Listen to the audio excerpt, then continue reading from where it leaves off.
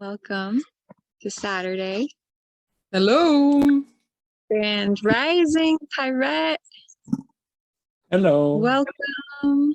Hey, it's okay. It's okay to feel. I mean, we're penalized so much in this world for feeling and for actually being where we are. And that's not real, is it? That's not companion, that's not love, that's not compassion for each other. So I'm really grateful to you all because you are so willing to reveal yourselves, and I just want you to know that this is a safe place and a safe space, and we are going through a powerful process. Each week when we focus on a house of the chart, I don't know if you noticed this, but it does start bringing up certain things in the unconscious or the conscious that are really, really powerful. And so what was this week? Does anyone know what houses we're focusing on today? 7. And what else? Relationship. Yeah. Relationship. And what else? And- Partnership. And 8. Communication. Marriage, which also can be codependence or extreme independence, right? It can be extreme fear of intimacy or extreme over intimacy. And over intimacy is just when we become too tied with someone, right? It's like Hope, you want to give us a little reminder of what that 8th house is all about? Death, rebirth, going deep, the hidden, transformation. Sex. It's a sexy house. Forgot about that one. It's more than sex. And I found this amazing video. I have my son in the 8th house, and for me, this has been kind of the 8th house can sometimes represent like a constant cycle of ego death, where you're purifying your lower nature to become your higher self all the time. And so people like me, if you have a lot of 8th house, so 8th house, Scorpio, Ophiuchus, or Pluto. So 8th house, Pluto, Ophiuchus, and anything transformational, Scorpio, you're going to have this penchant for transformation. How many of you feel like you've been born again, died like many times already, right? It's like, that's what the 8th house is about. It's the death and rebirth cycle. It's tasting that core soul energy at these intense moments and actually thriving on it, actually kind of growing as a soul and transcending the mundane physical reality and world.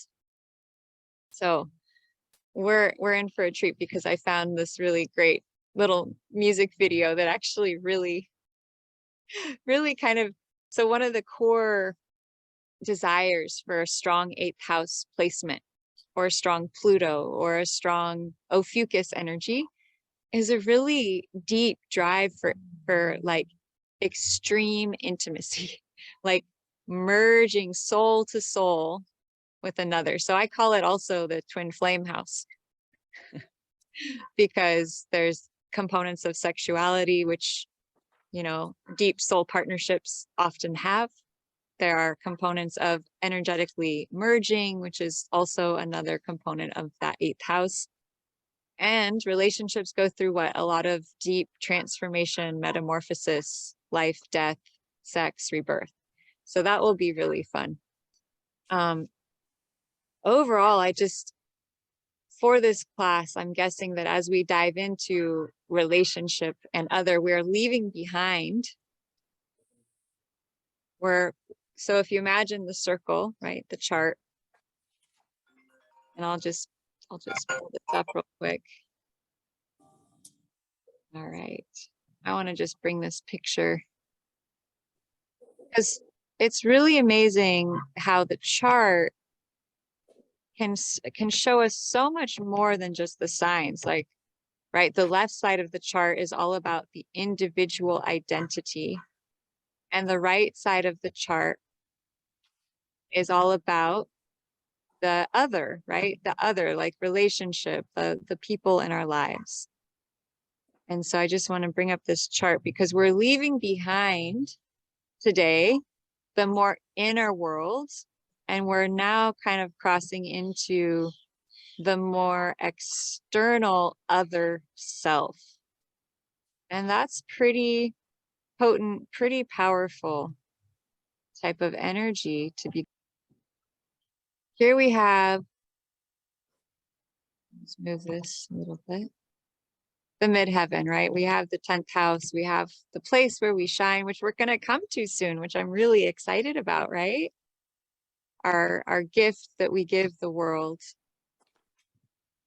Okay, but today we are, so we have this horizon line, right? There's where the sun rises.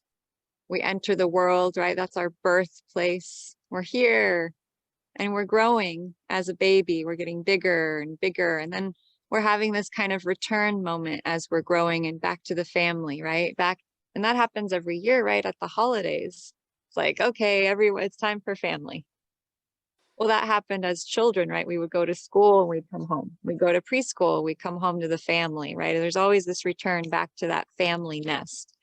As good or as awful as that was, right? Like varying degrees of joy and comfort in the home nest that many of us grew up in. And if the home nest was challenging, remember this line, the roots create the fruits. So as we approach the 10th house, any issues we're having manifesting our gift to the world, what we're here to share, that's where the challenge lies, is always in the home nest and our relationship to mom and dad and what happened there and how much have we resolved our inner child's need to be expressed, right? And one of these great teachers I follow was speaking about how we, as we begin to heal the parts of our inner child that got hurt and when we were little, then that part of our inner child that maybe never grew up, right? It's still kind of inside of us. It begins to grow up.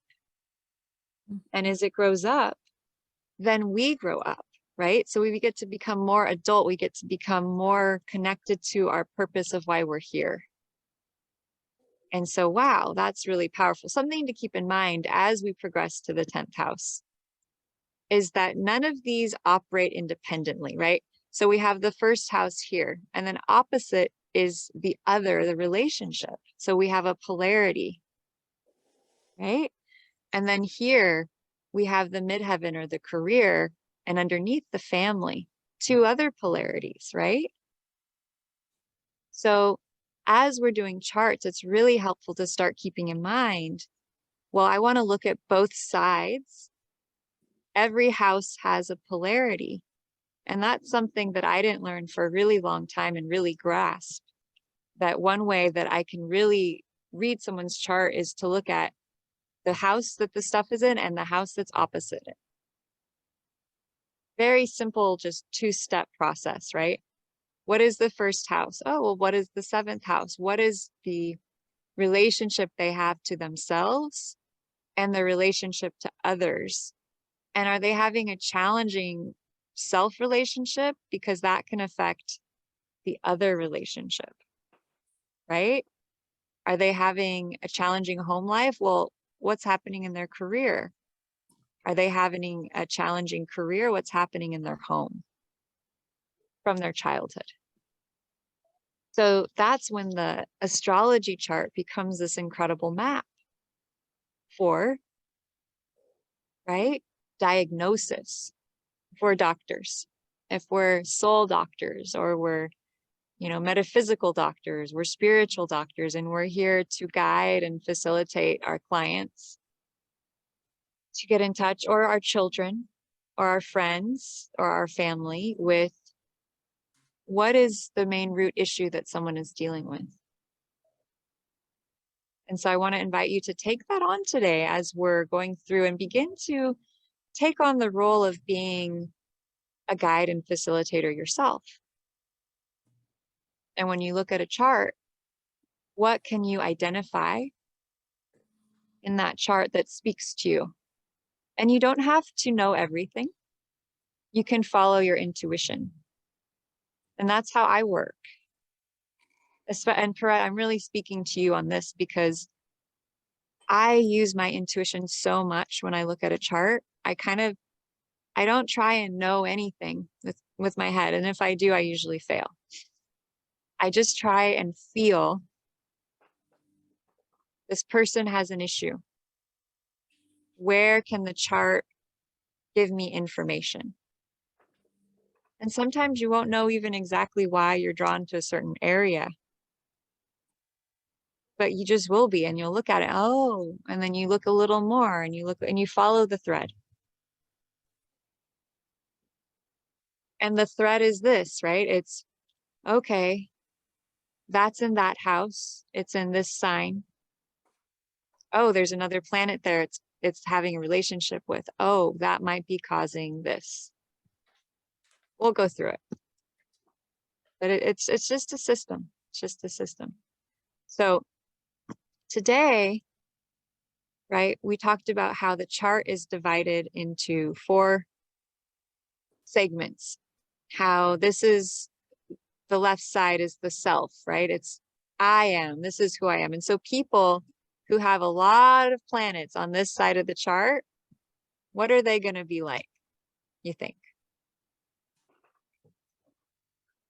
More introverted.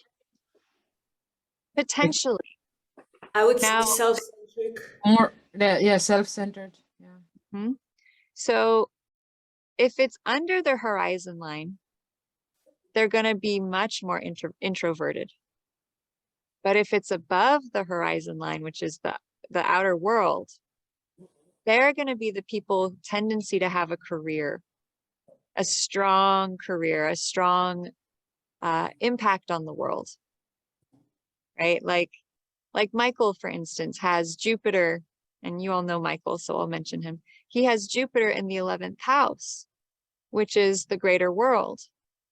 He has so many friends. He's probably the first partner who became friends with all of my friends. We have hundreds of shared friends.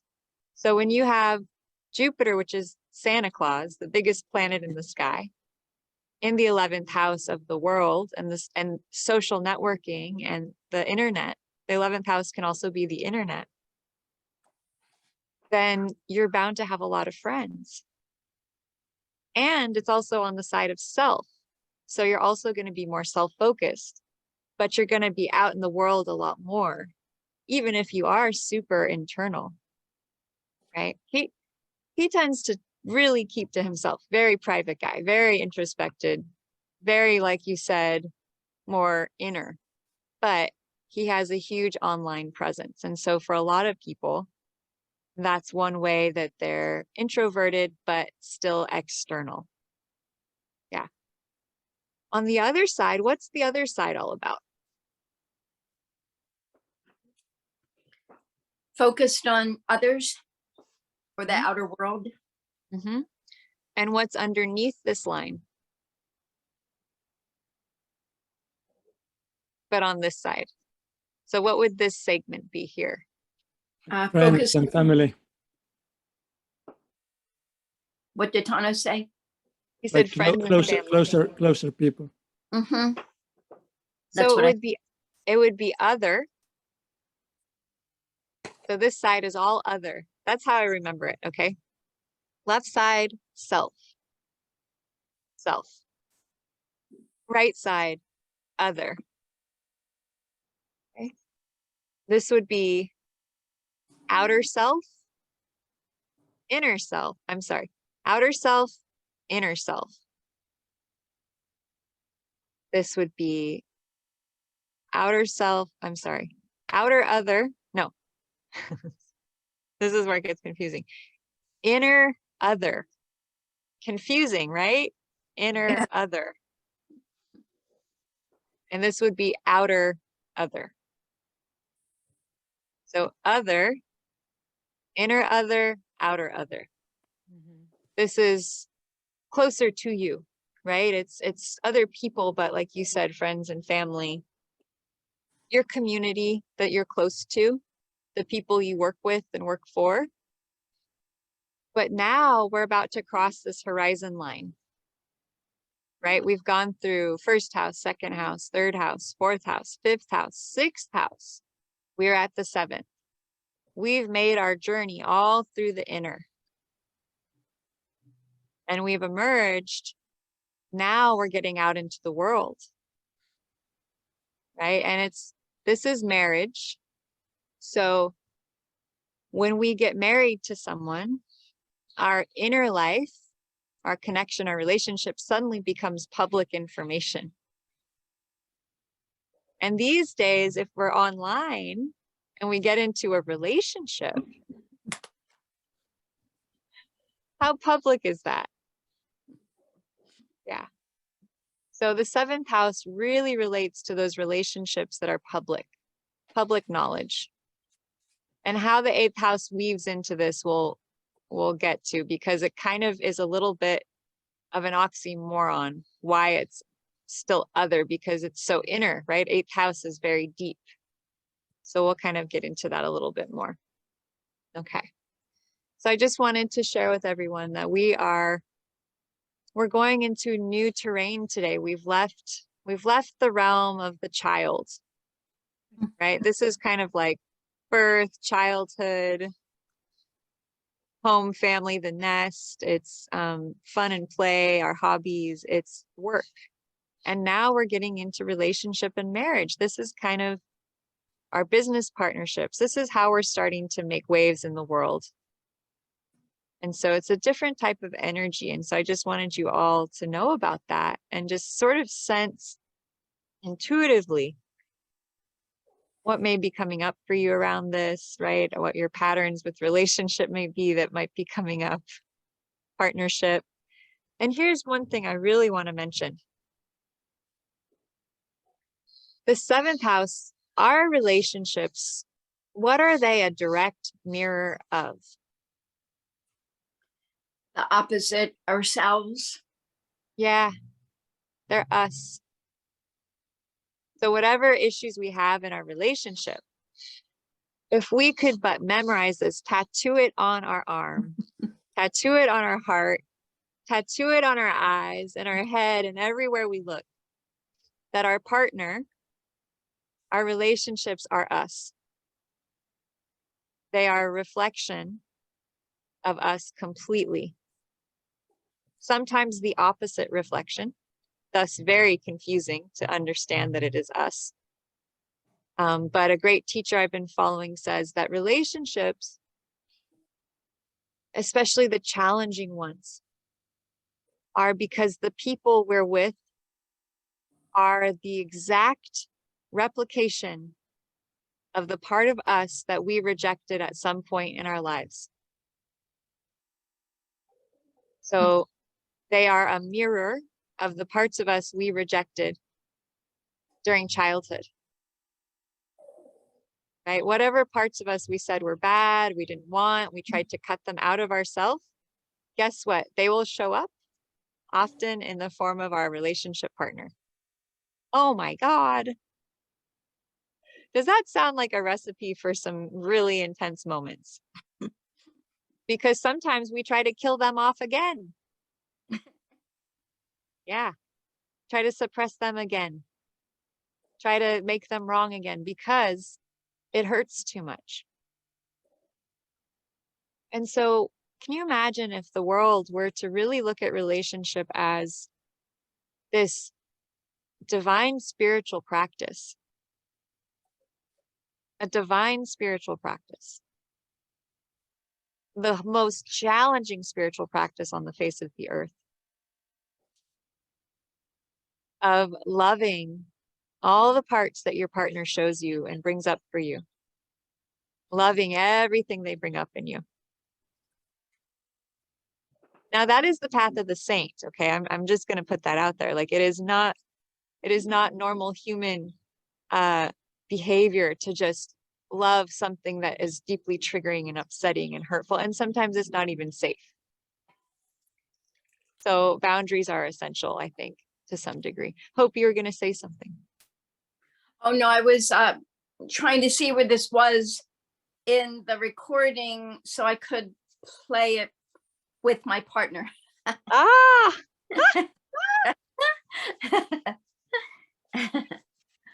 yeah, a really great resource.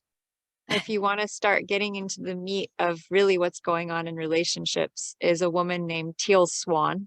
Oh, I don't know yeah, I like her. Heard of her. But I have been watching hours of her. And boy, is it triggering because she just tells the truth. No fluff, not trying to make it softer, but just the truth, but clear. So as we get into there's kind of some beautiful things I share about relationships. I also want it to be real and acknowledge that relationship can be one of the most, if not the most challenging part of life. Who would agree? Yeah. So if you've been being triggered leading up to today, there's probably a big reason why. Yeah. And I'm excited because I think we're going to make some steps forward for all of us today. Because we're not alone. We're in this relationship together. And I wonder what amazing breakthroughs and transformations and just kind of getting closer to the reality we might get today. So that said, I want to go back to the main screen and make sure that we let everyone in if there are more people coming. Hi, Yola. Oh, Blake And- is at an Access Consciousness event for the weekend, so we'll watch the replay together. Okay. That's probably really good for him to be accessing consciousness. Yeah, he's having a great time. Good. Yeah, Good. He's in his element. he Expansion. totally is. Yeah, Yes. he is. Blake wishes to expand. That is his mantra, I would say, of life. Yeah. So how is everyone doing? We have a quieter, nice, gentle class today so far. How is everyone out there? What would you like to share? How have you been doing? Anyone who feels compelled, you're not forced, just if it feels supportive to you. So this recording gets shared with the rest of the class, but it doesn't get posted online or it doesn't go beyond the class? Yes, that's right. Okay. Then I'll share where I am.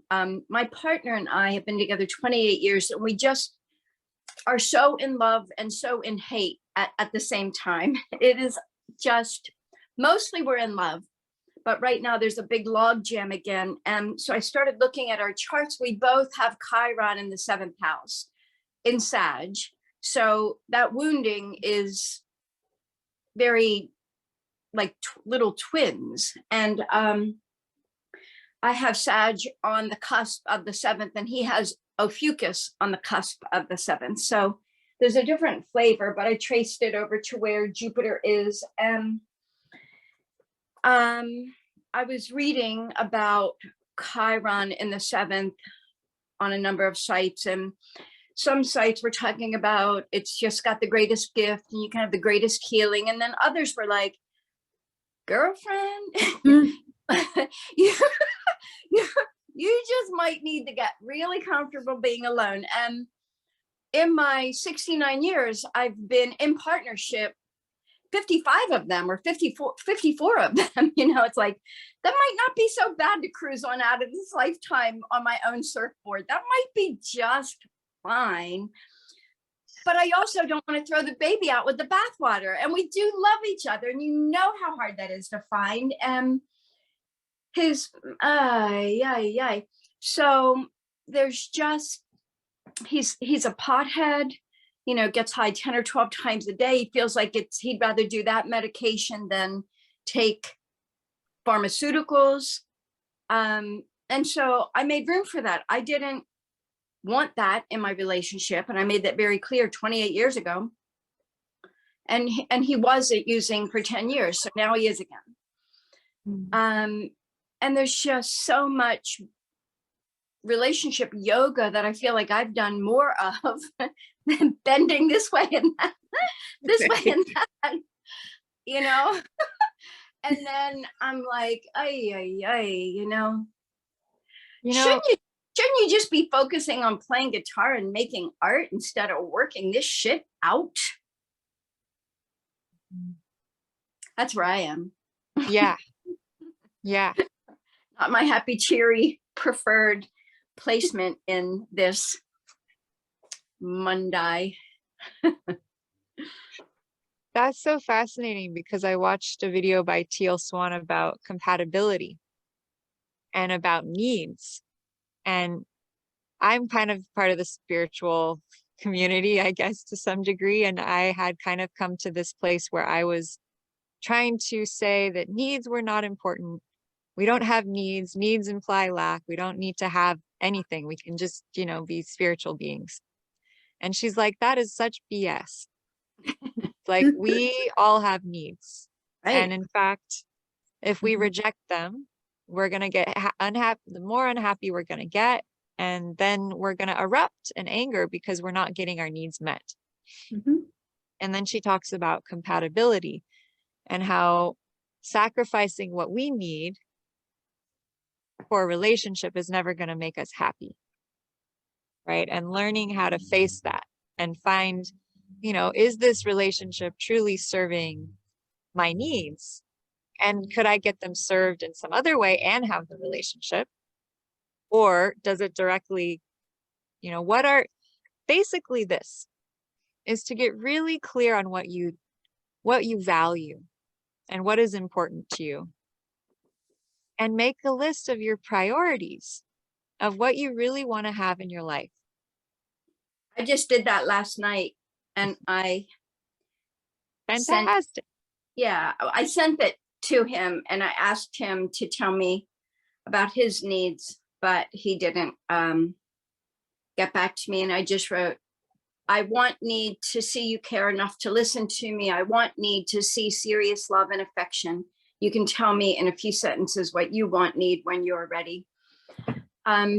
So yeah, it's the hard part comes, I've been in probably a dozen relationships in my life. And there were some that were so easy. And so, you know, the guy would throw a jacket over a puddle for me to step on. It's metaphoric, but, you know, just would really want to do anything to support me, you know, and then they were a little bored. There wasn't enough, you know, that alone wasn't enough. Just having someone be super sweet wasn't enough. So there's a lot of good raw clay still in this relationship. And I just want more ease. I really want more ease. I would spend some time looking at your first house, because who are you, right? What do you need for you to feel happy? What are things that you can do to start feeling happy right away that don't require any involvement from the other? And then, are there any wounds or trauma in the self that need addressing that could change that? There were plenty, and I've addressed them for 40 years, and I just don't want to, you know, it's like there's truly no end to the number of rocks you can overturn. You know, when I came from a childhood of abuse and neglect, and there is no end to the number of rocks I could overturn, you know? Yeah. And I've done serious, you know, rebirthing for a long time, and right. Yeah, a lot of Harville Hendricks and a lot of stuff. Yeah. She, Teal Swan talked about, this was really, really powerful. I want to get this right. But she talked about how sometimes we try to heal ourselves out of our desire, right? If our relationship is not providing us what we really deeply desire, sometimes we try and heal ourselves out of it. and try and convince ourselves, no, I don't need that. There's something wrong with me. I need to heal that so that I can fit into this layout, right? And how well does that work? No, it doesn't work at all. So I hold space for you, Hope, in this now moment with everything that is arising. There are no easy answers for this. Right. And that's the conundrum with the seventh house and with relationship, is there are very, very many variables. And perhaps we could actually have our session where we go through your 2 charts. That would be fun. Yeah. It'd be helpful. But again, it's not the mind that ever decides these things Right. Right. in any sort of effective manner. But just knowing that you're supported, that you're loved, and whatever you both choose or decide, as much as you can come from a higher perspective of what will serve you and what will serve him, Right. and not so much, and maybe what Teal Swan said is that sometimes we need to change, not the part, we don't need to get rid of the partner, we just need to change the role that they play in our life. I think So- that's why I've been able to hang in for so long as well, because I have a lot of really close friends, and so they fill a certain arena in my life that if I didn't have them, then this relationship might not work. But he also has had many times of being really sweet and open and supportive and wise, and that's what I haven't been willing to throw that baby out with the bathwater. I do have Mercury retrograde in the first, opposite my Chiron retrograde, but we'll get to that another time. So I found a crystal yesterday that was very powerful. I want to share it with you. I've had a lot of challenges with my throat and my ability to communicate. How many struggle with that at times? Yeah, especially in relationship. And I held this crystal for a while, and it did something to me. And is a very unusual crystal. It's a ruby that grew in a matrix of what is called kyanite. So it's a blue crystal with little red ruby in it. So it's fire and water. And the masculine and feminine are a bit like fire and water, aren't they? To some degree, this opposite, this polarity. And what I've noticed is that the polarity we're in directly affects the way our relationships are going. So if we're in any way not being true to ourselves, not following our highest, not in that like excited, activated yes energy, our relationship is going to reflect that in some way. And so one of the biggest gifts that we can give our partner is to commit to staying in that excited place of yay for ourselves and our life and the things that we love. And in some ways, I would say ignoring them and letting them be them, right? Let them have their path and then integrate on the levels that you do. But here's the thing. If you want a partner to be there as part of your life in every aspect, you want someone who's there, in it, involved, doing it together, and they want a partnership where you're doing things near each other but not together, that's a conflict. So getting really clear on what type of partnership you want to be having. Are you wanting a deep, intimate, soul on soul, we're connecting through everything? Is that kind of the partner you want to have? Or are you going to want something where it's like you have more independence, you do things a little bit separately at times? And maybe it's a mixture. But do you and your significant other line up with the level of intimacy you want to be having? Because let's face it, if we're not getting that met and we want it, that's going to create a huge, huge challenge in the partnership. I think we match up relatively well. one of the biggest flies in the ointment is that he has anxiety and depression, and so that's what he uses the pot for. So it's really hard to have that brought into the relationship. It's hard to, but we don't need to spend it. We'll go into that when I Yeah. do with Yeah, you. let's do that. Let's do that, Hope. I'm excited. This is probably one of my favorite topics on Earth is relationship. That's where my Mercury is in my chart, and that's my chart ruler and the ruler of my 10th house. So it's the zone that I feel the most passion and excitement about talking about. So that will be really fun. And also, I just want you to know that whatever you're going through, I have really infinite compassion for people in relationship, because I see it as such a spiritual path, really. Have you heard the line, there are two ways to enlightenment? One is become a monk, and the other is be in a long-term relationship. And the relationship path is harder than becoming a monk. Yeah, it is. You know, it's even harder is having a relationship with a monk. Just kidding. Just kidding.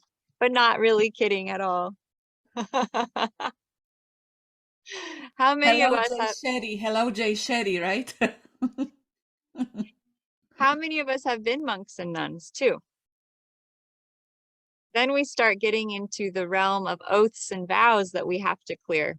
How many of us have vows of celibacy, have vows of poverty, have vows of being a martyr? Probably all of us, if you're here. Yeah. So that's another thing that needs to be addressed, especially in relationship, especially if you're not having the intimacy and connection with your partner you want to have. Were they a monk? Right? Were they someone devoted to a practice where they weren't allowed to have an intimate partner? And is that causing a rift in the connection? Probably. Bizarre, right? We don't talk about this stuff, but it's there. And it is so bizarre and so cool that we can start shifting that stuff. So I'd like everyone to just take a 5-minute stretching break. Just move your body a little bit, and I'll come back and we'll get into the meat of today. But just take a moment, kind of feel your body, do what you need to do. I'll be right back. Like you can have anything you want, any restaurants from the world. And, you know, even by me here in New Jersey, I can drive like less than 30 minutes and be in a Polish store by myself, anything I want from homeland. So that like really makes me feel good, you know. It's not good for you, mind you. Yeah. But I love it. Yeah, I had one of our students who actually decided to take my course next time, because she's already in another course and she just wasn't doing it. Like, well, I'm going to do another one. You can do that one with me. She came to my yoga class, and she's from Poland. You met Dorota. And she brought some really amazing bread and grass-fed butter, and she made us, you know, pieces of bread and butter, and she just loaded that butter on there. And I was just wondering, like, is that a Polish thing to have a lot of butter on the bread? I wouldn't say it's a Polish thing, but you know, if it people just actually there was interestingly enough, you mentioned this. I think this is I remember my grandmother saying city mindset, right? Like if people were rich, they would put a lot of butter on their bread. If they were poor, they would scrape it so it's hardly visible on the bread. That's how interesting. Okay. You know, So kind in of maybe a that wealth thing. concentration camp, you couldn't even imagine having butter. They were giving you dry old bread without anything on it. So Right. people would starve for that little bit of fat on it, on the little bit of you know. Yeah. Huh. Yeah, well, we got a ton of butter on our bread and it was so good. That's my favorite way to have it. Lots of butter. Yeah, I love to watch you. Like you start hat and jackets, and you slowly take the layers off. What's your favorite Hats Polish? off. She takes everything off, and then she comes out the lotus. And What's within that? 1 hour, you like take so many things off. Oh yeah. Let's see what else we got here. It's my strip tease for you Yeah. all, you know? Woo! Give you a little dance. What did I miss? Everything. You missed everything. She just took all her clothes off. She just put it back on, so you missed it all. Damn it. Woo! Thank God we have replay. You know, that would be a fun course to teach how to take it all off.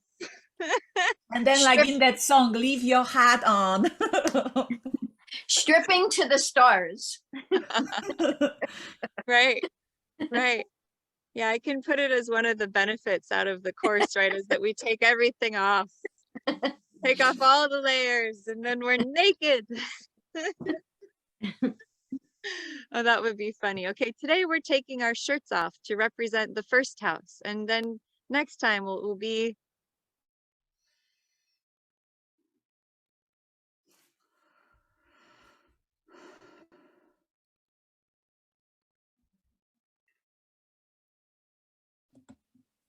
and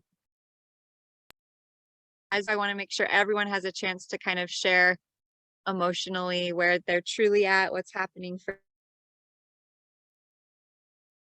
them, but we can do it within the context of our charts, and we'll go through everyone's charts today and we'll just look at everything that's going on.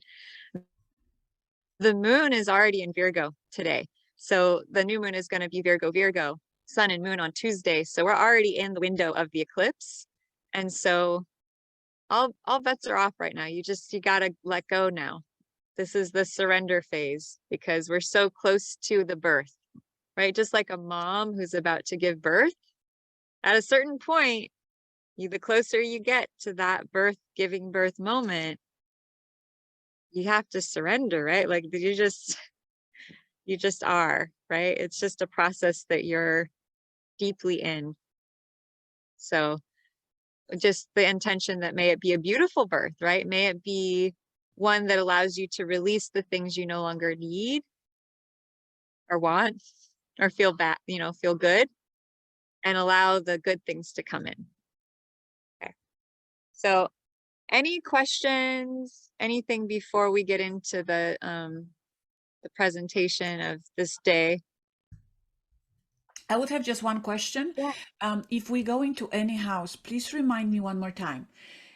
Are we looking at the sign and the planet at the line of the beginning of the house, or are we looking what majority of the house is in? That's what I'm a little bit confused, because looking at my house of relationships, the beginning of it is in Aquarius, but everything else is actually in Pisces. So how would I know which one it is actually that I'm looking at? And I got no planets in it, so that's why I need to kind of know. Yeah, you're gonna look at both. Right? It's gonna be both, but there is priority. Mm-hmm. So this is what I do. I look at two factors. Number one, what sign is on the cusp? That's number one. Beginning line, yeah? The beginning line. Beginning line. What sign is there? That's going to tell you the ruler of the house. Now, if you have just a tiny bit of one sign and a ton more of the next sign, what are you going to do then? Well, you're going to look at that sign as well as a secondary influence. Powerful, but there's something about what sign is on the cusp that seems to hold the dominant place. But do some research on it, because I think this is a contested subject. Hope, have you heard anything about this particular thing? No, I haven't. This was the cutting edge for me in taking this class, is understanding the rulers of the house. And how do you get the ruler of the chart? Ah, yeah. Woo-hoo, new info alert. I should have a little like infographic right now. Pew, new info. So this is really fun. And this is why I stress the importance of the rising sign.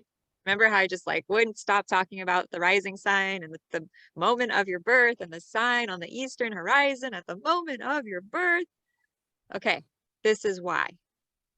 Because it's going to tell you the ruler of your entire chart. The sign on the eastern horizon, your rising sign, your ascendant, at the moment of your birth, that's the ruler of your chart, the planet that rules that sign. So Pirate, you have Leo rising. So what would the ruler of your whole chart be? And if you don't know, that's okay. We're just trying to find what planet rules Leo. Sun. Yeah. So the sun is the ruler of your chart. So what would be the next step Pirate would do to kind of dial in more what kind of sun energy is ruling her chart? She would look at where her sun is, what house and what sign, and maybe what is squaring or opposite or Making a tight aspect. Yeah. I think next week I'm going to start bringing in the aspects. Those lines that connect everything, because you're ready. It can be so overwhelming, just this basic stuff, that I wanted to kind of get you used to it without bringing in any of the lines but it's really, if you think about it, it's like going to a Christmas party. And the aspects really just represent the relationships between each of the people at the party. That's all they are. It's like, okay, Uncle Ted and Uncle Andrew, they don't get along. They're always at odds with each other. But Aunt Sally and Uncle Joe, they're like peas and carrots, right? Or Uncle Frank and Molly, they haven't spoken for 20 years. Oh, they might have a Mercury issue, right? Mercury and Saturn or something going on between their charts, right? So the aspects are really interesting, especially for couples, right? What is the relationship between your Mercury and your partner's Mercury? Are those Mercuries in the same sign? Do they really understand each other? That would be conjunct. Are they opposite each other? They're totally opposite. So you have this attraction, but it's like you're always having to understand both sides of the coin. And so it can be like really testing. Or are they square? It's just, you're so different. It's hard to have a conversation because you're just such different energies. So all of that comes into play. But to answer your question, Yola, I tend to look at the beginning of the house. And that's how you find the ruler of your chart. So the 4 main points, right? The 4 main points.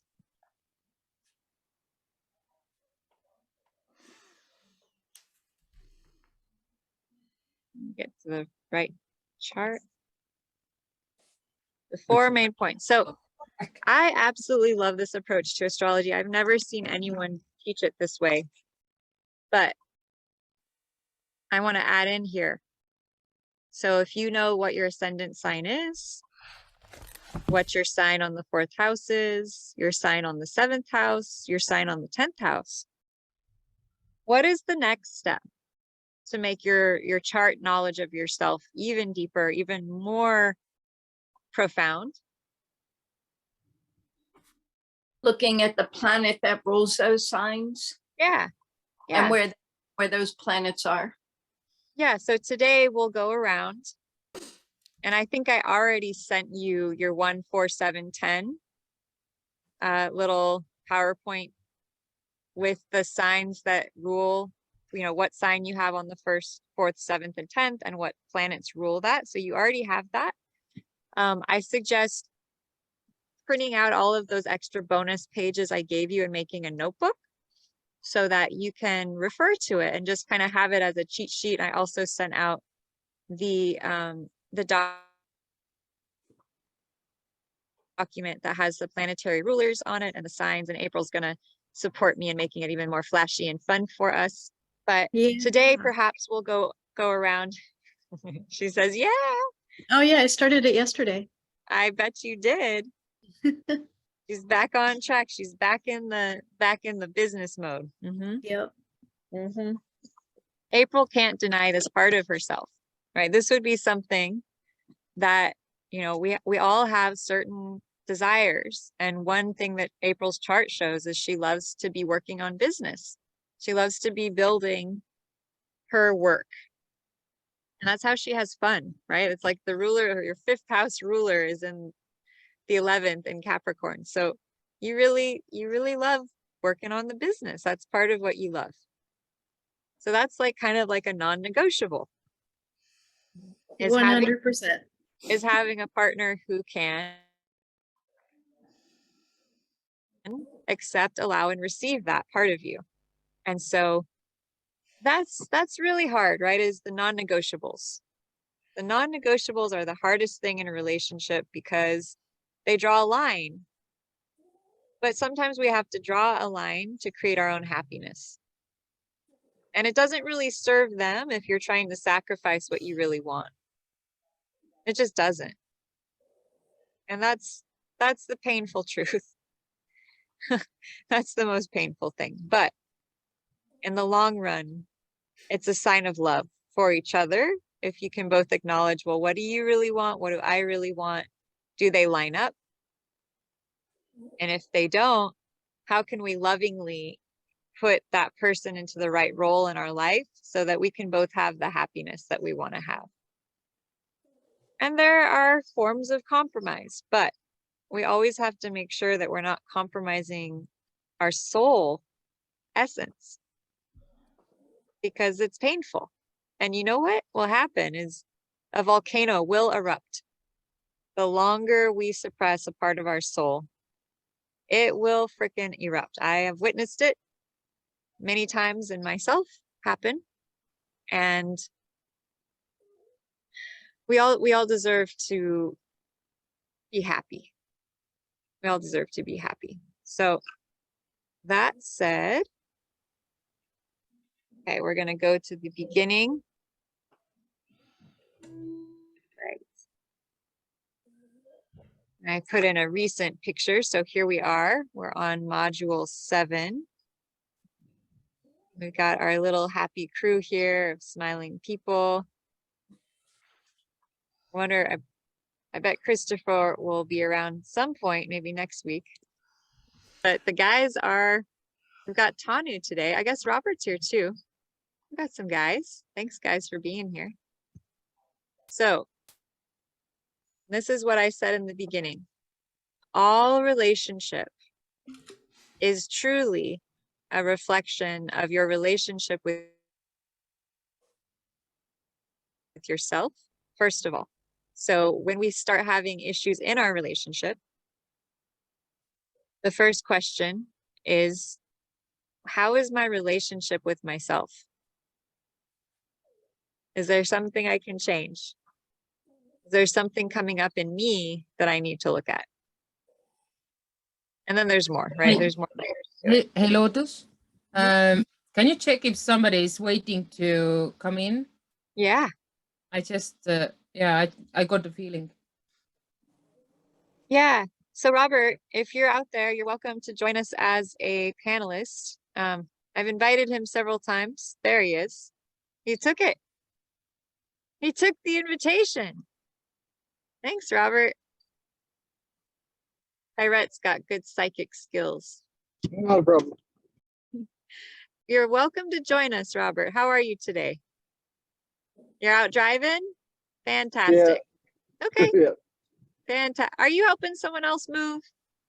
No, got work to do today. Good.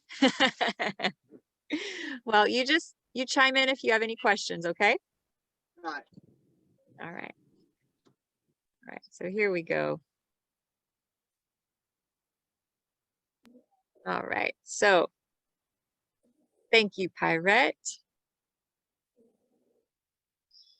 And then I brought this quote up to be connected to the 8th house. Our whole spiritual transformation brings us to the point where we realize that in our own being, we are enough.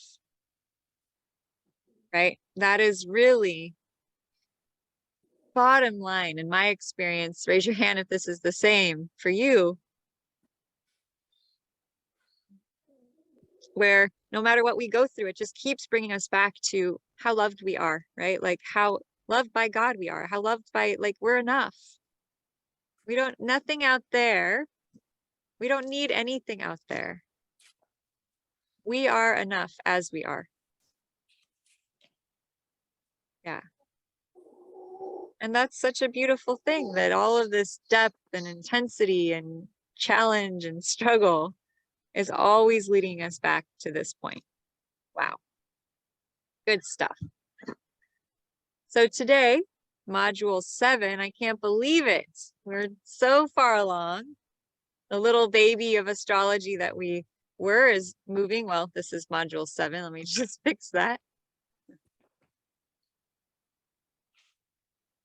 You know, we make mistakes, and it's always fun to show that it's okay, right? It's okay. We can correct it in the moment. Okay. We're going to play our little astrology game today just to make sure we're all on the same sign, the same page. We're going to look at today's chart. We're going to go over today's moon sign, the 7th house, the 8th house, and how do these signs affect our charts, right? What's going on in our own personal chart, and questions. So, you never were the caterpillar. You have always been a butterfly. Okay? So all of these moments of being the caterpillar are illusions. They're just illusions during the time where we're transitioning to our next level. It's all good, right? It's all good. So, oh, why did I put this here? Yeah. So the 8th house, I like to call it like the spiritual partnership house, soul transformation house, right? Things related to the occult, things related to Tantra. How many of you have heard of Tantra? Right? There's sexual Tantra, there's spiritual Tantra. I was trained in a yoga practice where we were taught that it was non-dual Tantra, Shiva Shakti Tantra. And we were just basically, the whole modus operandi is about accepting what is, right? And not trying to change anything. Kind of just being in the moment, being with what is.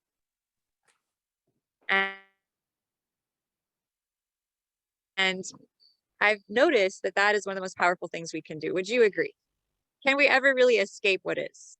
We can try, right? We can really try, but does it necessarily stop what is? No, it doesn't.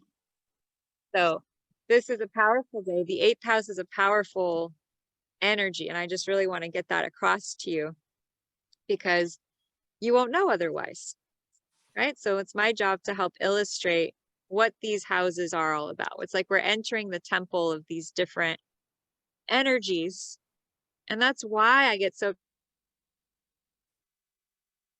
excited about astrology, is when I think about a house, like in a chart, I see a whole temple, I see a whole world that house is about. So when we step into the 1st house, I see identity, I see self, I see the mirror, I see all of these things, like I'm stepping into an actual house. When I step into the 2nd house, I see money, I see material goods, I see all these exciting things in the color of the sign that is on that 2nd house. When I step into the 3rd house, I see, okay, this is communication. I see people talking. I see microphones. I see, objects of communication like computers, right? Like phones. When I step into the 4th house, I see an actual home. I see family. So I've started creating in my mind a whole world around each house. So when I look at a chart, it's like I'm stepping into the world of what that house would look like for the person I'm working with.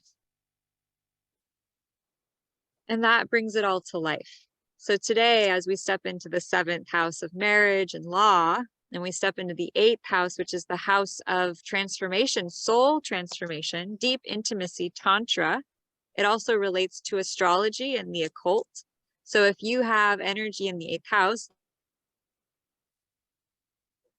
like Yola and I do, you're going to have a tendency to be drawn to the occult, to be drawn to mysticism, to be drawn to tarot, to astrology, to any divination or guidance tools, because those tools give depth. And the 8th house, the key word, if I could just like get this to you, would be depth, right? Intensity.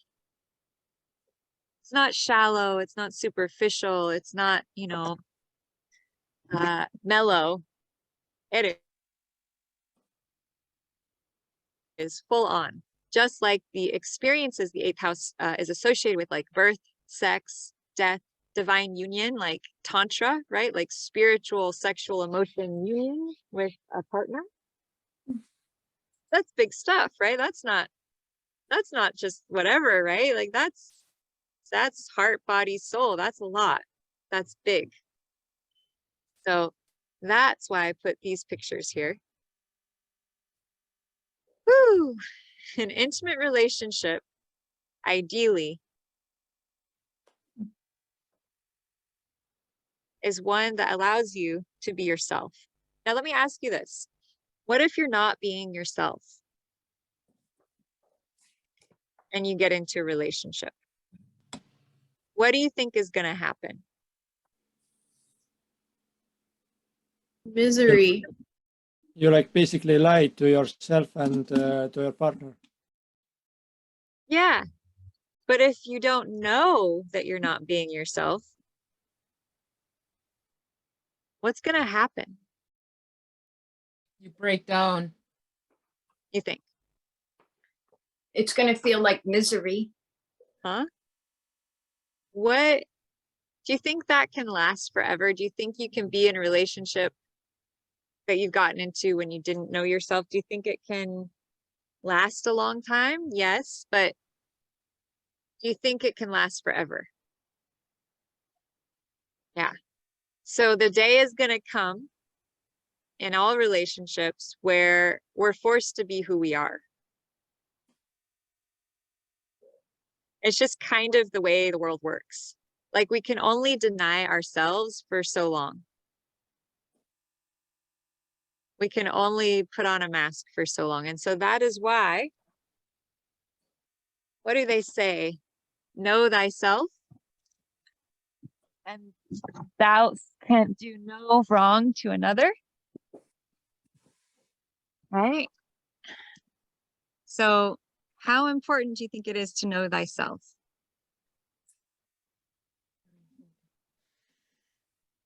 It's Very everything. important. Yeah, it is everything. Yeah. So that's where,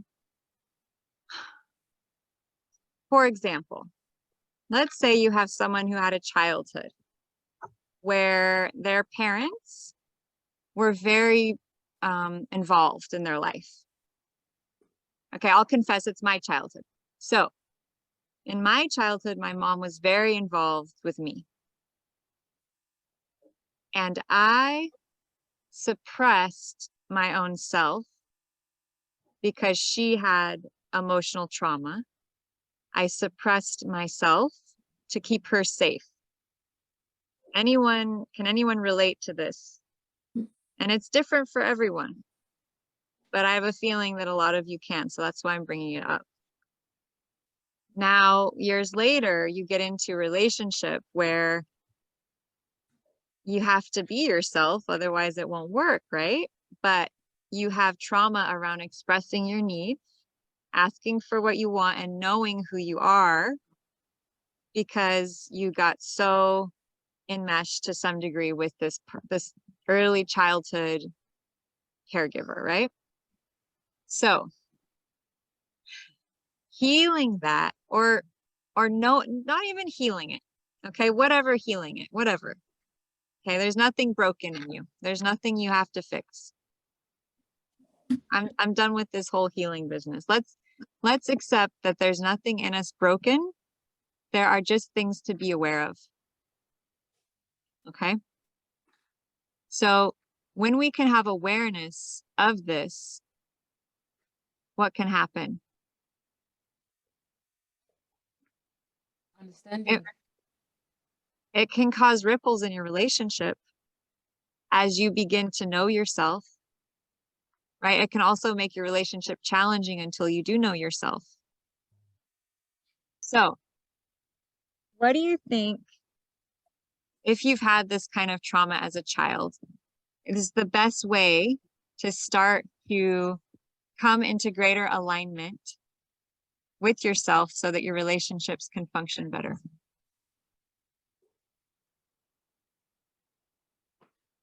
Astrology. That's a great answer. Yeah, because what are we doing right now? Yeah.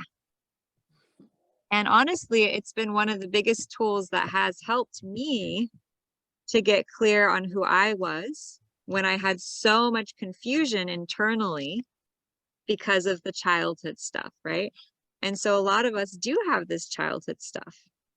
And so it does become a really, really good tool to help us get through this, but it's not the only thing.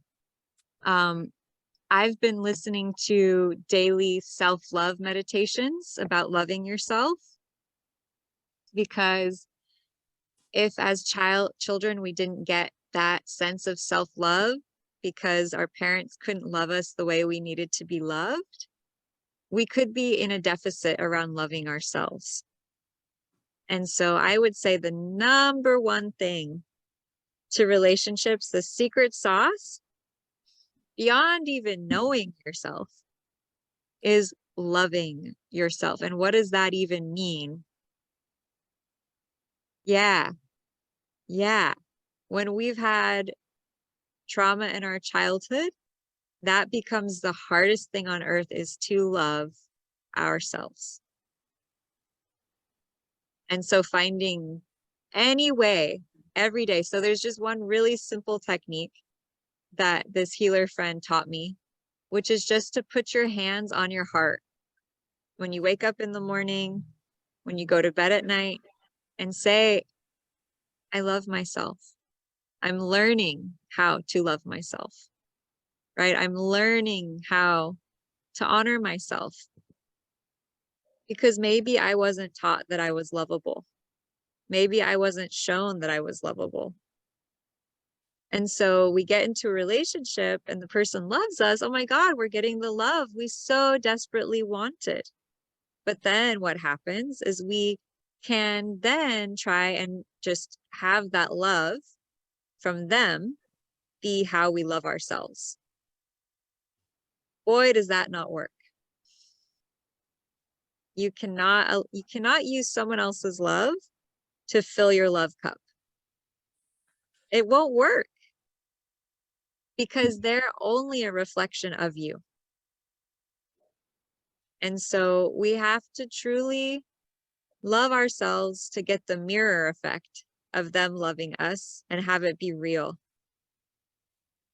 Otherwise, they're going to go in and out and love us and not love us. And they're going to just keep showing us the degree of which we're loving ourselves.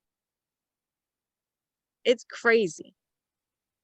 This woman that I've been watching is a millionaire. She's in a very happy, committed partnership. She has a baby, and she's literally vibrating so much self-love. And she said, the only way I manifested this is I loved myself first. And I started to truly feel that. And I started to see myself as special and amazing and worthy and valuable and all of these things. And then I manifested a partner who showed all of that to me. And she's like, it's crazy. She's like, I created it in myself and it manifested externally. And that's literally how it works. It's amazing. Absolutely amazing. And so I'm going to send this self-love meditation to you all because it's been really powerful for me to just put that focus out there. As much as we desire love externally, it's really difficult to have it until we have it internally at the degree with which we desire to have it externally. But we can create it. That's the good news. That's the good news. Woo! Big stuff today. All right. And the self-love talk. But it's, yeah. May I just ask one question? Because it's kind of like I cannot move forward if I have no answer to this one. That's okay. What's your question? I have the reason I asked you about this. Whatever the sign has, the line that you call it cusp of that house is this. That's the ruler. That's the begin. That's the overarching meaning of that house. What you sent me, it sort of doesn't correspond with what I see on my sign. So if you kindly just quickly browse at blink at this. So on my 7th house, I see that the line is in Aquarius. You put it as a 1-degree Pisces. And then I see the whole Pisces actually in my 7th house. And then in the 10th house, it's even more interesting. My 10th house line is in a Taurus, and you put it as 5-degree Gemini, which I don't see at all, only maybe halfway through the 10th house. Okay. So that's why I'm so confused. I don't know if I'm reading it right. So if you just answer me this, we don't have to go deep. Just tell me what I'm doing wrong, because it helps me understand. Well, I don't think you're doing anything wrong. What's tricky with Prometheus, the program, is that they don't count. It's hard to find the degrees. Yeah. And so then you're left with the human. I am not even looking at degrees. You see, the 10th house for me here would be, Taurus, right? Mm-hmm. And you send me 10th house, midheaven, 5-degree Gemini. A ruler of Gemini is Mercury. That's why I got confused. And in 7th house, for me, it would be here. It shows like a little Aquarius sign on a cusp, correct? And then you send me 1-degree Pisces. Right. Well, right here, do you see how Pisces is right on the line? That's what there? I told you. It's the beginning of Pisces, but the line, I thought it was an Aquarius. So I was like, I don't know. Yeah. Yeah. So what we're going to do is we're just going to look at your chart one more time and make sure that I have it correct. I apologize for taking you away from that, but if I don't get that piece, that I won't know how to read these things, and this is super important because you actually said the cusp is the priority, and then whatever is within the sign, that's the second thing. So if, let's say, here it could be everything, right? It's either Aquarius or it's Pisces, and then in my 10th house, the same thing. It's either Taurus or it's Gemini. So sorry for taking away from your topic, but it's just. No, it's not off topic, Yola. That's totally fine. What's your birthday? It's May 2nd, 6/4. So we're just going to do this again. Yeah. And the year? 1964. Right. And the time? Put it 2 p.m. 2 p.m. So 1400. Okay. And the city, I will spell to you. So let me ask you this. Okay. How do I spell your country name, your town? It's called B, a capital B, Y, T as a Tom, O, M as a mother. So Bytom, B-Y-T-O-M. Okay.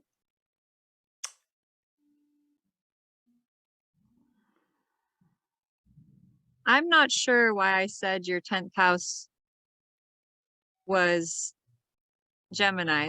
That doesn't make sense to me why I did that. Your 7th house does look like Pisces from what I see there. The whole house. I just want to double Pisces, check right? it. The whole house looks like it's Pisces. Maybe, just maybe, the first line, that the cusp was an Aquarius, but the rest is all Pisces. I see that. And so therefore I asked about it because maybe it is 1 degree Pisces and it's just the line doesn't show clearly. But the 10th house was completely throwing me off. That the first house was correct, the 4th house was correct, but the 10th house was completely wrong. Yeah. But this just And shows that could be, you should be proud of it because I actually pay attention. So even if there is an error here, no, I'm happy that I caught it because, oh, you know, I have no problem with that. I am human. I make no, I'm human not saying calculation that. I errors. think I'm So proud of myself that I'm actually paying attention. You know what I mean? yeah, I don't know why I said Gemini there. That doesn't make any sense. But the Pisces makes sense. So Yes. that could just be a calculation error on my part. Uh-huh. So, right, if we get close to your chart here, Could you share the screen? you'll see that, yeah. Uno momento. So,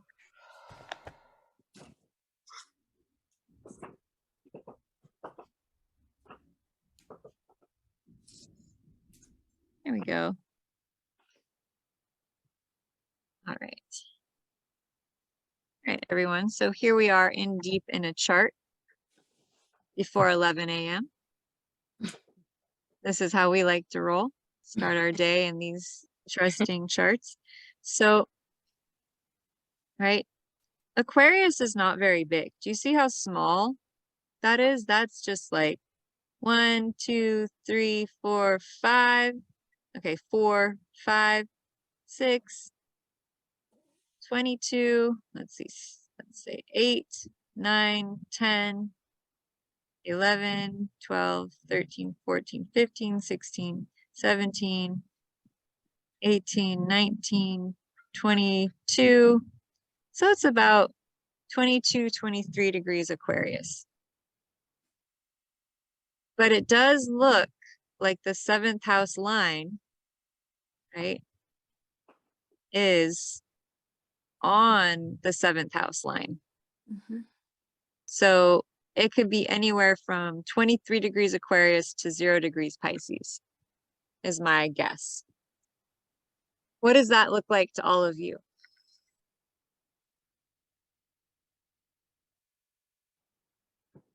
Yola, was 2 o'clock on your birth certificate? Like, is that time confirmed? So Hope, this is the problem. It's Uh, not at all. uh. I don't have a time at all for my birth. But there was never on the birth certificate. My mom told me long time ago, my mom passed away. I don't have a memory now, clear memory. I checked with my godmother. I checked with my brother. We're shooting for 2 p.m. So it's not 100%. So that's going to make all the difference as well. Are you able to get in touch with the town where you were born? Maybe they have records, or the hospital? I believe that that's like on my agenda if I ever go back there to hit the hospital. But I truly believe that they didn't have times of that. I don't think they kept record of times. But I can obviously check in archives. I actually talked to Lotus about it, that if I ever go, I would like, because over the phone, I don't think anybody will do it for me, although I could check. But yes, maybe this through is, the yeah. Yeah, Yola, that's going to be so big because I think that's really the main issue you're dealing with, is that we don't know your time of birth. So it's difficult to peg the houses without that information. So right? the 2 p.m. came from like faint memory, right? And then talking to my my godmother, and talking to my brother also said 2. My brother just remembered 2. He didn't know AM, PM, he didn't know. And so it all together came to 2 p.m. because I remember it was a Saturday. I remember she said, so I said, well, I made it so comfortable for you on a weekend in the nice afternoon. Like, you know, like it was, this memory is like faint memory, but I do not have a time exactly. So yeah, like I said, I don't want to take time from you guys from distraction. That's no distraction, Yola. It's fine. So, It's fine. Lotus, what do you think about? Looking at this line here, this close up here, when you brought it like this, when I see the little Aquarius sign, the Aquarius sign is actually on the line of the house, correct? The one that it says 1741. Yeah, so it could be 23 degrees Pisces. I mean Aquarius, which would be the last degree of Aquarius. Right. So you have a little bit of a challenge here, because you have like potentially 1 degree of the sign that was before it, and then all the rest is Pisces. Right. So in those cases, when it's that very, very end, oh, it's so tough. I think there's a lot of discussion about this particular issue. Yeah. Um, And because in my relationship house, I got 0 planet, that could be like a really defining thing, because I'm looking here for a ruler of this, right? And so those 2 signs are very different. And so, okay, yeah. I see the resolution. This is, I think what you're gonna have to do is you're gonna have to choose Which to one allow aligns more? 3 signs into your life. I would take the ruler of Aquarius and the ruler of Pisces, which is, there are 3 of them. There are 3 main planets. So ruler of Pisces is Jupiter. A ruler of, I already checked, Aquarius is Saturn. No. Aquarius is actually ruled by Jupiter as well. Oh yeah. Hope, have you ever heard that Aquarius is ruled by Saturn? No, but the chart you sent out is Uranus and Jupiter both ruling Aquarius. I'm wondering about Yola potentially having some real success, because she's a dialed in lady, having real success by having her chart rectified by someone who specializes in that. And so Yola, what you would do is you would list dates of very important things, like when you got married, when you had children, when you started a job, left a job. And then there are astrologers who can work backwards to give you a birth time. Oh, Never heard It's of called such a- it's called Wow. rectifying. Yeah. Do you know I if there's any 13 sign astrologers who do that? That's a mighty fine question, but that's a perfect Google question. and I know a woman who knows some Vedic astrologers who do that. So I don't know how you feel about that, but I have a feeling you're going to be able to dig someone up. Mm-hmm. Yeah, and in the interim, Mm-hmm. I would have her write down the 3 main rulers Mm-hmm. of these 2 signs, which are Jupiter, Uranus, Neptune, Jupiter, Uranus, and Neptune. And interestingly enough, the ruler of Pisces is Jupiter and Neptune, and her Jupiter and Neptune are opposite one another. So that almost consolidates them into 1 sign in a sense. Just they're connected, right? They're not in different places. They're creating a polarity between her 2nd and her 8th house, which would be finances, and it would be transformation of the soul.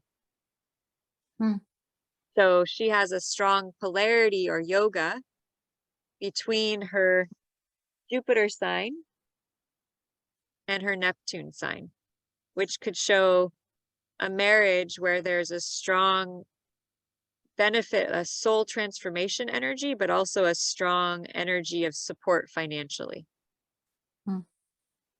And a partner who would aspect Aries and Libra. And I do believe when I've looked at your partner's chart, he does aspect, I think he has Libra rising or something. Is that Yeah, right? correct. Yeah, yeah.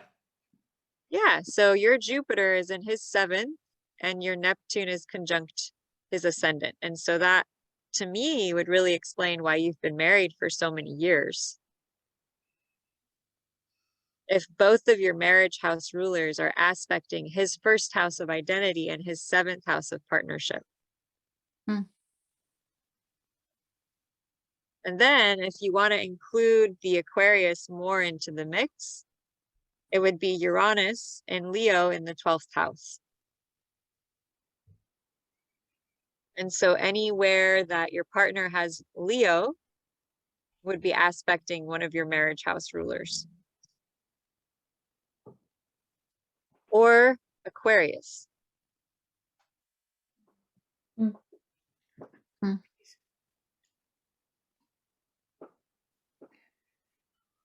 His Leo is in a 10th house. Okay, so that would be his career. How many degrees is his midheaven? Yeah, it's basically like mine. My 7 is right on the line, and it fills the whole entire 10th house. How many degrees is his midheaven? Probably like 12. Of Leo?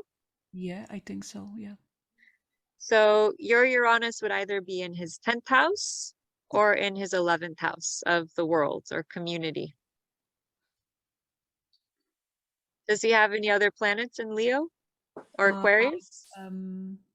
He has I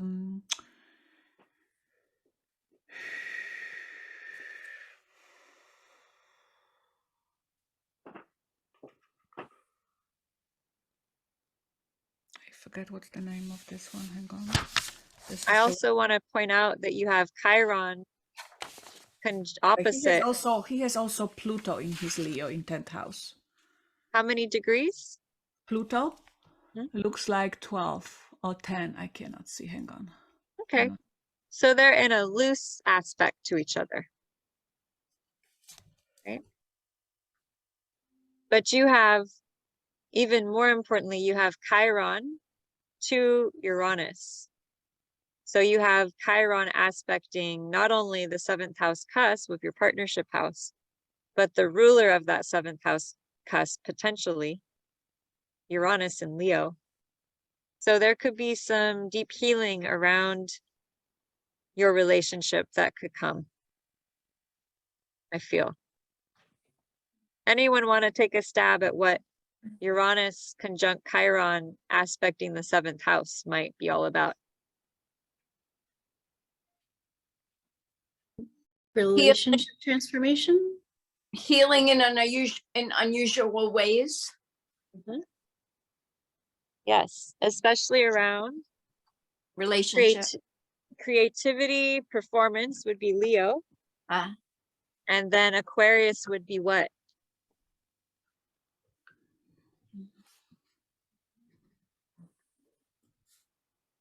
It'd be technology. What else? New ideas. Yep. Innovation? Huh? The collective. I guess the question for you, Yola, would be, what is your biggest relationship question? Because that really guides what we're able to show. And that's kind of the dance with astrology, is the more we reveal about ourselves to the astrologer, the more information they can give you, almost like an oracle. It's kind of like you use the chart as an oracle and you ask it what you want to know, as opposed to knowing everything all up front. Allow the chart to be like a guide, like a tarot reading. So we got to have the question first. Yeah. So for me, because I from the Western astrology, me being Taurus, him being Aquarius, we were totally mismatched. So that never made sense. Now we start finding and understanding why we actually spend so much time together. My question is that we have many things in common, but we are so totally different on so many levels. Like, for example, all the personal development, I look for alliances and associations with guys like you, because he completely this is not his fairy tale, and I would not push on him, because obviously, why, right? Why should I? He fulfills all the other buckets in my life, so my question would be if this is enough, or would I be more, not that I'm looking for another partner, but I'm just really curious, would I be more satisfied and fulfilled having a partner in my life that actually is more aligned with my desire for this deep personal development? Well, you can see the conflict with the Chiron here, which is the deep wound around a partner who maybe doesn't buy into the new age. With the Chiron and Aquarius would be a wound around a partner who isn't into the new age technology, right? And then it opposes the ruler of your marriage house, Leo, in the 12th house, which could show that you have sort of a dynamic pole of like, maybe it's okay to have this marriage partner who shows up in so many other ways and shines like the sun, right? Like his 10th house shines like the sun, like Leo, and he supplies that connection your Uranus is seeking to that Leo energy. But the Chiron has this wound around wanting connection to community in a deeper way. So do you see that opposition between the Chiron and the marriage house ruler? It's like the wound is opposing. So the wound she has about technology, she wants to perhaps have a partner who can fulfill that. So the Leo here could represent her husband, and then the wound of Chiron and Aquarius could represent her desire for having a partner who is more interested in the community aspect of things. So I would say that as you heal that wound, Yola, from whatever lifetime that you have around community and technology, I'm getting perhaps a past life in Atlantis. And that's pretty off the cuff and unusual thing to say, but I would say it's a past life trauma. And as you heal that, you'll have a lot greater clarity around what type of relationship you want to have. Either your husband and you are going to shift in some fashion into the role you want him to be, or perhaps you will attract a new partner who matches the healed version of you. Anyone want to add something to that?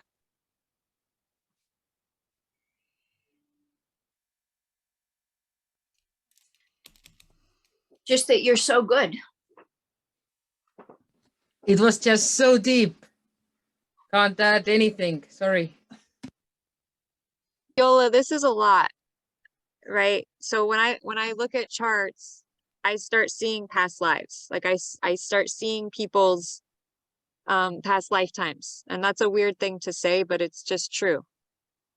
And so a lot of times we can't heal these issues with the current life. We can't heal these issues because the root of the issue is not in this lifetime. And doing this work is probably going to open your third eye a lot, is also something I'm going to say, because I'm getting the sense that you have been a very advanced spiritual guide, and that you may have shut down a lot of levels of your psychic abilities, and that with your husband, you felt really shut down because a part of you is not being allowed to express itself. And that's kind of what that polarity between the Uranus and Leo is with the you know, the Chiron and Aquarius. And it's not just it's not a simple resolution. It's going to require you to look at yourself and look at, do you have any pain around community or technology, around relationships from the past, maybe challenging you? So do you think that you can have more space in your consciousness around opening to these other bigger ideas? And I would like you all to talk about this together and see if you can facilitate, Yola. And I need to move my computer. So I'd like you to just all talk about this while I do that, and see if you can come up with any ideas for what I've shared, any constructive ways to utilize what that information has brought up. Okay, so I'll be right back. Well, I was on a call with Yola and Blake not that long ago, and we did some muscle testing to try and figure out her time of birth. And Yola, were you muscle testing as well? Do you muscle test? Well, Lotus was showing me this, you know, with the arm stretched out, right? And if it moves, that means it's okay, right? It's true, right? And if it stays, no, how is it? I forgot. I already forgot. Yeah, you're right. You're Yeah. right. If it stays, it's true. no. If it moves forward, it's true. And if it stays, Yes. straight. So yeah, so I did that. You know, I tried this one. This doesn't work for me very well. This I think my thoughts are much stronger than the actual. I learned actually also, it was one other muscle test. I forgot now how it worked, but yeah, so yeah, I remember you guys did that and it came up as the 2 p.m. It was correct time. Yeah. Yeah, Blake's been doing muscle testing for I think over 10 years now, so he's really good. And I'm still learning. Yeah. The method I find that works best for me, that's always really accurate, is if I'm standing up and I ask the question, if I fall forward, then that's good. If I fall backward, that's a no. So Oh, if I I'm in the think that's grocery the one store, I knew before I met Lotus. I think that's the one. Fall forward is more. You close your eyes, right? I don't always close my eyes, but if I'm in the grocery store and I pick up something, will this give my body life? And if I just feel myself kind of moving forward a little bit, then yeah, I know it's okay to buy that. If I Oh, feel myself, wow. Are you serious? You do that? yeah, if I feel myself going backwards, I'm like, oh no, this might upset my tummy. I'm not gonna buy this. Wow. Yeah. And I think next month when you're going to be on your trip in California, I think you're going to have some opportunities to transform and maybe even find new connections that you can outsource some things that maybe you don't find yourself proficient in. Maybe you can find some connections on people you can lean on if you're uncomfortable in technology. You'll find a connection there. I have a feeling that you're going to connect deeply with somebody. Yeah, and I think that I am looking for all these things that perhaps, like, she says is a wound, like it's a missing pieces. I look for this, and I at one point I learned that, you do not, I don't know if it was Tony Robbins or Brendan Bouchard, you do not try to put it on that partner that he's with you, because that's not the part that he's fulfilling in your life. He's there to fulfill other buckets, other needs, other things, and he is amazing in all these things. He's like the mother, the father, the everything else. He does all these things for me, right? At the same time, I am noticing something. And the thing that I'm noticing is that he listens. In the past, he would not listen. Now he listens. I notice he stops in his tracks and he listens. He still won't pick up the book that I would leave on his nightstand and read. Even if he gets the most amazing book for birthday or whatever, he won't read it, but it's on his nightstand. So those are like a little baby steps towards something. Yeah. I love that. I found that in my relationship, if I suggest something or if I try to say, hey, why don't you do this? He won't do it. He has to come to that conclusion himself. And then once he does it himself, he'd be like, wow, this was really awesome. I really enjoyed that. This was really good for me. But he's a stubborn horse, that man. He's got to figure it out himself. He is the deep soul. He is the one that, like, if he spoke with my husband, they probably would have a very hard time to find common ground. Because they don't, then again, I don't know, maybe they would, maybe they would be so opposite they would actually attract. Yeah, that's something that Blake does. He makes best friends everywhere he goes. He's probably got at least 5 new friends that he's made for life at his event right now. Oh, I remember when we went to that event in California and you guys had a dinner table next to ours, and he sat with us and talked. And guess what? He developed some sort of business relationship with, what's her name? With Doris, right, yes. with Doris, right? So it's interesting, like, the communication, and this is what we're learning, that in business, connecting and communicating is the highest level of conversion. Yeah. Yeah. Thank you very much. I see your message, Hope. I will check it out for sure. That's super exciting. If I could actually freaking,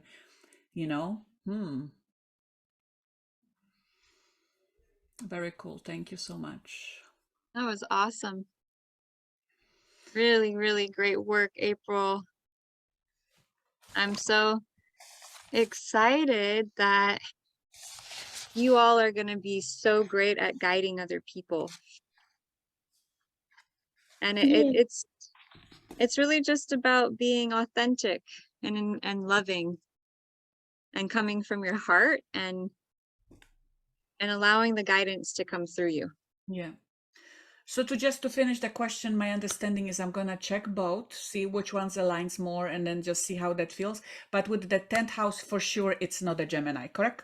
Right, exactly. Yeah, that was a So mistake. I'm gonna have to fix my slide then, because the one you sent me, it says 10th house, Midhaven, 5-degree Gemini. I'll fix it for you. Don't worry. Okay. No Yeah. problem. Thank you So so much. it would be 22, 23, 24, about 25 degrees of Taurus on your 10th house,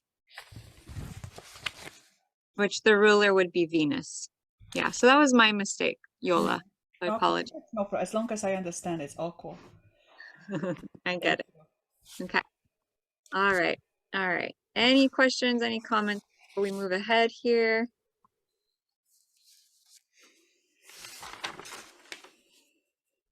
Okay. Ooh, that was, I felt like April was channeling there for a minute. Like she was really getting good psychic guidance for you, Yola. Yeah. I Very felt that powerful. too. Yeah. It's kind of like dream interpretation. You know, I'll It dream is. about something and I'll look it up and there's many different meanings. And I'm like, that one doesn't feel right. This one feels right. Right. Yeah, it's that simple. It's Mhm. that simple. So I wanted to include today's chart just so we could look at, you know, what might be coming up for us today. And then I'm going to send out all of your emails to Prometheus. And you'll get an email about how you can purchase the software. I think it's time. It'll be my Halloween present to you all to get you going with all of this. And then, you know, as it comes, you can reach out, you have questions, and I'm sure, you know, we'll create some kind of group support system. And Does it come with some sort of manual, like some sort of yeah, description? yeah, Okay. yeah, there's a video, I Okay, believe, cool. that comes Cool, with it. cool. Yeah. Mhm.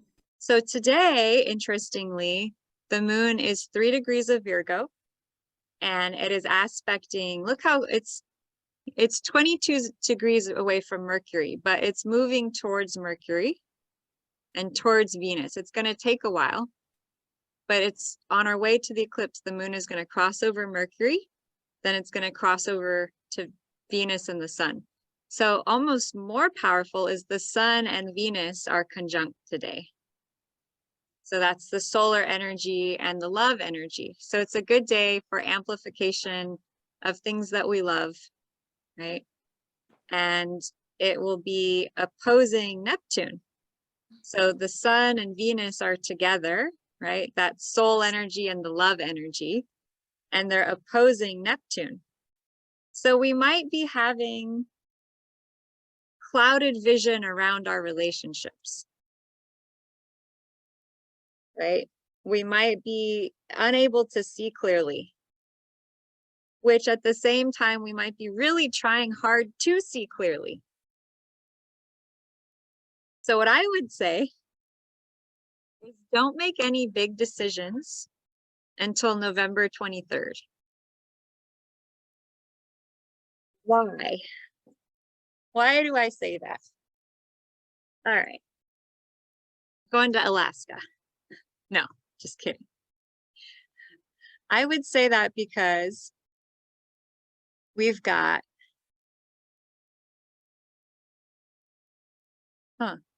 we've got Jupiter retrograde.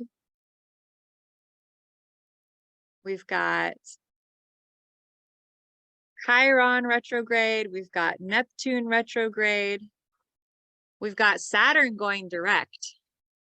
Y'all, Saturn is finally going direct today because it's SD, and SD means that it's stationing direct. So in the next 2 days, Saturn, the planet of limitation, is going to start moving forwards out of its retrograde period. Thank God. Thank you, God. If you've been having restriction, limitation, hard work, just challenge after challenge, guess what? Things are about to shift. You're about to move forwards. Anyone want to speak to what Saturn going direct might mean for us?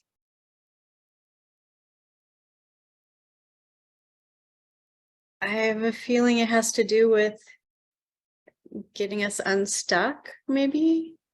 Mm-hmm. Easier Maybe time with Yeah. work and being on time. Money. Is it like flowing? More like Yeah. going with the flow? The way I would express it is that Saturn has been in Capricorn retrograde. It has been a little bit like you've had to deal with the past business stuff that you haven't dealt with yet. the past responsibilities you haven't dealt with. It hasn't been a good time for laying the groundwork because Saturn really builds foundation for new ideas, visions, or projects. So as much as you've been trying to move forwards, it's just been like Tanu and I have been trying to work on building my website. We've gotten very little accomplished. It's been like molasses. He's just been like, Lotus, come on, right? Because he can only help me to the degree that I'm available to be helped. And I've been like, I'm trying, man, but it's been stuck. So maybe Tanu and I will finally freaking get this website built. Hopefully. Thank you, by the way. So if you have projects, business ideas, this is a great time to, like, in the next week or two, it's going to come out of shadow, they call it. So give it a week or two. It will start being easier to start new projects. And with the new moon coming, that's pretty great, right? Yay. Pretty great. Whew, I'm excited to see that. And Juno has been retrograde. Holy mother of God, I didn't even know that. Juno is the asteroid associated with marriage. Oh, wow. So chances are we've been questioning our marriages, our relationships, and our partnerships. And things from the past have been coming up. So it's going direct today. Saturn and Juno going direct today. Holy cow. Things may start to get a little clearer in our relationships and our partnerships. And it's kind of like when things go retrograde, we can't see clearly because we have so much of the past coming up to look at. That it's like a swirl of like, well, what am I really feeling? Is this even about the person I'm in relationship with, or is it something else? And it's in Aquarius, so it's been retrograde. The house of love and marriage is in the least marriage conscious sign possible. It's in the most freedom, non-committal sign that it could possibly be in. So alternative ideas for partnership might come up right now. Like, I want to do things differently, right? Like I want to have a different way of being. Any questions or comments about that one?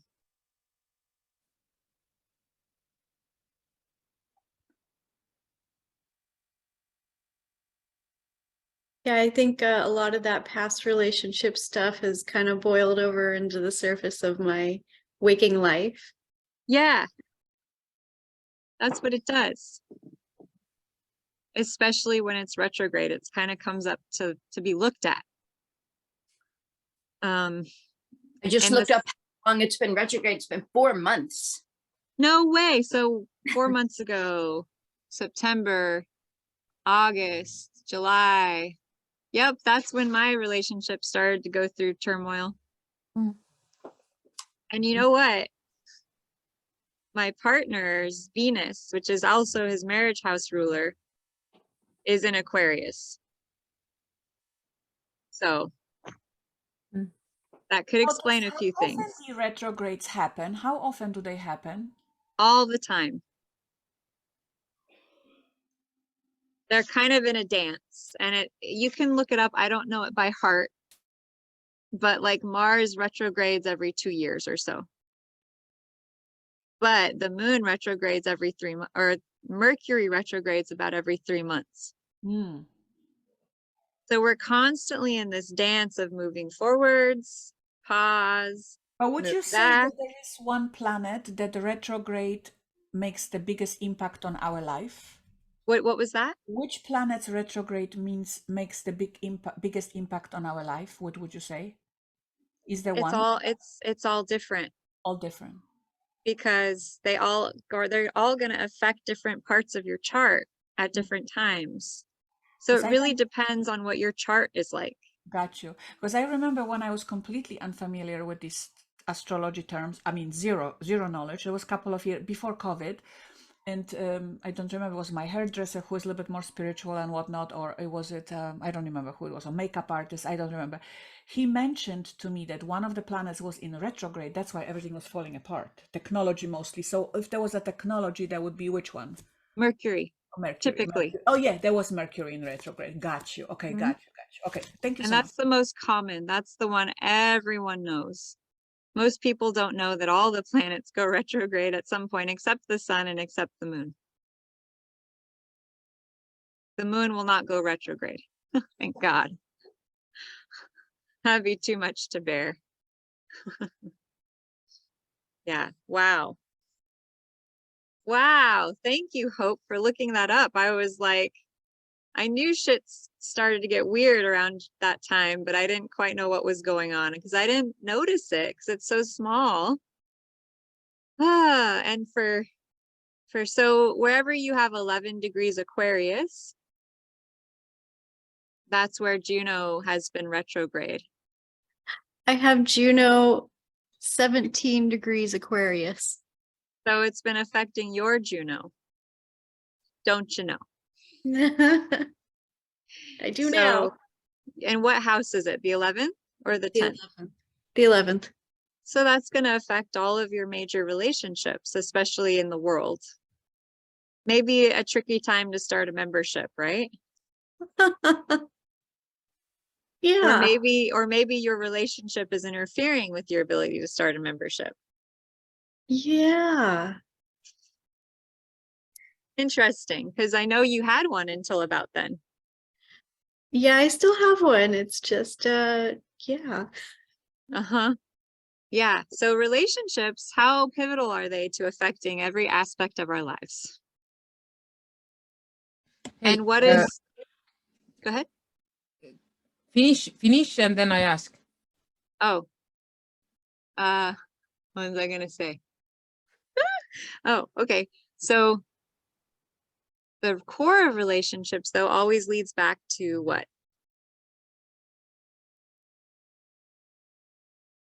Myself? Yeah. Yeah. So it's a fun dance we go. What's your question, Pirate? I didn't quite understand that you said that where we ever have Juno, like the 11 degrees of, Aquarius.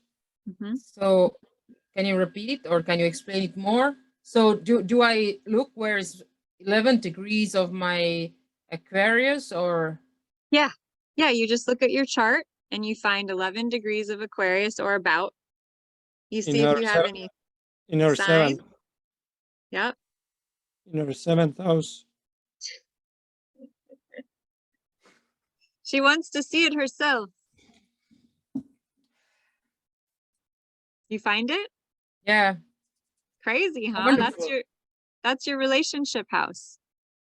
Yeah. And that's the Like- asteroid about marriage. It's like So 2 it degrees in 7th house. could have been bringing up questions for you about marriage, about relationship. Doesn't have to be your marriage partner, it can be a business partner too. Yeah.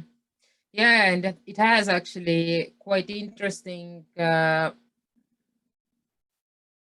the more I look like the relationships, the more I go inside. Like the last week, that it's like I can't really like say that they have done something wrong or they are somehow this way. More and more it's like, okay, I have this in myself. It's more like the acceptance and this it's not easy to accept myself, and yeah, but yeah. That is the truth. That is the God's own truth, that it is not easy to accept ourselves. Yeah. And our unacceptance of others is really a mirror of our unacceptance of ourselves.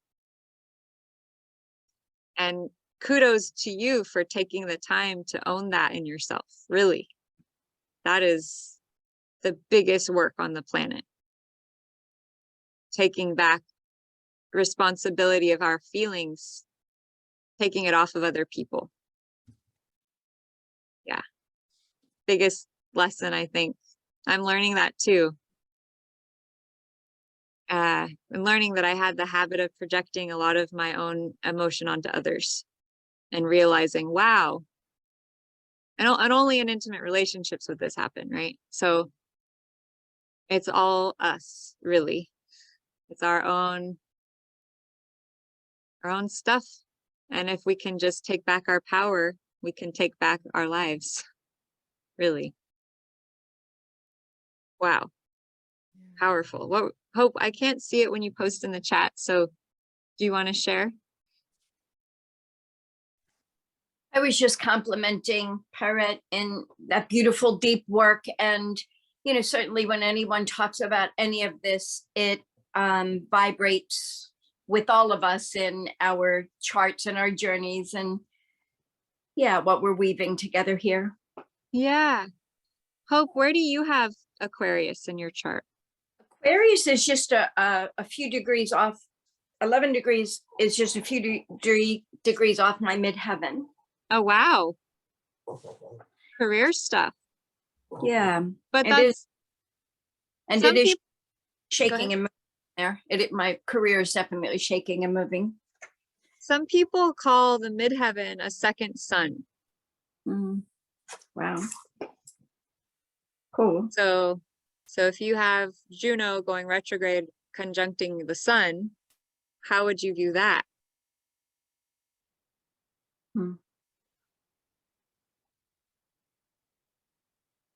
I would say your core concept is being reimagined and revisioned. Your you-ness, and it's marriage. So you could be reimagining your you-ness in relationship to your marriage. Kind of like your self-identity can't be repressed right now. It's like there's too much awareness on it. Isn't that tough?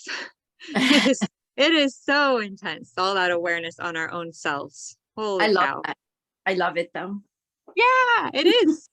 Because the closer we get to loving ourselves, I mean, that's the biggest gift, right?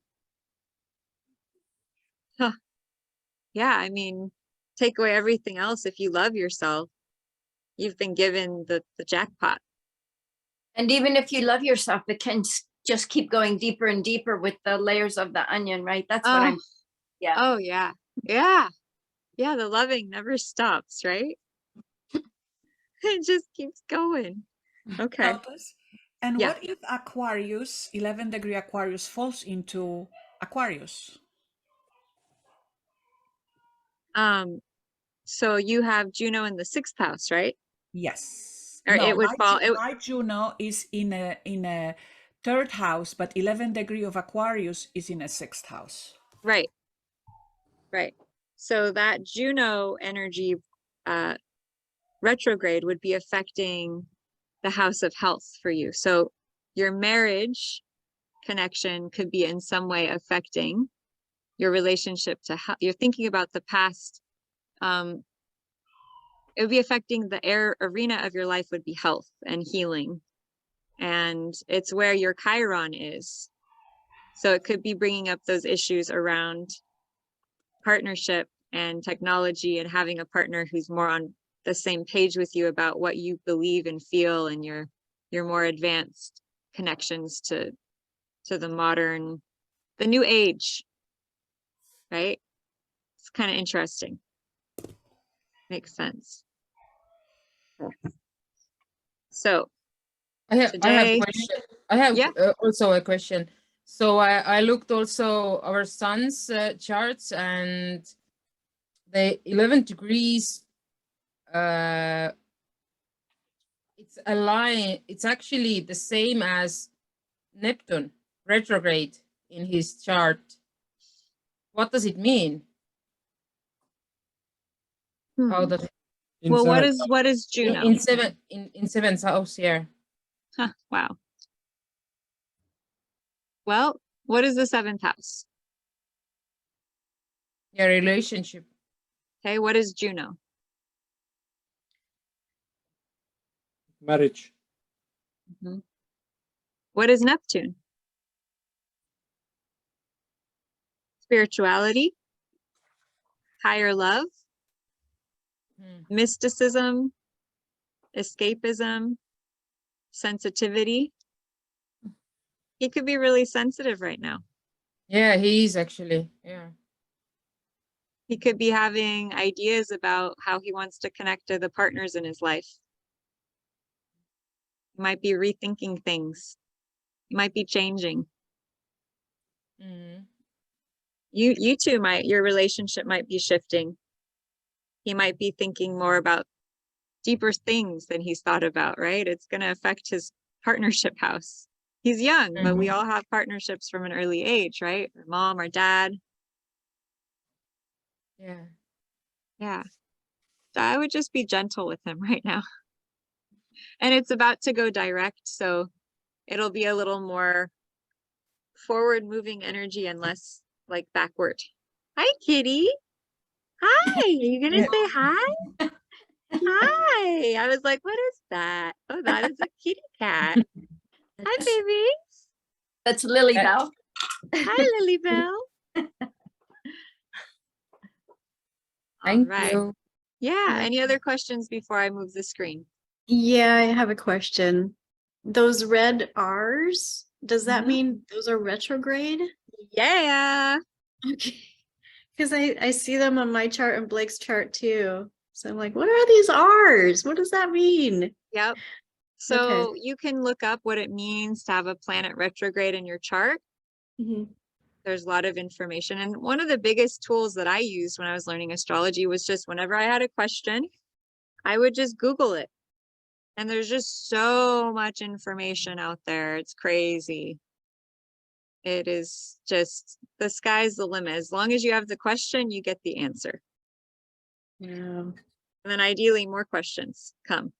Mhm. So I just want to point out that collectively on the planet right now, we have the North Node, which is our karmic destiny in Aries, which is all about the self and individuality and leadership. And it's aspecting Uranus. And Uranus is retrograde. And Uranus is all about the future as well. It's about rebellion. It's about, you know what it's about is revolution. And where have we been seeing revolution on the grand scale? We've been seeing it in Iran.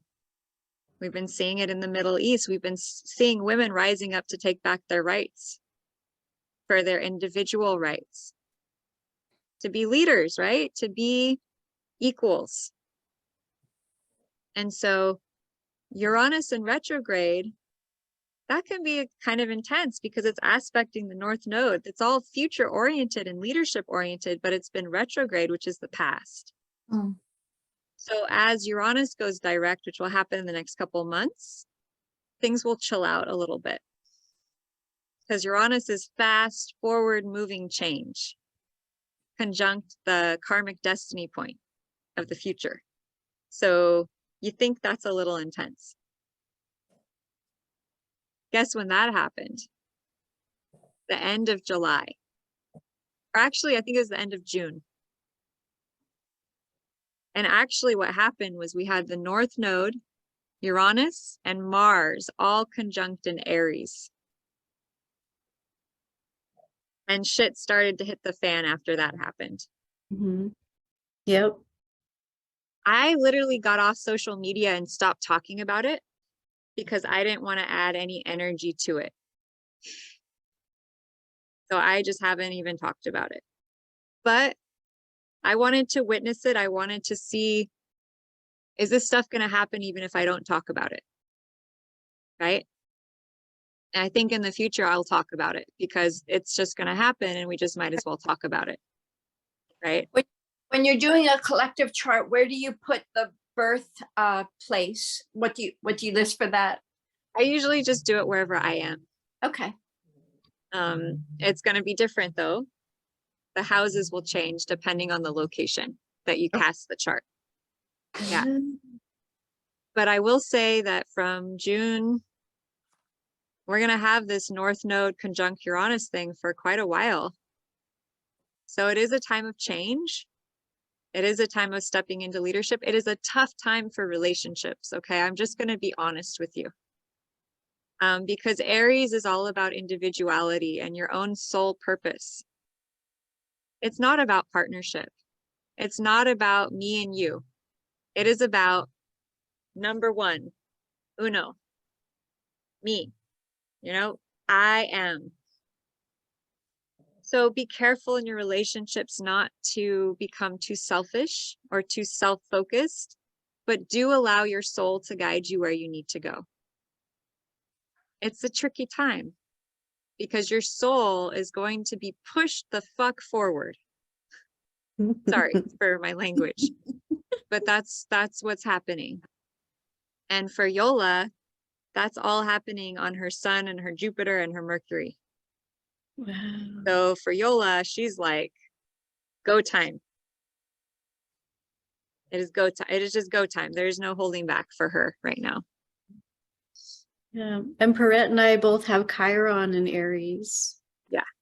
So for Pyrette, I believe the North Node is, I don't know which direction it's moving. I think it's moving away from her midheaven. So I think she would have had huge activation over the summer. And now it's like kind of getting more gentle and it's going towards Pisces. So wherever she has Pisces, that will be activated. I think for you, April, it's pretty much directly aspecting your Chiron right now. Mhm. So your leadership, your soul's desire for leadership is being pushed up into the light in a huge way. And you're Yep. not going to be able to deal with anything trying to squash it. Nope. Yeah. Because Aries don't give a fuck. Like Aries is badass, warrior, fighter, gonna destroy shit if they have to. It is the warrior. It is ruled by Mars. What is Mars? It can be warfare. So be careful with Aries energy because Aries will leap without looking. Aries will act without thinking. Aries is the warrior on the battlefield. So it can ruin relationships. It can destroy them because of the need for the self, but sometimes the self needs to be freed. Okay, so it's intense.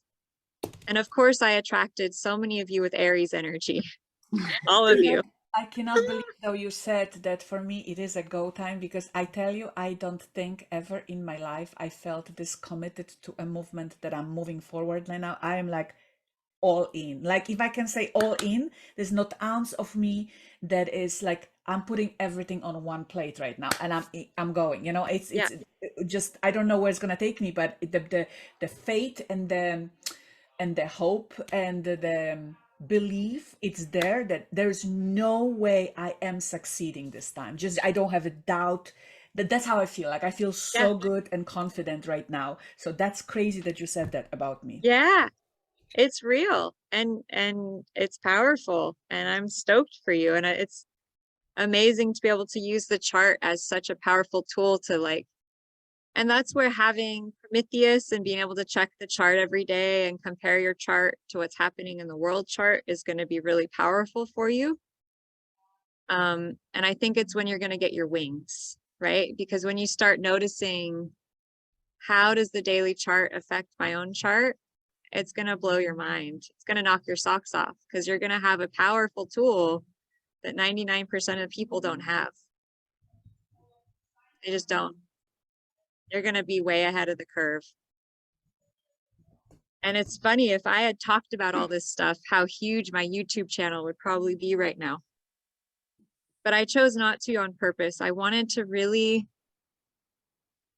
follow it by myself before I started adding fuel to the fire and like, yes, this is happening, everyone. I wanted to watch it. I wanted to make sure, okay, this is valid information that I'm going to be predicting. And I want to be really clear before I get on that stool and start prognosticating, right? That it's what's going to happen. And holy freaking F, it has. Like, yeah, it has. So how exciting is this, Hope? I mean, you've studied astrology for a long time, but how crazy more accurate are you noticing this to be? Yeah, I would say I'm kind of here in the ocean and I'm like just a week or two away from like really putting my head under all the way and putting everything into the treasure chest to bring back up. But it is, let's just say it's freaking my freak. Yeah, totally. I feel the same way. I'm so glad Oh my actually. God, this is awesome quote. Freaking my freak. Hope. Hopeism. This is hopeism. This is awesome. Freaking my freak. You know, it does. Yeah, it does. Because if something blows your mind, that could be the explanation. Freak my freak. No, how should I? Freaking my freak. It's blowing my mind. Yeah, that's explanation. Freaking my Yeah. freak. Hope. I'm writing this as a quote. Mhm. And then where is the south node if the north node is in Aries? In Libra, Yeah. And what's Libra about? Balance. relationship, beauty. Yeah. And what's the rule? What sign is associated with the seventh house of partnership? Venus. That's the planet. What's the sign? Like what's the astrological sign? Libra. Libra, right. Right. So the house we're going to talk about is a house that people are having a lot of challenges with right now, collectively as well as personally. That's why it's such a big topic. And everyone thinks the eclipse will be in Libra next week, Wow. which given the fact that the sun will be, or I'm sorry, Venus will be between the sun and the moon on the eclipse, in a way, it's kind of accurate. And it is aspecting the south node of Libra. So there is a Libra energy quality to the eclipse, much more than normal. So this is related to relationships. This is related to all of our past patterns and ways of being with relationship and things and how they might change. Yeah. But time to make room for new stuff, right? Okay. Any more questions or comments before I move on? Okay. All right. So today the sun is in Virgo. Let's see. Sun in Virgo, moon in Virgo. A lot of Virgo today. Good day for diet, health, exercise, wellness, figuring out the details of your life. What would you say a day with sun and moon in Virgo? We're going to have this for the next today, tomorrow, Monday, and Tuesday. 4 days. This is going to be a Virgo-centric 4-day time period. So, any ideas what might be good things to focus on or work on or tune into with so much sun and moon and Virgo energy? Absolutely our health. Yep. What else? Connection with nature. Huh? What else? Putting one foot in front of the other and doing these tasks that we have to do. Eating some elephants. Service to others. What else? Brushing our teeth. But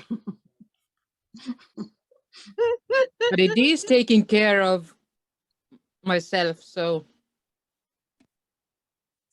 Yes. So, where do you all have Virgo? Where do you have 3 degrees of Virgo to 36 degrees of Virgo in your chart? For me, first house. Okay. How many? So that would be your identity, who you are.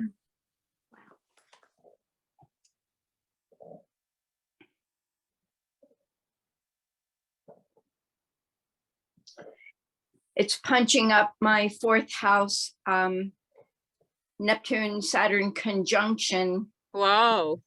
which are directly across from my moon. Uh-huh. So you might be thinking about changing your home life, right? Oops. Uh-huh. You might be deeply emotionally thinking about changing your home life Mm. and thinking about the way your home is affecting your emotions. What's happening in your home that's affecting how you feel. Mm. Ding, ding, right? Yep. Now, how do you feel? Do you feel some relief? I feel relief around the idea of the spotlight confirming or shining some awareness. Yeah. Yeah.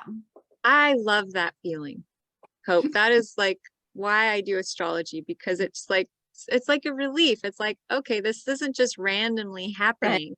Right. There's Right. something going on here for me to learn. Yeah. Yeah. Whew, so powerful. You know what I realized is that the moon is actually in my 12th house right now. Mm. And I was feeling very internal and very kind of deep. And I was like, oh, that's what I was feeling. Maybe tomorrow I'll come out more, right? What about you, Pirate? Where's your Virgo? 36, 3 degrees to 36. It's a huge spread. I mean, it's 33-degree orb right now. Yeah, so I have a lot going on in Virgo. So Yeah. In second house. it's in my, so the 3 degrees is in my second house. First Yes, house. first house, yeah.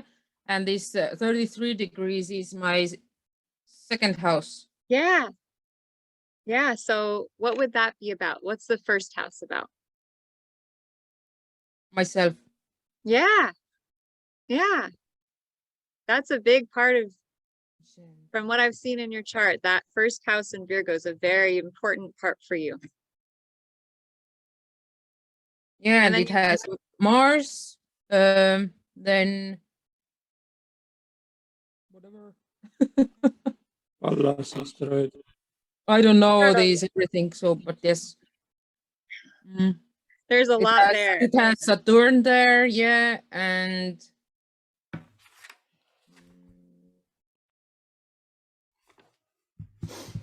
also Mercury. Mm-hmm. Yep. This is activating a lot of important parts for you today. And then it's in your second house too, which is fine. What is the second house about?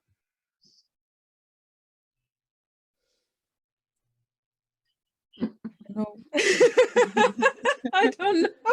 Go ahead, Hope. I Hope. missed the lesson, sorry. Hope, give her the answer.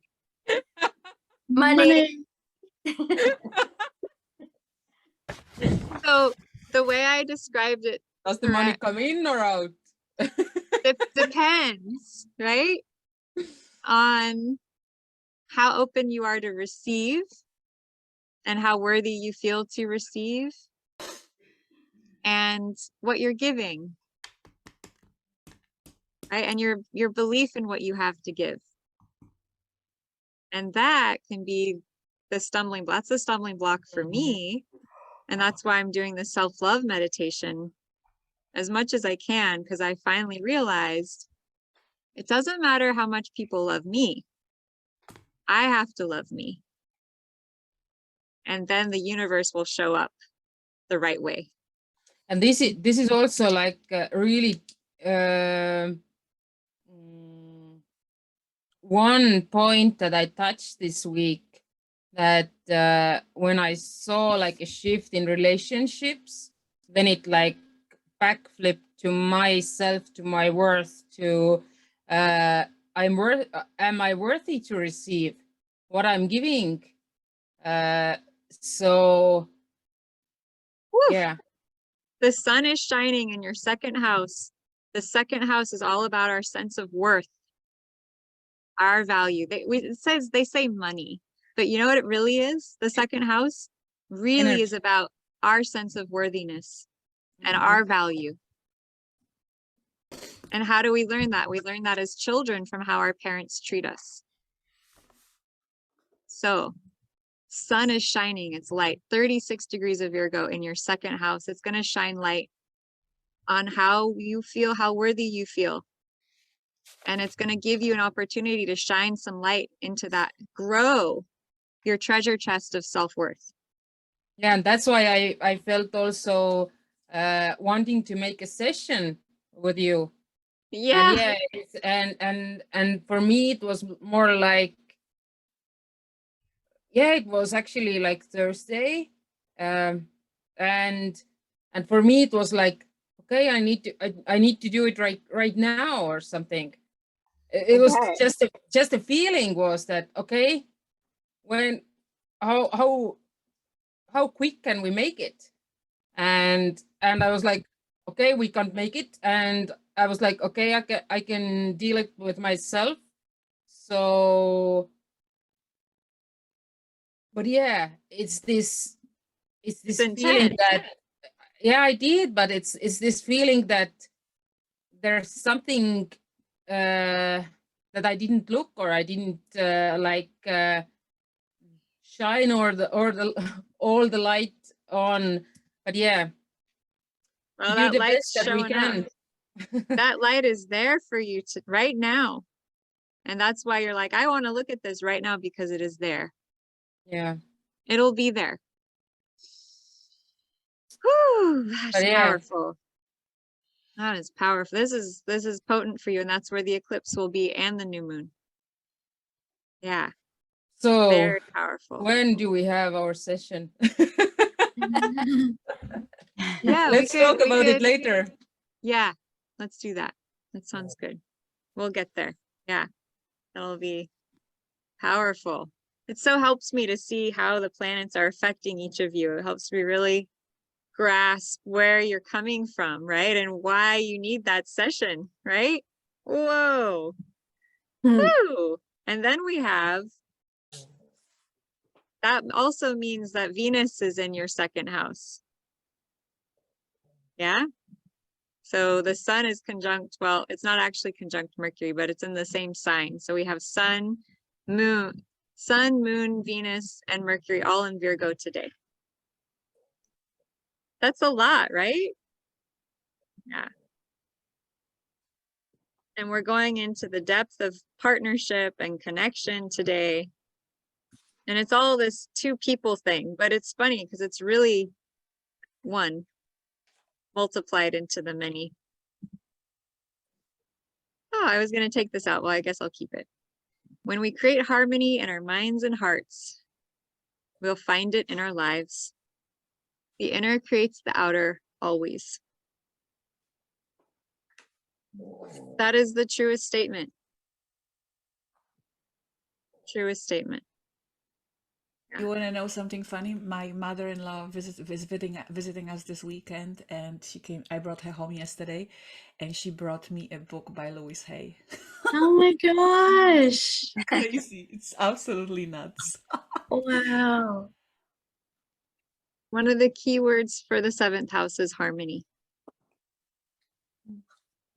And the seventh house is really an expression of our inner house and our first house. And Louise Hay is awesome. I've been I go on YouTube a lot, and I'm always scoping for videos for us. Like, oh, I could add this, I could use this. And Louise Hay has been popping up a lot lately. So check her out. She's a powerful teacher and guide. She's in the spirit world now, but her energy is so potent and still very, very much here. Okay, so as I move through the layers of other people's opinions and beliefs, I see within myself a magnificent being, wise and beautiful. I love what I see in me. I don't even remember getting this quote for y'all, so God must have just slipped it in there for us. Thanks, Louise. Whatever relationships you have attracted into your life at this moment are precisely the ones you need in your life at this moment.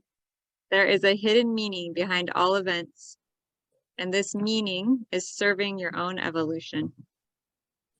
Wow. Wow. I will add to this one. This is an interesting one because we can sometimes, like, for example, going to a conferences or getting a plane seat, and we're like, oh, I hope I sit next to someone, this and this, and we have our imagination of what we want this to be.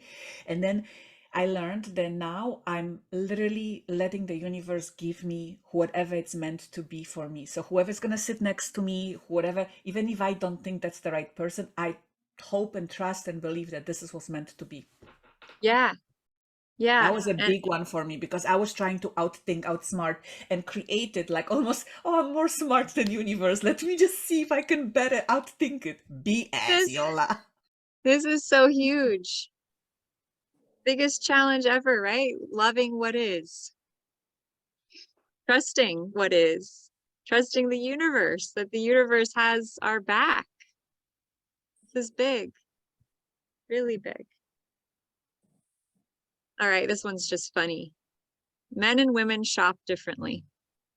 Men know what they want before they see it. Women don't know what they want until they see it.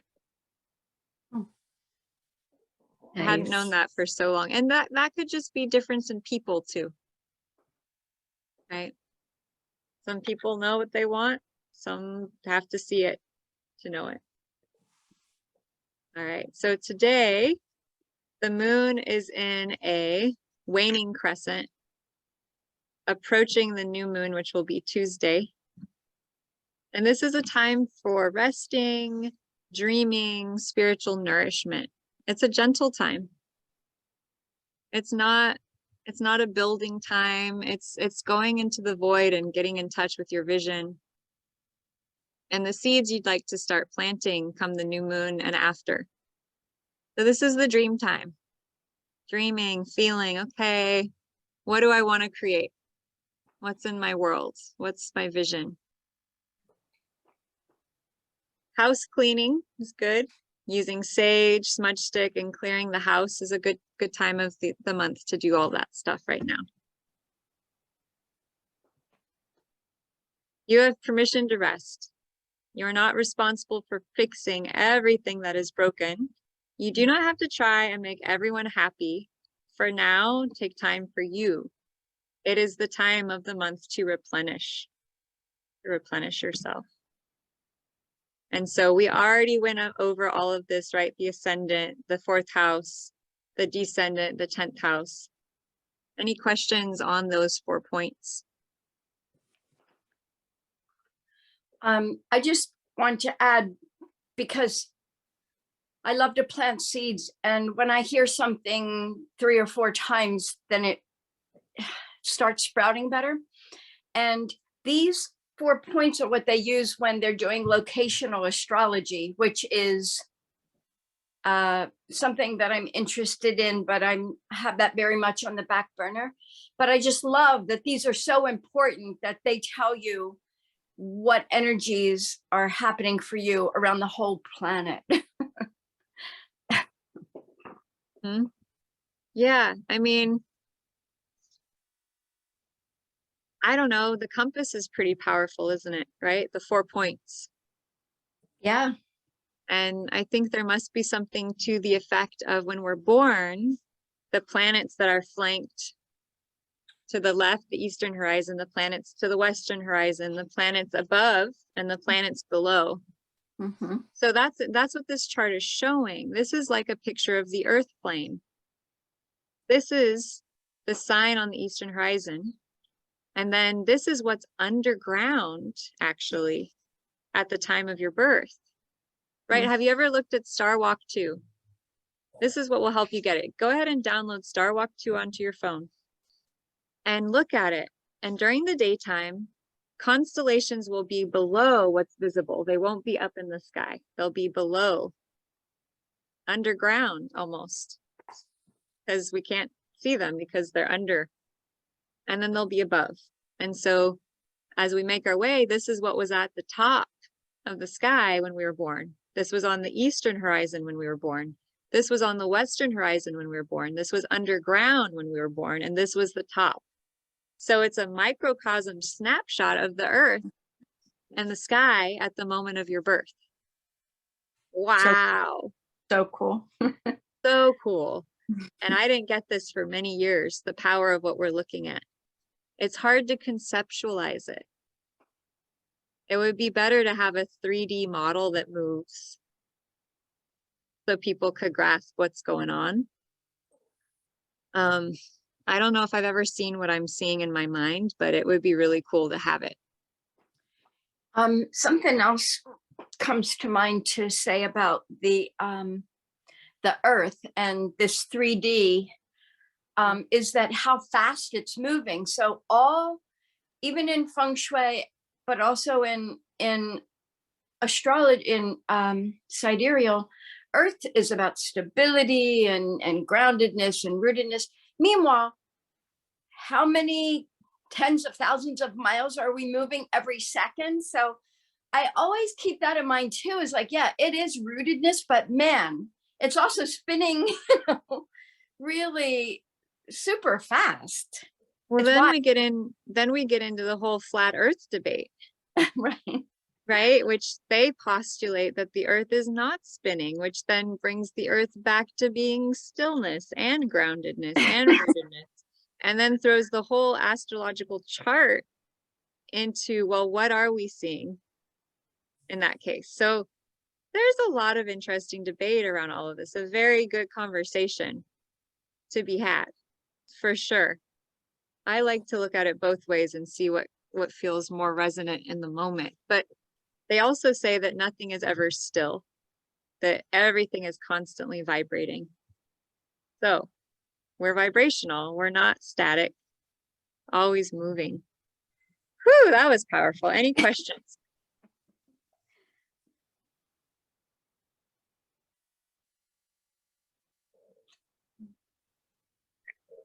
So what planet is this, my friends?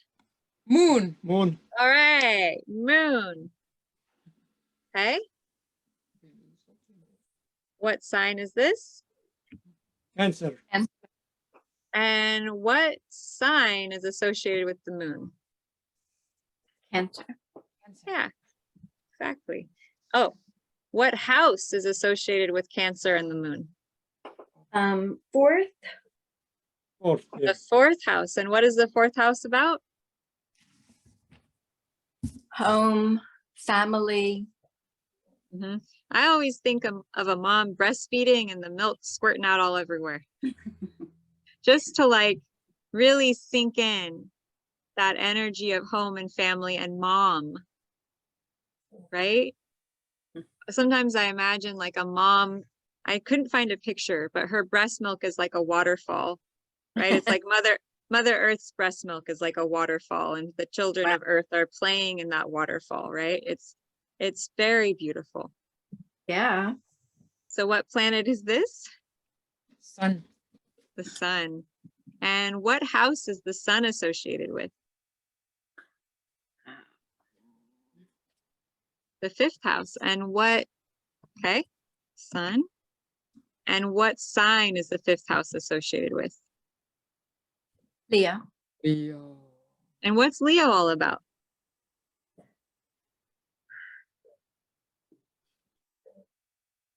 Drama, shining, boldness. Mhm. Center stage. Center stage. Yeah, the center, right? Fun and pleasure. Fun and pleasure, having a good time. All right, what planet is this? Venus. Irette, what houses are associated with Venus? Do you remember? Whatever Taurus is and whatever Libra is. So the second house, Venus is associated with the second house, money, finances, and Venus is associated with the seventh house, which is partnership and relationship. So feminine energy rules both the money house and the relationship house. Wow. Interesting, right? Because it all relates to love. Money is actually love in disguise. And money is actually a barometer of how much we love ourselves. So how much money we allow ourselves to have is directly related to how much love we allow ourselves to give to ourselves, or how much love we got as children. So self-love and money are totally connected. Whoa. Wild. I did such an amazing thing. So here is a new sign. What sign is this? Libra. Libra. And the way I remember it is it's like a weight, right? A scale.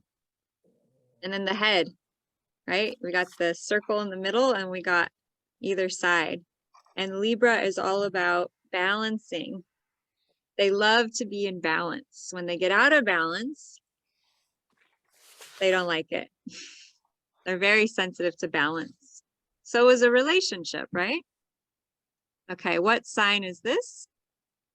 That's Taurus. Yeah. So Taurus and Aries are very similar, right? They both have the horns on the head. Taurus is ruled by what planet? Venus. Yeah. And what planet is this? That's Mercury. Yeah, so Mercury has this weird little thing on its head, kind of like a hat. It's like Venus with a hat.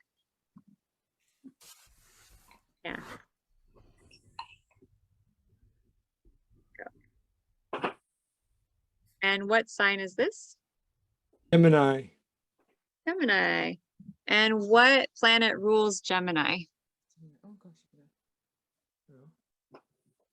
Mercury. Yeah, and what house is Gemini associated with?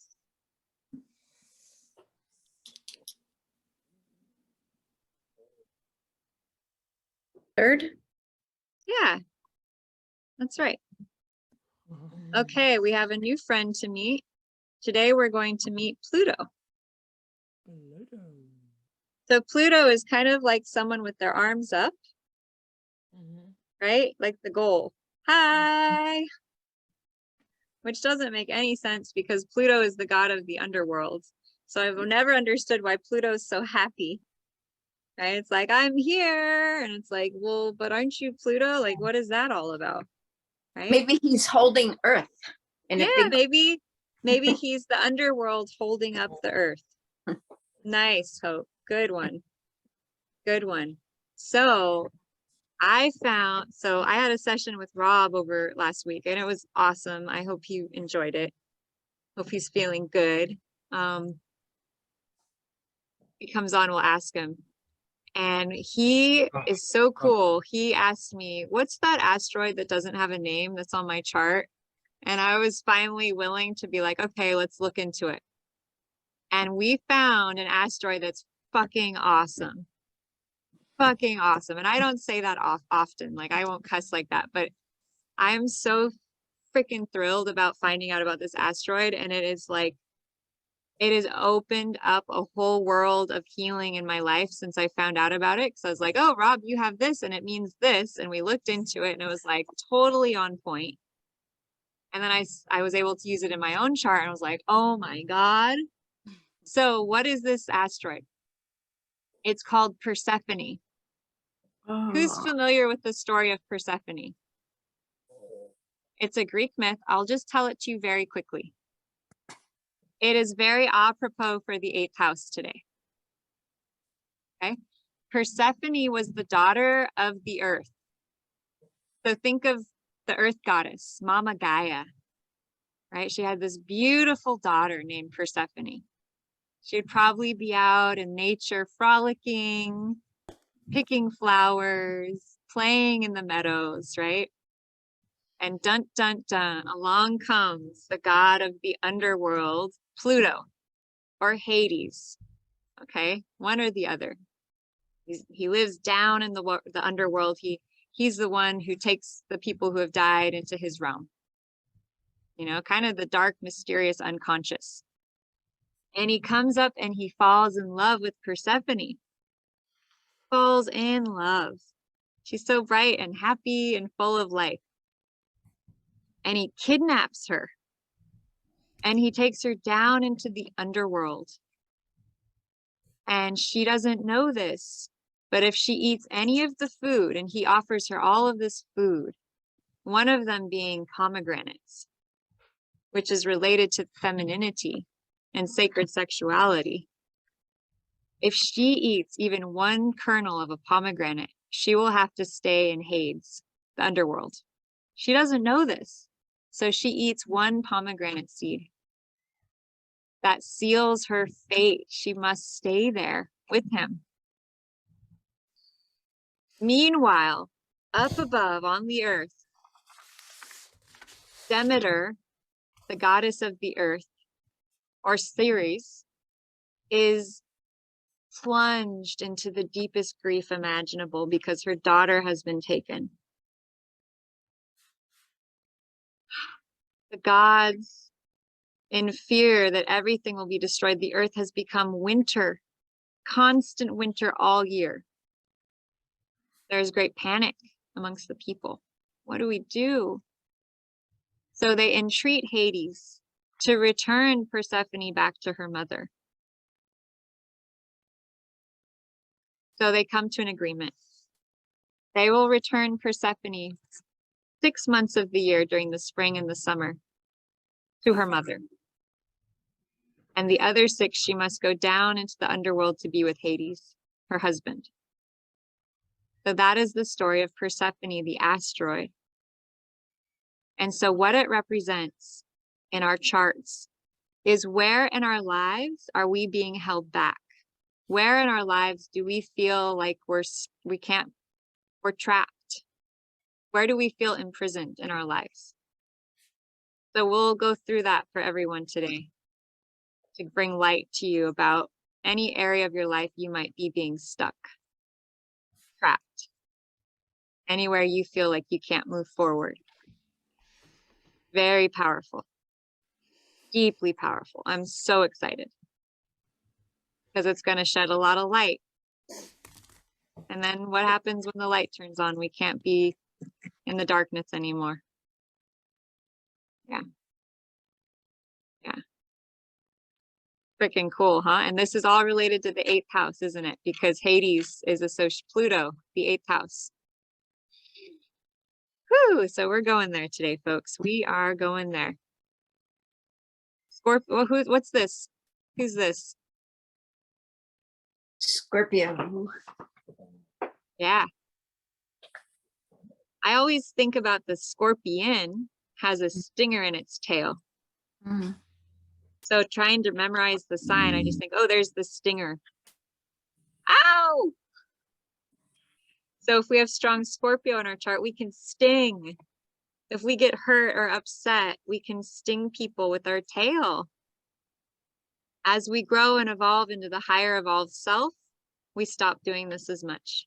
We start taking the responsibility back and we stop hurting other people.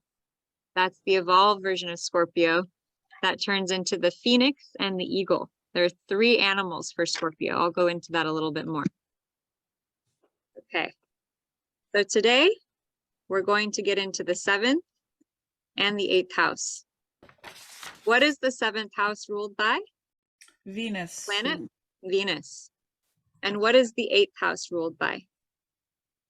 Does anyone know? Pluto and Mars.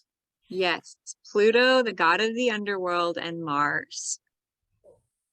Kind of sexy, isn't it? We got Venus and Mars and Pluto. Yeah. Masculine and feminine. Very interesting. So, oh, I need to fix this And chart. there would be a Scorpio, right? The sign would be Scorpio for 8th house. It would be Scorpio. I can't believe I missed this one. Okay. So, my friends, it is 12:13, and I have held you hostage for many hours now, willingly or not. So, I think probably a 15-minute break or longer. What would you like to do today? And I know that Pirette and Tanu are in a different time zone. It's getting late. So I want to respect that. How long do you need? Do you need 50, is 15 minutes enough? What do you need? 15 is good for me. Sounds good to me too. So go ahead and do what you need to do. I'd like to just get through the 7th and the 8th house, get to our charts, get the asteroids. Maybe we can do it faster today. We're making good time, I think. Go and refresh yourself. Have a snack if you need to. And we'll meet back here around 12:30-ish. All right, what's going on in the chat? Fill me in because I don't know. I see Pirate laughing. I'm just- just making jokes to We're Tauno. sending stars up. What's that? The stars up? We're sending, you know how you can hit a star and it floats up. That's what we were doing. That's what I was doing. I'm not sure if Well, anybody was. Thank you for letting me share in the fun. Okay. All right.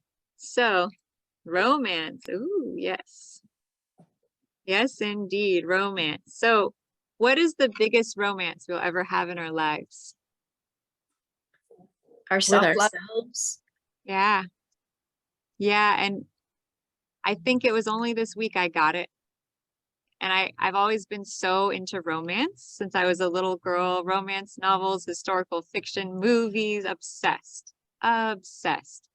And I finally got this week that same feeling I yearn for, I can actually create in myself. And that only when I am able to create that kind of love and oneness and joy, will my partner ever be able to give me that back. Oh my God, talk about the time and effort wasted trying to get the other person to be the thing we want them to be when it doesn't even work that way. Just have us and then everything falls into place. That's kind But of you- cool. But you know, Lotus, I have actually figured out that this yearning for relationship or this perfect partner, it's like it's actually like hope. It's like this. You put actually really like attention to this, or it's somehow like direction. Mm-hmm. Yeah. It tells you what your soul is yearning for, right? It's like, Yeah, and when I feel like hopeless, then I feel like I need like romance movies or something, because yeah, it's this hope, like that's this like the light is not shining so bright, so it's like, where is my hope? What's the feeling actually to grasp that again and to move yeah. on? Yeah, sometimes it's very helpful to just tune into the energy of love as shown through romance and love. Sometimes it can help us get back to that place. Totally. It's not bad. It's not bad. It's just, it's a matter of what is the soul is eternal. And sometimes we need guidance to get back to that eternal place. But it is eternal, right? Like that sun shining through my camera is the reminder that that is what we are, that eternal light. And as we become one with that light, that's what we manifest. Amazing. Amazing. Oh, there's so much love here with all of these beautiful women and men who are so loving. And I have the beautiful Japanese maple leaf. So all of y'all, please enjoy a little 15-minute refresher. And I will see you back here in about 15 minutes. Okay? Mwah. Mwah.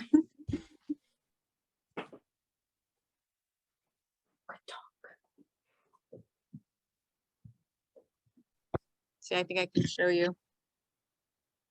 Mm-hmm. Oh yeah. Wow. Do they have many performances there?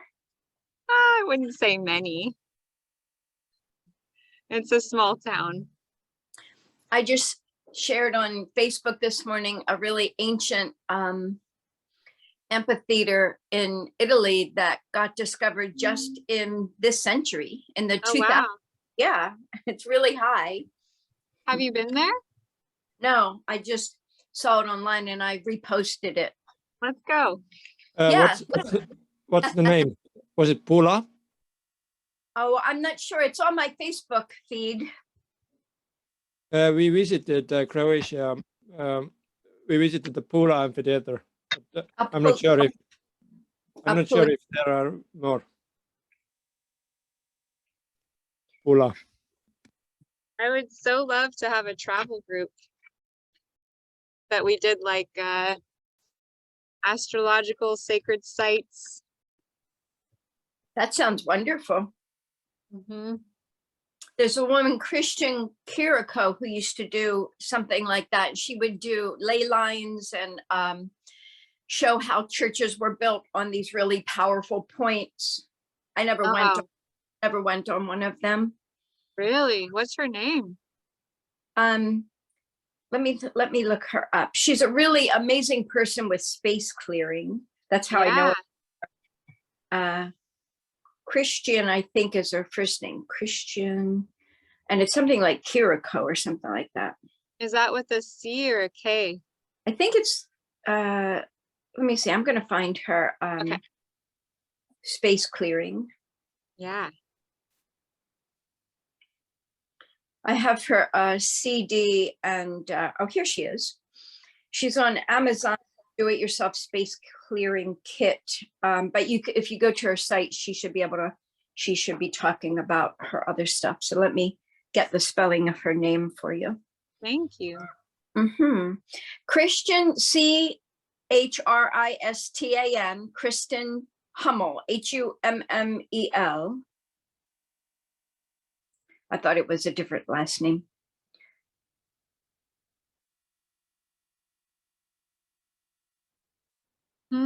Cool.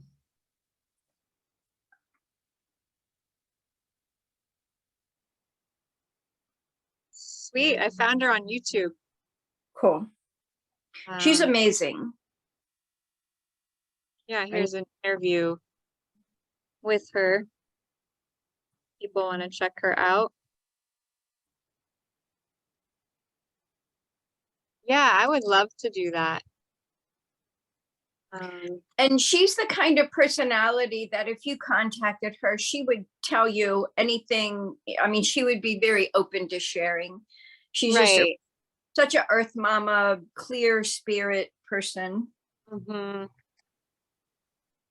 think I'm going to look up the Green Hope Farms land clearing. Oh, yeah. My friend hooked me up with them about a year ago. She loves their stuff. Well, it makes sense, right, with your name. Did you get the Babies of Light yet? No, I should write that down to get that. Was there another one that you recommended? Yeah, Golden Armor. Right. Yeah, Rob got it, and he said he felt amazing after he's been taking it. Very cool. Yeah, super, super cool. If everyone's open to it, I think today might be a cool day to do a land clearing. And we can invoke it for our own land and property and just wherever we are. And it's very powerful, very cleansing.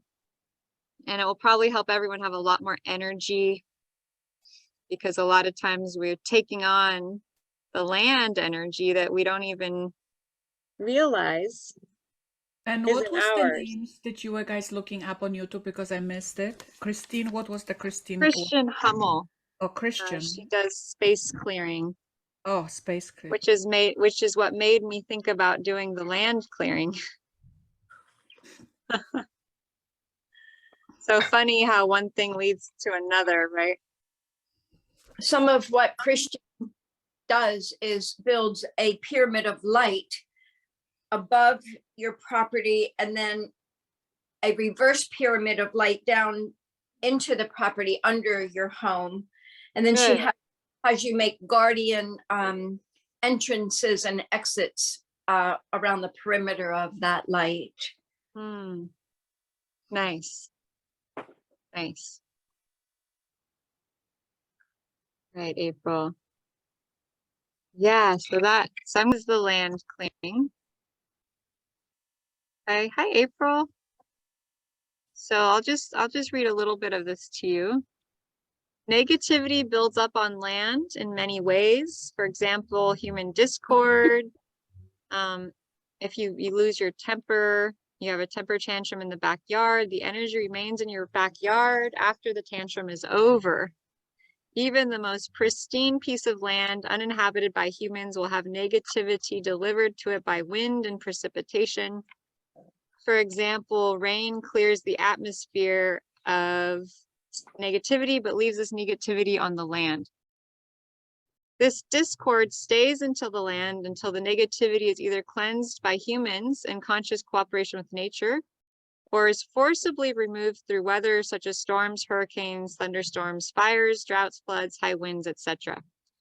So doing regular land clearing can actually help prevent major nature disasters from occurring on the pieces of land that you clear, because nature won't have to clear it. It will be clear itself. And so I think that's really amazing. Says that angels hold the divine plan for creation and elementals manifest this plan. So elementals are the manifestors of nature, and they hold it all in form. When land is energetically clean, the vibration is raised, the negativity is dissolved, and this work is done by the elementals, but the asking for the clearing to happen must be done by human. Let's see. So if you can do this every day, it's very powerful for your piece of land. So this is what we do. We're going to ask for the help of what is called the overlighting deva of the land. So the deva is like an energetic being who overlooks the land and cares for it. And we're just going to ask for them to be involved. The angels overlighting the piece of land. They work with the deva of the land. The elementals of the land. These are the beings who bring your land into actual form and then hold it there so we can live in a world of form. You can also ask for the elementals of earth, air, water, fire, and ether to support you, as well as the elementals of the land you are clearing. So these are some names to call on. I guess Pan is the head elemental of earth. Any ascended or God realized being who's connected with the piece of land. The deva of the earth's atmosphere, Lunaria, is her name.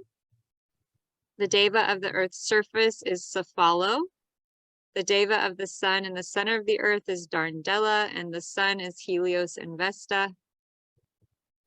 And you can simplify the process by just asking the angels and elementals of the land to help you cleanse the land. Then after you call in this group of high light beings, you ask them to cleanse, clear, rebalance, and illuminate the land you are clearing. You ask them to clear the emotional, mental, physical, and etheric bodies of the land of everything that is not pure divinity. Ask that any negativity be released and transmuted through a Christed grid. So you can visualize all the negativity being removed from the land, both above ground and below it. And after it's been cleansed, you can ask that the land that has been cleansed be filled with divine love and light, and thus be filled up. So, okay, who would like to do this today? You open to joining us, Yola? Yes, I'm a little concerned though, because if with the time, because I have a little bit of obligations later on, would it be possible to do it at the end of the session and go on now with everything, or you planned already that way? I'm good with everything. It won't take very long. Okay, then I'm open. It's really quick. Yeah, if it was 100%. long, I would No, save I'm it, but 100%. I'm up for it. I just want to show you something that will blow your mind. I promise. What's that? Remember, I told you that I got the book. Can you, like, I don't know if you can see it, the book Yeah. by Louis Hay. Check Yeah. this out for October 22nd, today. Check this out. The first relationship to improve is the one with myself. And there is the quote you had. What synchronicity? This is mind blowing. That's all I wanted to say. I'm tingling all over. Wow. Wow. Hi, Margaret. Welcome. Hello. Hi, Tanu. Hi, Pirate. So we're about to just do a really quick land clearing. Did you hear what I had to say about that, Tanu Yeah. and Pirate? Okay. Yes, we were here. Yes, Okay. definitely. So all we're gonna do, I'm just gonna invite you when you're done eating. We're just gonna, you guys can just, you can wait. We're just gonna rub our hands together. We're just gonna tune into the property of the land that we're on. We're just gonna say hi to the earth that's here. We're just gonna recognize that there could be a lot of energetic buildup in the land that we've been feeling that maybe not noticing what it was, okay? We're going to call upon the angels, the elementals, the beings of love and light that oversee the land that we are currently inhabiting. And we're going to ask that all the negativity be released and cleared, taking a nice deep breath in and a nice deep breath out. Good. We're just going to take a nice deep breath in and a nice deep breath out. We're going to ask for the elementals, the deva, the angels overlighting, and the elementals. Or we're going to ask them to please, taking a nice deep breath in and a nice deep breath out. Good. And a nice deep breath in and a nice deep breath out. We're going to ask them to please cleanse, clear, rebalance, and illuminate the land we are clearing. Deep breath in, deep breath out. Creator of all that is, it is commanded that this land be cleansed, cleared, rebalanced. We're going to ask you to please clear the emotional, mental, physical, and etheric bodies of the land of everything that is not pure divinity. Just taking a nice deep breath in and a nice deep breath out. Creator of all that is, it is commanded that this land be cleared, rebalanced. We ask to clear the emotional, physical, mental, emotional, and etheric bodies of the land of everything that is not pure divinity. Taking a nice deep breath in. And a nice deep breath out through all directions of time and space. Nice deep breath in, nice deep breath out. And let it be, and go ahead and release it. Let it go. Shake out all that stuff. We're going to just command that the land be cleared, cleansed, rebalanced. Any and all negativity that's been building up in the land, we're just going to ask it to be released and cleared on the core, genetic, and soul level, pulled and resolved on the historical level. Good. Deep breath in, deep breath out. And everywhere where there was negativity, please now fill it up with pure unconditional love, compassion, forgiveness, the pure crystal bright light grid of humanity. Good. Taking a nice deep breath in and a nice deep breath out, visualizing all the negativity being removed, and now visualizing that the land is now going to be filled with divine love and light. And that it be taught how to hold this newer high vibration coming into the earth to serve our spiritual evolution right now. So it's now just being filled in with pure white, violet, golden, whatever highest and best light. Imagining that the sunlight of God just showering the land where you live, just showering you. Taking a nice deep breath in and nice deep breath out. Creator of all that is commanded a complete unconditional love healing for you, for the land that you are on, for all directions of time and space. Creator of all that is commanded complete unconditional love healing for all of you through all directions of time and space. Thank you, thank you, thank you. Taking a nice deep breath in. And a nice deep breath out. Really good. Really good. Good. Welcome, Margaret. Welcome. Thank you. Thank you. How are you all feeling? Do you feel a little lighter? That was a good smile, Tanu. That's a good one. That's a good one. So this is something, oh, cool. We got an OMG from April. Love it. So I will share this clearing with all of you.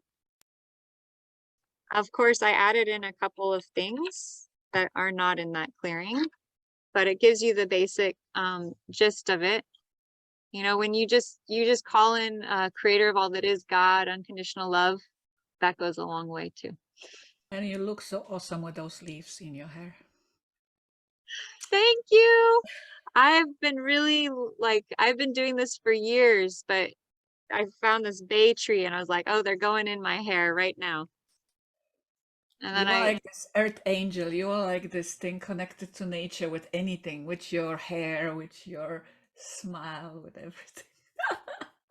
I truly feel that, Yola. I am here to be a spokesperson for Mama Earth and our connection to her. I was up in San Francisco many years ago living there, and I went out with my drum one night and I felt like the earth talked to me.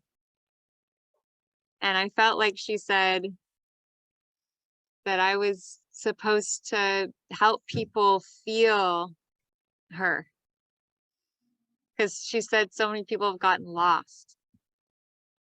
I actually have a book I wrote. Oh my God, I can't believe this is coming up right now. That I never published and I never illustrated, but it's a maybe as a bonus I'll give you all my book and Wow. you can tell me. I'm like getting chills right now. I can't believe I it. cannot believe it. You keep it in your drawer. That's not cool. This has to be the light.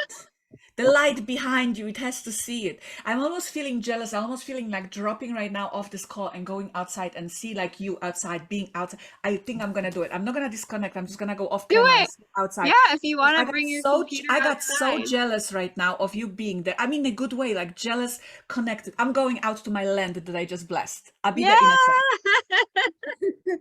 I just went outside too. Yes, it is. The plan is working. Yeah, We're we're gonna- not in the yard, and I found a piece of garbage, so I picked that up and put it in the trash. The elementals say thank you. I think that's a great idea. That's a great idea. So maybe we could talk about doing that. You know, I wrote it and then I think maybe it's time now. Yeah.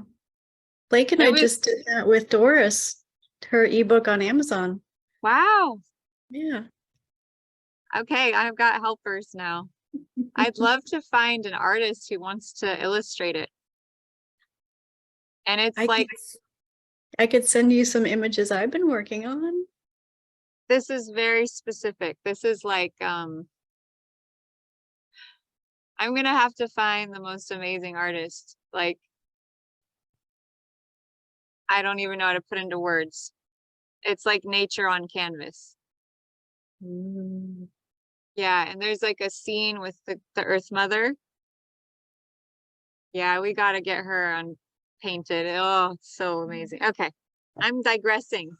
Yola is in the sun. Good. Okay. Nature into our lives more, I guess, is the question. And how do we honor the role that nature has in our lives? Because I know for Pyrette, it's a huge part of her life. And I was thinking about you and I was thinking about how I want to bring nature more into my career and my work, because I think that nature has a lot to say that a lot of people can't hear.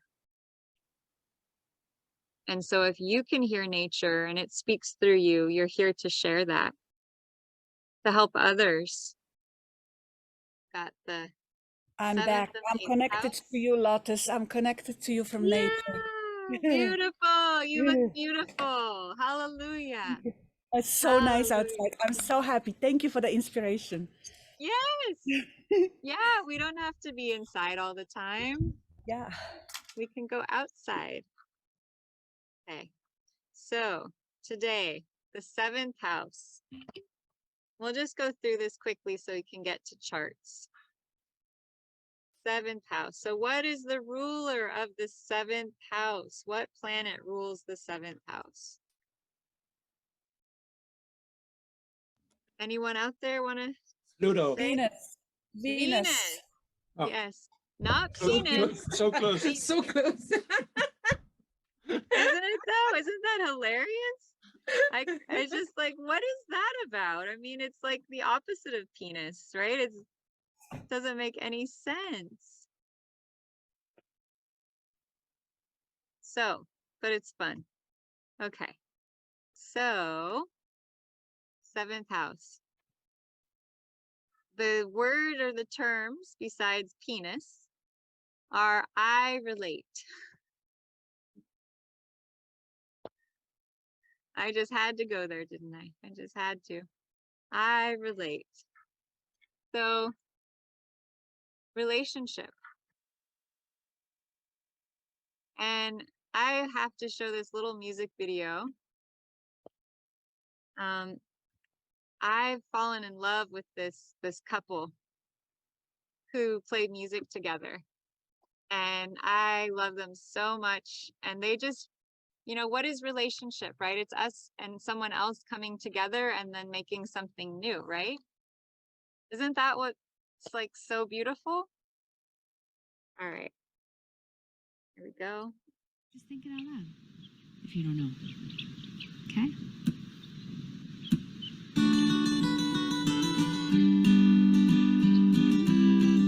I know that I'm a handful, baby. I know I never think before I jump.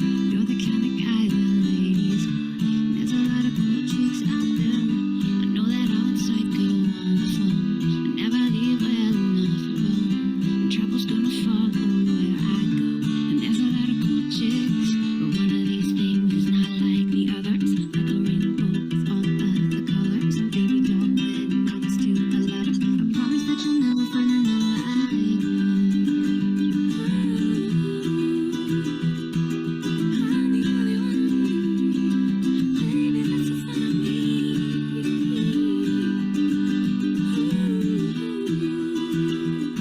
You're the only one of you. Baby, that's the fun of you.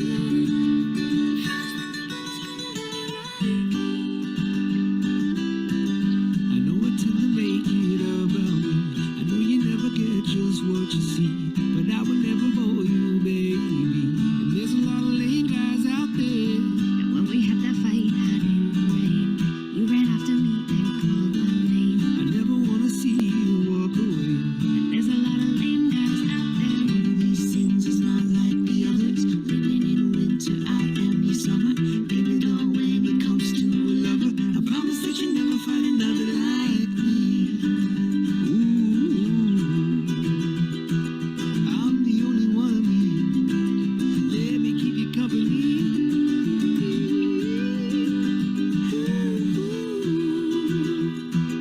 You're the only one of you.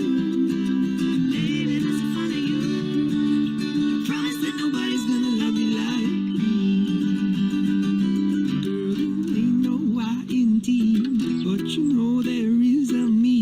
Strike the band up 1, 2, 3, and I promise that you never find another like me.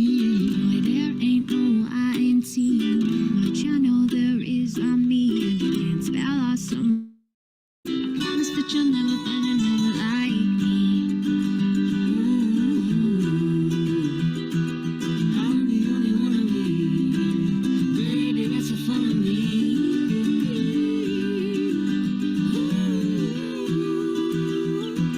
You're the only one of you. Baby, that's the fun of you. I promise that nobody's gonna love you like me.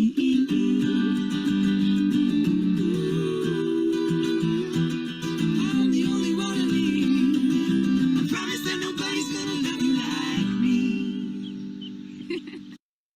Just think it out loud if you don't. So, who is touched by that song? Yeah. Yeah, doesn't that just That- go ahead? That was so interesting when you just talked that there are two singers that about the song. I got their picture. You know, I have heard them in their band with their like different instruments, and I was like, I've never seen them sing just two of them. And but yeah, I got the picture, and I was like, when you started the video, I was like, oh my god, it's like I see the pictures. Right. You get what I'm saying, right? The relationship, right? The energy Yeah. of the two. Yeah. Yeah. Fantastic. So As soon as we start attaching the life blood to the houses, we start feeling it, right? Relationship, 7th house. This is the energy we're talking about. We're not talking about a square. We're talking about real life. Real life. In perfect balance, right? The yang universal divine male and the yin universal divine alpha force. The female, the masculine, coming together in their polarity and perfect balance. That is what the 7th house ideally is going to represent, right? Us coming into balance, ourself with the other. Love is a vessel that contains both security, adventure, and commitment. Offers one of the great luxuries of lifetime. Marriage is not the end of romance, it is the beginning. Right? So marriage creates this vessel for love to grow, potentially, ideally, if we are in enough love with ourselves. That is what makes or breaks this vessel, because it is both partners rowing their own self-love that gets the boat to the right place. I love me, you love you, and together we can love each other. That's what it is. And then we have romance everywhere in tarot, right? We have love, the coming together of the two, the Lovers card in tarot, or the 10 of Cups, right? So much romance and partnership in the tarot, right? It's an energy where you go to the YouTube and there are thousands upon thousands of tarot readings about relationship constantly happening every 5 seconds. This is a big deal. Who here places relationship as your primary modus operandi in life? How many of you, that's what your prime focus is? And it's not for everyone. So for April, it's probably not going to be. It's probably going to be more career and work. In this certain modality I learned, there are 2 types of people. And they're not just men and women. It's the 2 types. One is an analytical mind person. They place their modus operandi as work, productivity, and finances and security. That's what their focus in life is. The other is the intuitive or physical type person. And their focus is on relationship. That's all, that's what drives them. And connection. And guess what? We're always attracted to our opposite. Do you see how that could be problematic? Yeah, and if we are with the person who's the same as us, chances are the relationship may not have the spark that being with your opposite would have. But it creates a lot of challenges where one person in the relationship dynamic wants connection and intimacy, and the other person in the relationship dynamic, they want to focus on work and success. So do you see how that can be challenging? Has anyone dealt with that before? You know, I actually feel that I have this polarity in myself. So, yeah. Yeah, and that can be true. Sometimes we have both happening. Anyone else?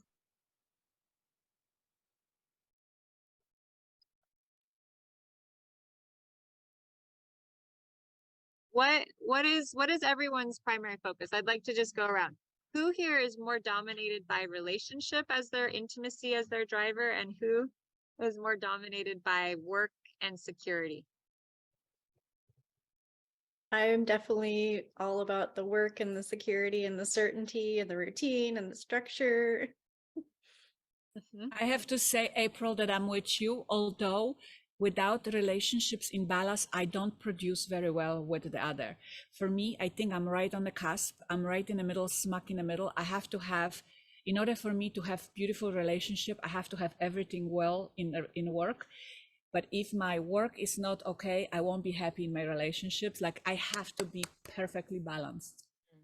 Yeah. Who else wants to share? I feel I'm more intimacy. Mm, Yeah, and that's what I was actually meaning, that I feel I have both, that I'm at the same page that Yola. interesting. Hmm. So this violates the typical gender roles. Yeah, Usually, and that's something that it's not the only place that I feel we like violate this normal gender role. That I've noticed in many different areas that we don't act like normal, typical. What is normal anyway? Yeah. Right. So it is the same with it. This is the same with me and my husband. I think he's more that feeling, that relationship, that homey guy, you know, and here I am, that bull that, you know, going tell. That's Blake too. He's all about relationship. Yep. Hmm. yeah. So what I love about this system, and I learned it, it was actually created by the founder of the hypnosis school in Los Angeles, California, many years ago. And he was Greek, from Greece. And what I love about it is he says it's not based on gender. He says that women are from Venus, men are from Mars, got it all wrong. That it's not just a gender thing. It's just, are you analytical or are you emotional? Are you intuitive or analytical? Which one is more predominant? And it might be not be intuitive and analytical, but are you more security conscious and analytical, or are you more emotional, intuitive, and relationship oriented? And those tend to be the two types of people. Of course, some people can be 50-50. There's actually a quiz online you can take. I can look that up and send it to you. And it will tell you what your score is. Oh, that would be cool. That would be so cool. Yeah, just to confirm, because I think we all know, but to confirm it, yeah. Mm-hmm. And like Michael was 50-50. So, and I'm like 60-40. So I'm mainly more physical, intuitive, relationship based. And he's half and half. So he could relate to me from both angles, but he was in the center. So he was more analytical than me.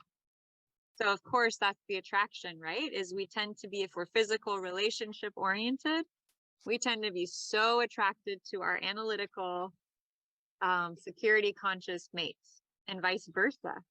But you see how challenging this is. Yeah. So we literally have to learn how to balance with each other, right? If both people can recognize, you know, I need this. Okay, I need this. Okay, well, how can I give you this and still get what I need? How can you give to each other and still get what you need? And that's really the balancing act. Yeah. Powerful, powerful stuff. Not easy, but if we have more tools, it gets better. Okay. A loving relationship is a wanting to celebrate, communicate, and know another's heart and soul. Yeah. Leo Biscaglia, he's a really great author and writer, writes a lot about love and all kinds of life, deep life questions. Okay. Love equals giving plus receiving equals abundance. You, I, happiness, sadness, contentment, togetherness, and solitude, passion. So this is a really cool chart that talks about what these things create, right? Listening plus speaking equals communication. Teaching plus learning equals growth. Accommodating plus asserting equals agreement or consensus. Togetherness plus solitude is passion, which is interesting. Happiness plus sadness, contentment. Interesting. So it's all about polarity. How many of you have heard that relationships are all about polarity? Men and women, polarity, positive and negative. And if we're all energy, how are we vibrating to create either a positive charge or a negative charge?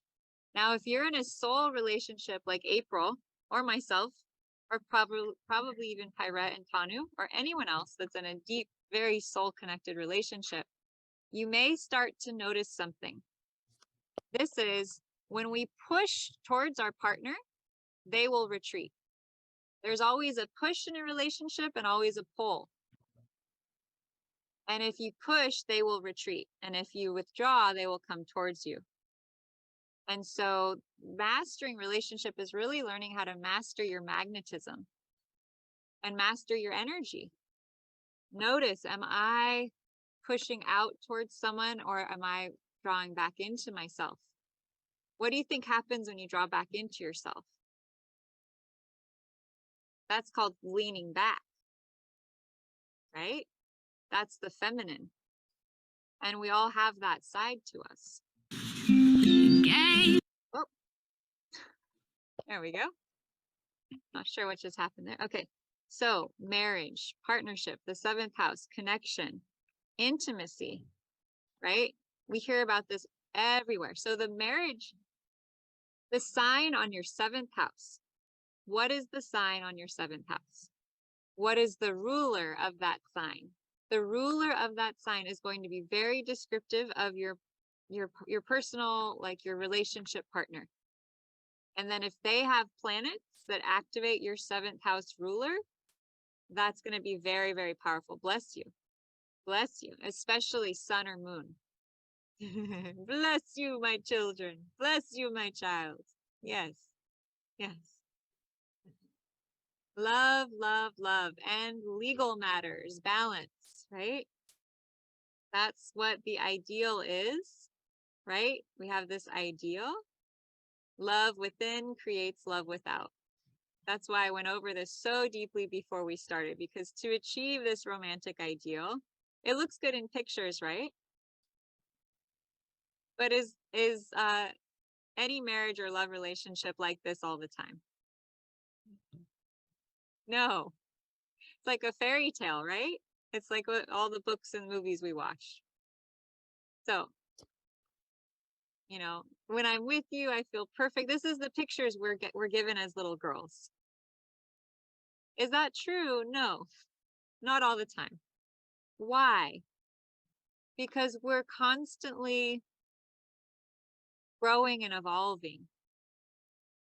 And ideally, we feel perfect in ourselves. Those are the times when we'll feel perfect with someone else, right? If you cannot find peace within yourself, you'll never find it anywhere else. And that would be what I would staple on every child's homework in school, that message, right? If you cannot find peace or love in yourself, you'll never find it anywhere else, because that is the only place we have, really. Because we're these powerful creators, and everything we see out in front of us, we create within ourselves first. So it's really powerful what power we have, right? To love others, you must first love yourself. That's it. To have this love, right? To have this love, to have this love, to have this love and this love, we must first love ourselves. And then this just happens. It's so natural. It just is. It just rolls out of you as like a divine gift that you're giving to yourself. As within, so without. So amazing. So powerful, right? And what is the sign that rules the 7th house again? Or what is the sign associated with the 7th house, I should say? Libra Venus. Mm-hmm. Mm-hmm. And I always remember Venus because it rhymes with penis. And then I think to myself, it's the opposite of penis, right? It's about women. Mhm. And I'm like, that's so confusing. Why do they do that? But it does help us remember, right? It's a funny way to remember. Okay. So what is Libra all about? Any guesses? Harmony, balance, What's that? harmony and balance. Partnership. Justice. It's also associated with the law. Legal matters. Yeah, justice and legal matters. Harmony, right? Libra is all about creating balance and harmony in their relationships. If you would take, you must first give. This is the beginning of intelligence. And so Libra understands this. Libra understands the give and the take. Libra understands you and me. It's all about we, you and me. And it's all about letting your heart speak to others' hearts, right? It's all about getting into true connection. Libra wants this type of connection, right? Heart to heart. Yin and yang. The Tao is the one. From the one come yin and yang. From these two creative energy, from energy 10,000 things, the forms of all creation. All life embodies the yin and embraces the yang, through their union achieving harmony. So one of the symbols for Libra is actually the yin yang, which is all about polarity. You and me, right? I and we. Okay. Any questions about the 7th house or Libra?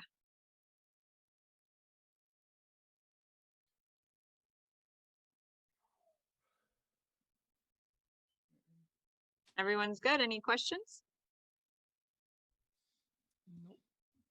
Okay.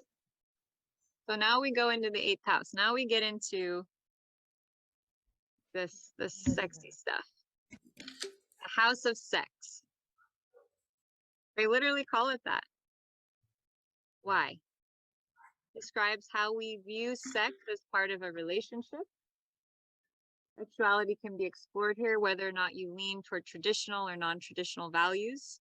Death and rebirth are governed here metaphorically as well as physically.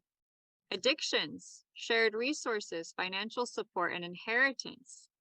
So a lot of people say that the 8th house is about other people's money. So that can be people who are investors, people who handle people's resources, like Margaret, right? She does finances. She helps to handle other people's money. That would relate to the 8th house. So 8th house can be a lot about other people's monies, about investment, about ways in which we're supported by other people, because the 8th house is others' money. So if you have a lot of planets there, you might be good at handling other people's money, right? You might be good at investments. You might be good at helping handle other people's resources. You'd be good at that sort of thing. All about. I have nothing in 8th house. Well, you probably have some. Me too. You probably. You two are so adorable. You probably have some Pluto or Scorpio or somewhere in your chart. I know that you do. Yeah, so don't worry. You got stuff like this going on. What is the sign on your 8th house? I have 3. Starting with God. Gemini and Cancer and Leo. Where's your Mercury? Mercury is in 1st house, Sagittarius.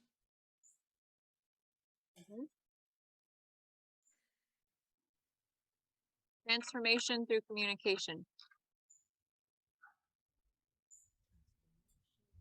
And travel. There's probably a depth to your Mercury that you wouldn't have since it's the ruler of your 8th house. Right? Like if it was Gemini, might make you very lighthearted when it comes to talking about deep things.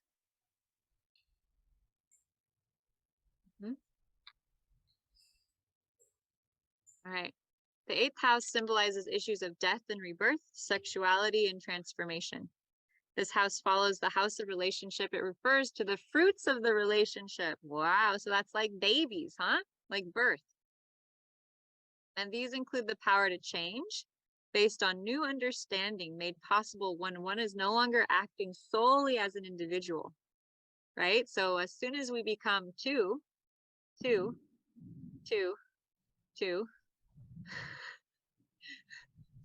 we begin to get new insights that we wouldn't have had alone. It can manifest as lessons you need to learn in order to grow and change from the learning you've gained from the connection. Okay. So I'm really excited because this same couple did another song that to me embodies totally the energy of the 8th house. And what is one of the biggest drives of the 8th house is intimacy, deep soul connection with another person. And you crave this. It's like a requirement for your love relationships to have this depth of intensity and connection. Yeah, so this portrayed it better than almost anything I've ever seen. So I wanted to share it with you.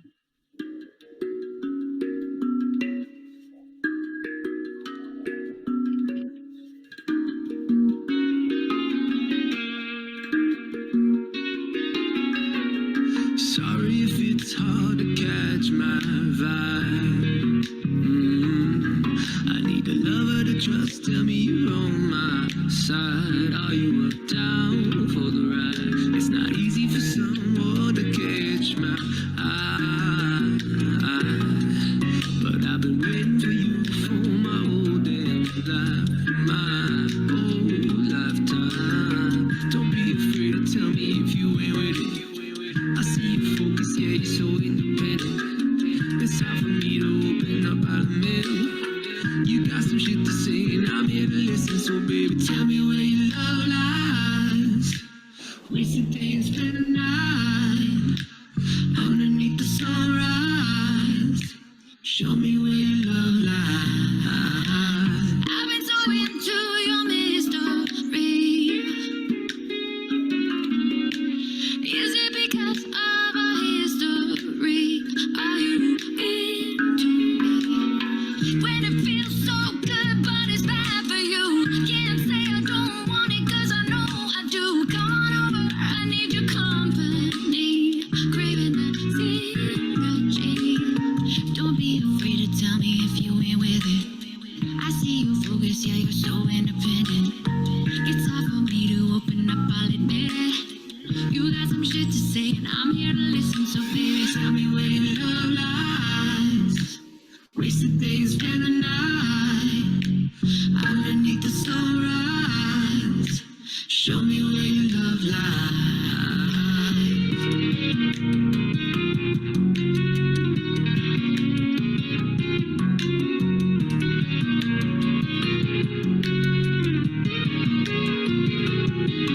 If you're down, don't hide it.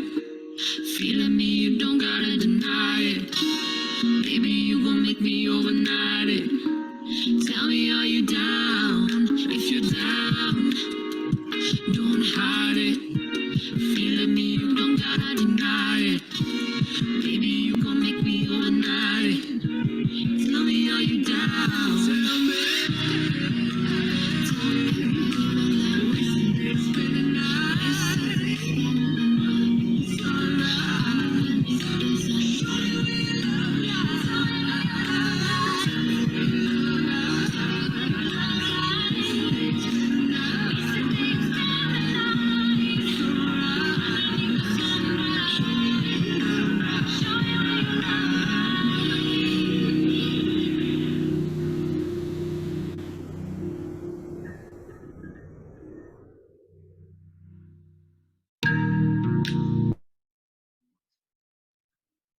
All right. So what are you noticing about that video? What was going on there? They were working together in sync. What else? Connection. What else? Was there kind of a depth of connection? Do you connect like with the Yeah, like intensity. Yeah. yeah.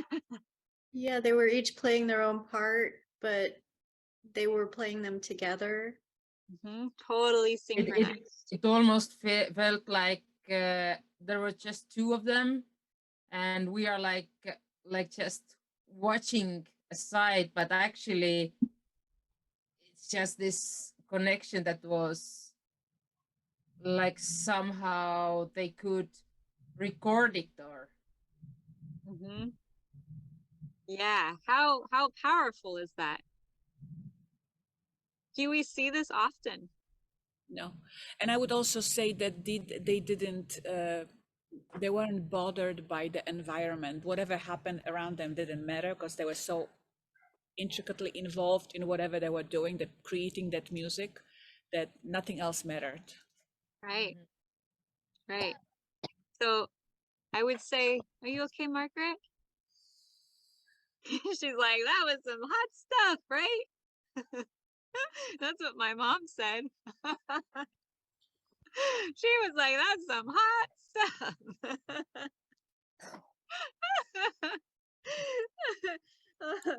So that's why I shared it, because it refers to the depth of sexiness that's possible in connection. And that's the yearning of the 8th house, is that depth of connection. So anywhere you have Pluto, anywhere you have the 8th house, anywhere you have Pluto, 8th house, sometimes even Mars to a certain extent, right? Because Mars is the Scorpio. And I would also add that Ophiuchus can also be this way. Ophiuchus can have this deep desire for depth, you know, like just whoosh. And not everyone can handle that, right? Imagine you're someone with that desire and you get with someone who has an intimacy barrier. You think that's going to be a challenge? Yeah. Yeah. And how many of us have intimacy barriers? Even if we want that deep intimacy. Yeah. So looking at the 8th house can tell us more about our deeper emotional state, right? Like, what do we crave? What kind of deep, intense connections do we crave? And my North Node's there. In the 8th house? Uh-huh. Oh, yep. So my pretty.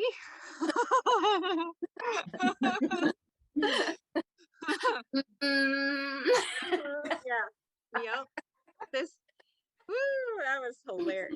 So, would you like to hear what I've learned about the 2nd house, 8th house aspect, access? All right. So if you have the South Node in the 2nd house and the North Node in the 8th house, there's a tendency to have had a lot of past lives, being very security conscious. Is that thunder? Is that an airplane? I was like, what is that? Okay, so The gods are speaking. The gods are speaking. Yeah. So South Node in the 2nd house is security and material comfort and money. It's the And that's my South Node is there with right between the sun and my banana. oh, the banana. Yeah.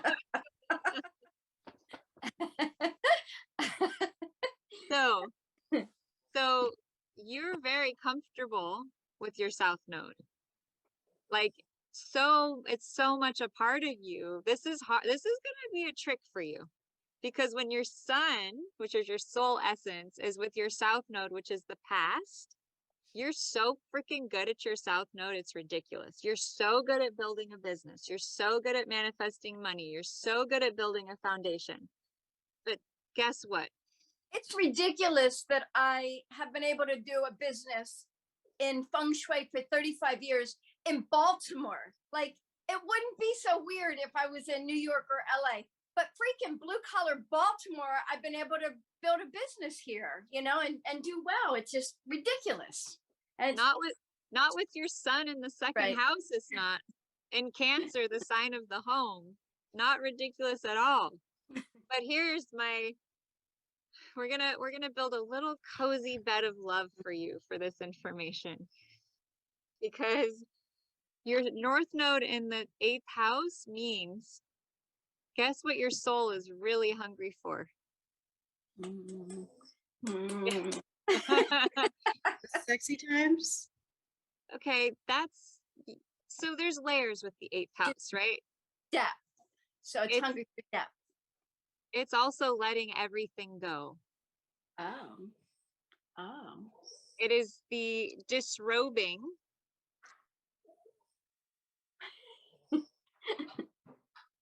Mm. All right, here we go, Tano. You got your own now. I'm ready. I'm ready. Woo! Woo! It's taking off of all the layers How- that you've how been much? carrying around for lifetimes of security and comfort and material things and taking them off. All right, I'm doing it. So that you can be free. Don't worry, I'm not gonna go that far. So that you can be free, naked, soul, essence. This is not easy. It's a little chilly. First of all, it's a little bit chilly when we take off our layers, right? It's a little bit less cozy and intimacy. So all the 8th house things you're going to be drawn to. What sign is it in? All right, going back on. It's in Capricorn. So that's interesting. So that's still business. Okay. You got one of those. And I don't care about anything except soul depth stuff. Like everything besides that bores me to tears. Okay. So her south node's in Cancer. What is Cancer about, everyone? The home and motherhood. Family. Nurturance. So is she here to connect deeply with her family of origin or not? No. No. No. Is she here to build a soul-centric business where she lets go of her material needs and security and she just builds it based on her soul? Yeah. Yeah. So That's actually what I've done. but have you created the deep soul intimacy sexuality connection? Yeah, that could be the layer. It And is. it's going to be a little tricky because it's in Capricorn. So that's, that's Earth. How easy is it to melt Earth? I can add some water and make mud. Yeah. Yeah.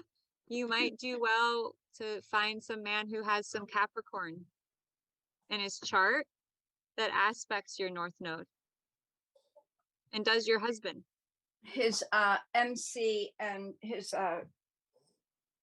North Node is right on the border between Capricorn and Aquarius. But his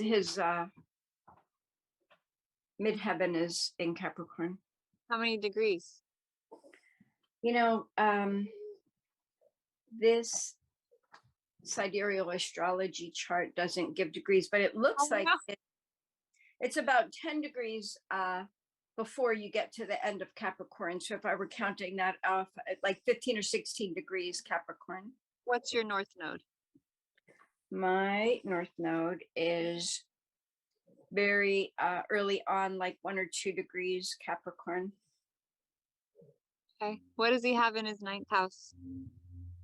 His 9th house has the MC and his North Node.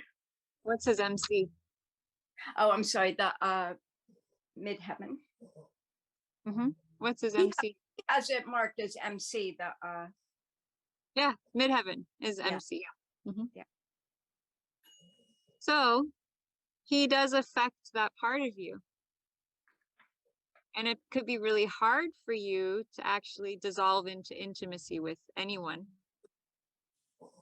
And so I would look into what does Capricorn need to feel intimate? I think I need to go buy a centaur.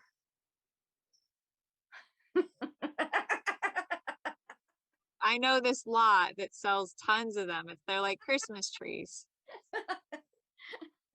I'm just kidding. You can't buy a centaur. But I hear you. I can get little statues and meditate on them. But it's in Capricorn, isn't it? Oh, right, right. That's the goat, right? Mm-hmm. So Capricorn loves to build success and business, right? So you need someone who gets your drive. Read about Capricorn. Read about what Capricorn needs in the bedroom. Because Good homework. what Capricorn needs is going to be very different than what Cancer needs. Cancer is going to need a lot of deep emotional connection, but Capricorn is going to need a lot of material stability and structure and safety and boundaries, right? You might need someone who can really respect your boundaries and go very slowly and communicate with you step by step to allow the walls to come down. You might need someone who can take more time with you. And if you learn what you need to open up, you might be able to teach your husband how to give that to you. Yeah, that sounds great. But if you don't know how, you're not going to be able to ask for it. Right, right, right. Yeah. And that's the crux of the matter, is really you and what you need. And learning what that is, and then learning how to ask for it in a way that a man can hear you, which is usually direct, clear cut, step-by-step directions. No fluff, no emotion, no neediness, no insecurity. That just, as soon as the insecurity, or like, as soon as we doubt ourselves and what we want, they can't hear us. It has to be like, push. This is what I want and why I want it. Okay. All right. Woo, that was fun. So let's get back to the fun work at hand. Okay. Do do do do do do do do do. Bum bum bum bum bum. Right. Scorpio, the sting. What sign, what planet rules Scorpio? Pluto. Pluto. And what is that cross holding up? What did we decide is holding up the earth, right? Yeah. Because this would be the underworld and then the earth. Well, maybe the earth's round. I don't know. So Pluto and Scorpio rule the 8th house. Okay. Everything which was once sacred and is now taboo. Sex, death, power. Scorpions can be taboo breakers, say polarizing and extreme things, have a very dark and questionable sense of humor. So just, Scorpio is willing to go to the unconscious realm. He's willing to go into that shadow. Not everyone is, right? So Scorpio, some symbols for Scorpio are the scorpion that crawls on the ground and can sting you. Can be very jealous, very possessive. Then you have the eagle, which is all about flying high and having a high perspective on the world, which Scorpio can have a big vision for the humanity. And the phoenix, which is all about rising from the ashes, right? Death and rebirth. Scorpio will burn the worst of themselves to rise from the ashes again and again and again. They can be sexy, secretive, dominant, charming, trustworthy, lustful, very intense people. Good stuff, right? They crave that intimacy, that connection, that merging with the oneness. Where the 7th house is more about the wedding, the 8th house is more about the wedding night, right? That's kind of the difference. Where marriage, the 7th house is like the party, the wedding itself, everyone talking to each other, everyone meeting. That's very Libra. It's an air sign. The 8th house is the after party where no one else is there. It's just you and your partner, and you're alone in the bedroom. That's kind of, or it's you're alone and it's time to give birth, or you're alone and it's time to die, right? 8th house is all of that intensity, sex, death, rebirth, pretty much all things that happen in beds.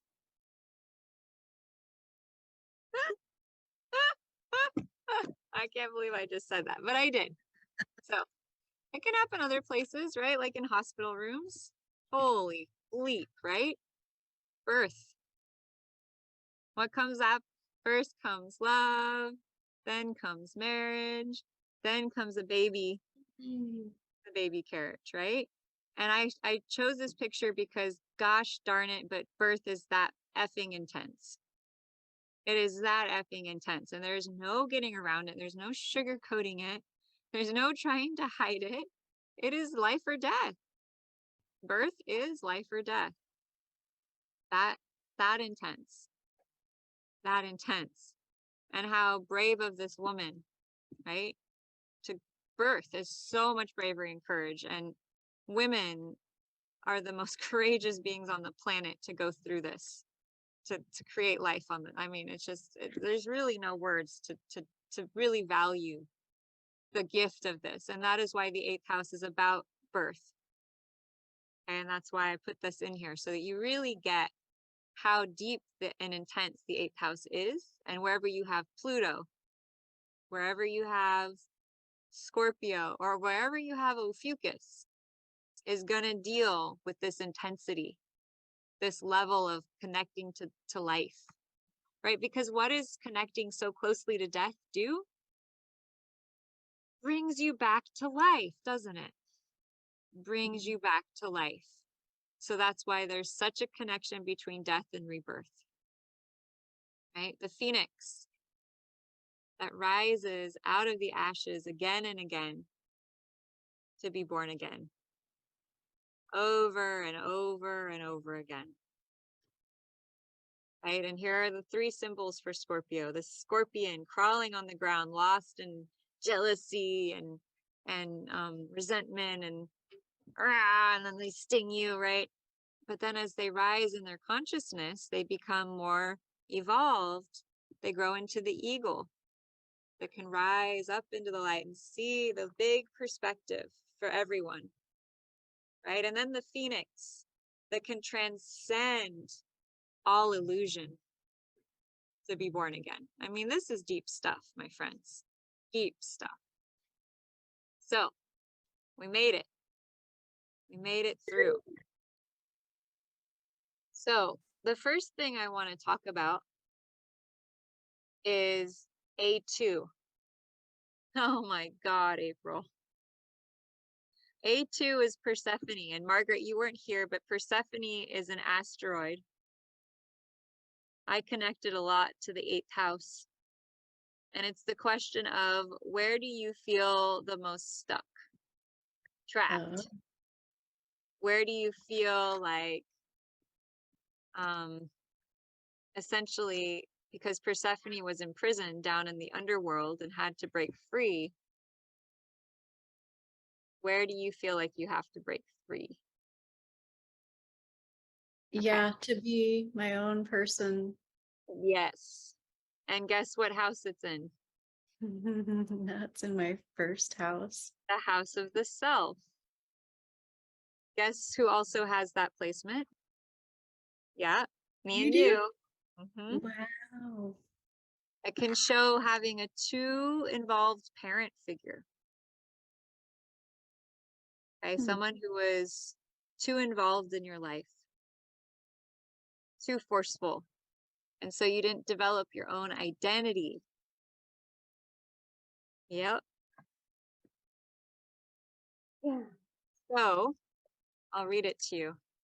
And I'll send this link to everyone so you can read up on where your Persephone is and what that means and why it's so freaking amazing. Just blew my mind. It changed my life. I'm so freaking grateful. Thank you, Robert, for asking me this question of what is this sign here, Lotus? And I was like, oh yeah, what is that sign? All right, so I'll read to you the first house. Okay. If Persephone shows up in the first house of your chart, you may feel as if your basic personality, which is ruled by the first house, was never allowed free expression. Perhaps your parents were so dominating that they overpowered your sense of self and you never found out who you really are. When you aren't allowed to feel your own feelings or think for yourself, you end up as a false imitation of someone else. A tremendous sense of emptiness and lack of self-esteem follows that experience. Unless you can explore different avenues of expression and embark on your own life experiences, you may remain hidden and in the dark about that most important person, namely yourself. Wow. Yawn away. Yep. Yawn it out. Yep. I Stop even doing I even burped up a little acid while you were reading that. Mhm. Mhm. Meanwhile, I'm eating my lunch, but it's all good. So we can be at different places with each other, right? It's all good. So how much did you just feel that? Like a lot, right? A lot.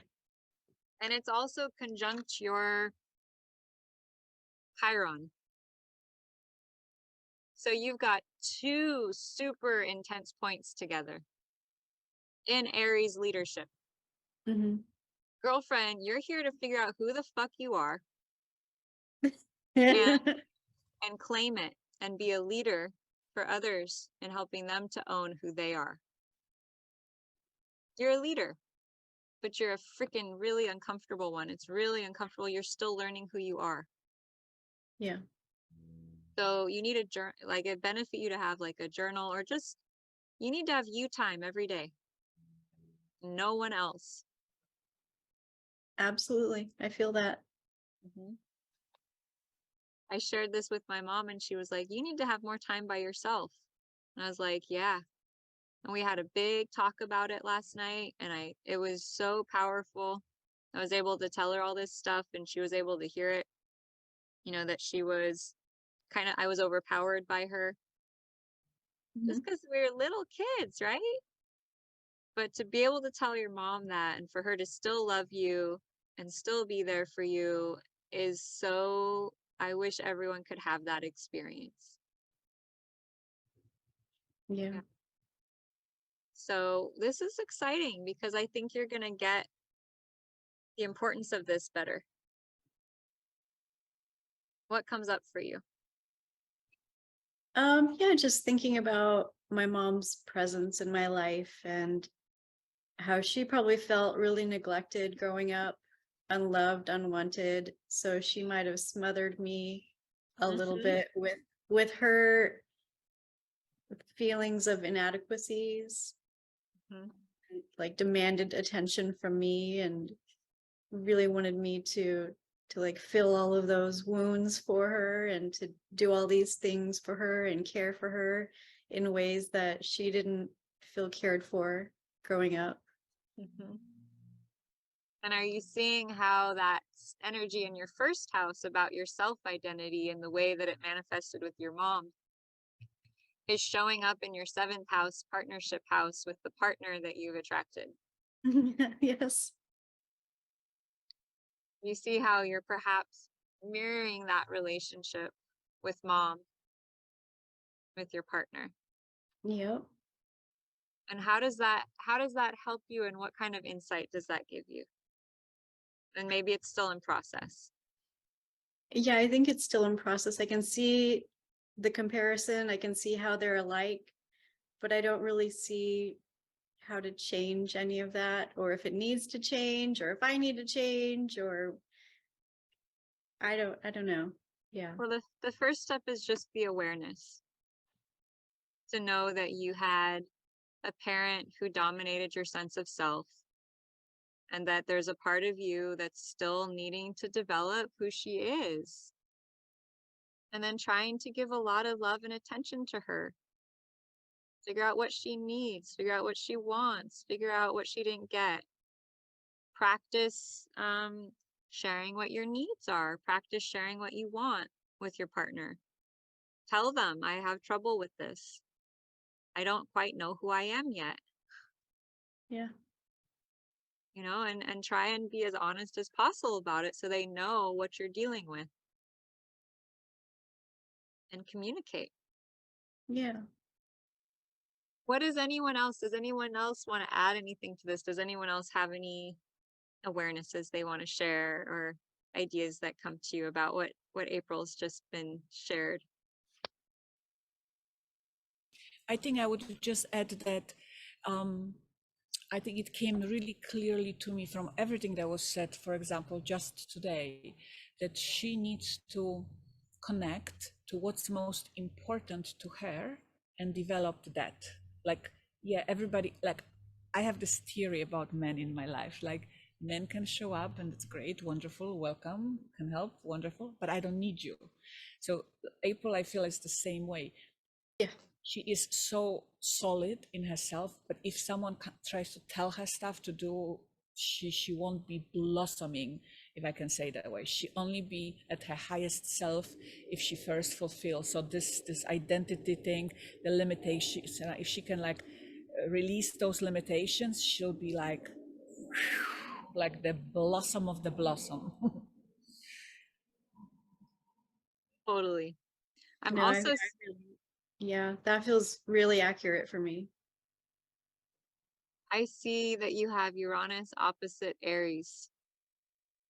So your Uranus is in Libra opposite your Persephone, which is the sign, the asteroid of limitation, or where you've just kind of identifying that you got overpowered as a child by another. And so what would Uranus do there? It might create sudden unexpected events. It might make you feel this polarity between wanting to be in a relationship really badly and also wanting to be independent. So kind of like this internal challenge point between identity and independence and relationship, where you're just kind of like vacillating between, do I want to do this or I don't want to do this? Do I want to be independent or do I want to do this with a partner? Kind of like a need to do yoga. What about you, Hope? What do you pick up? I'm curious about April having all this beauty in her first house with an empty seventh house. Do you have anything to say about, so there's nothing, I'm not trying to say there's no support for relationship. I feel the opposite of that. I'm just wondering. Well, yeah. Her Pluto is conjunct her seventh house cusp by 4 degrees, which is close enough. And Pluto is transformation. I see. It's health and it's healing. And the ruler of it is Mercury. And Mercury is in her 11th house in Aquarius. So I would look at her Mercury in Aquarius in the 11th house. And I would say that she's really going to benefit from relationships that are friendship based. Relationships that are have a strong focus in terms of like humanitarianism or some kind of a purpose that's like a group purpose, and where she's really nurtured and can communicate, because this is Ceres, which is the mother of Persephone. This is about nurturing.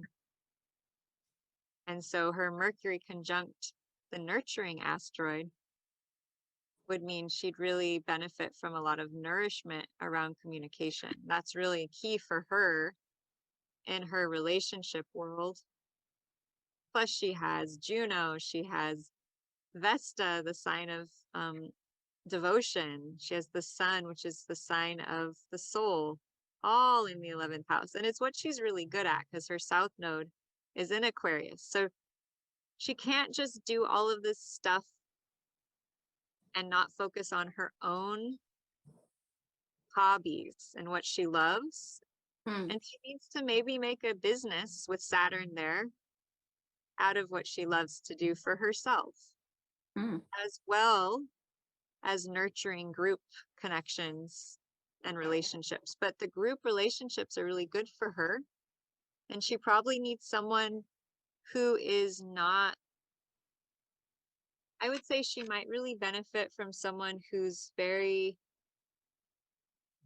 group oriented and friendship oriented, who's less, I would say maybe a little bit less emotional and more mental, who can like have fun on a mental level with her. Right? April, did your relationship with Blake start as friends? Yeah, well, it took off pretty fast, but we were pretty friendly at first. Yeah. For like a few Cool. days, and then we decided, okay, let's just date.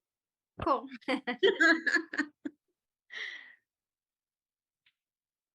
So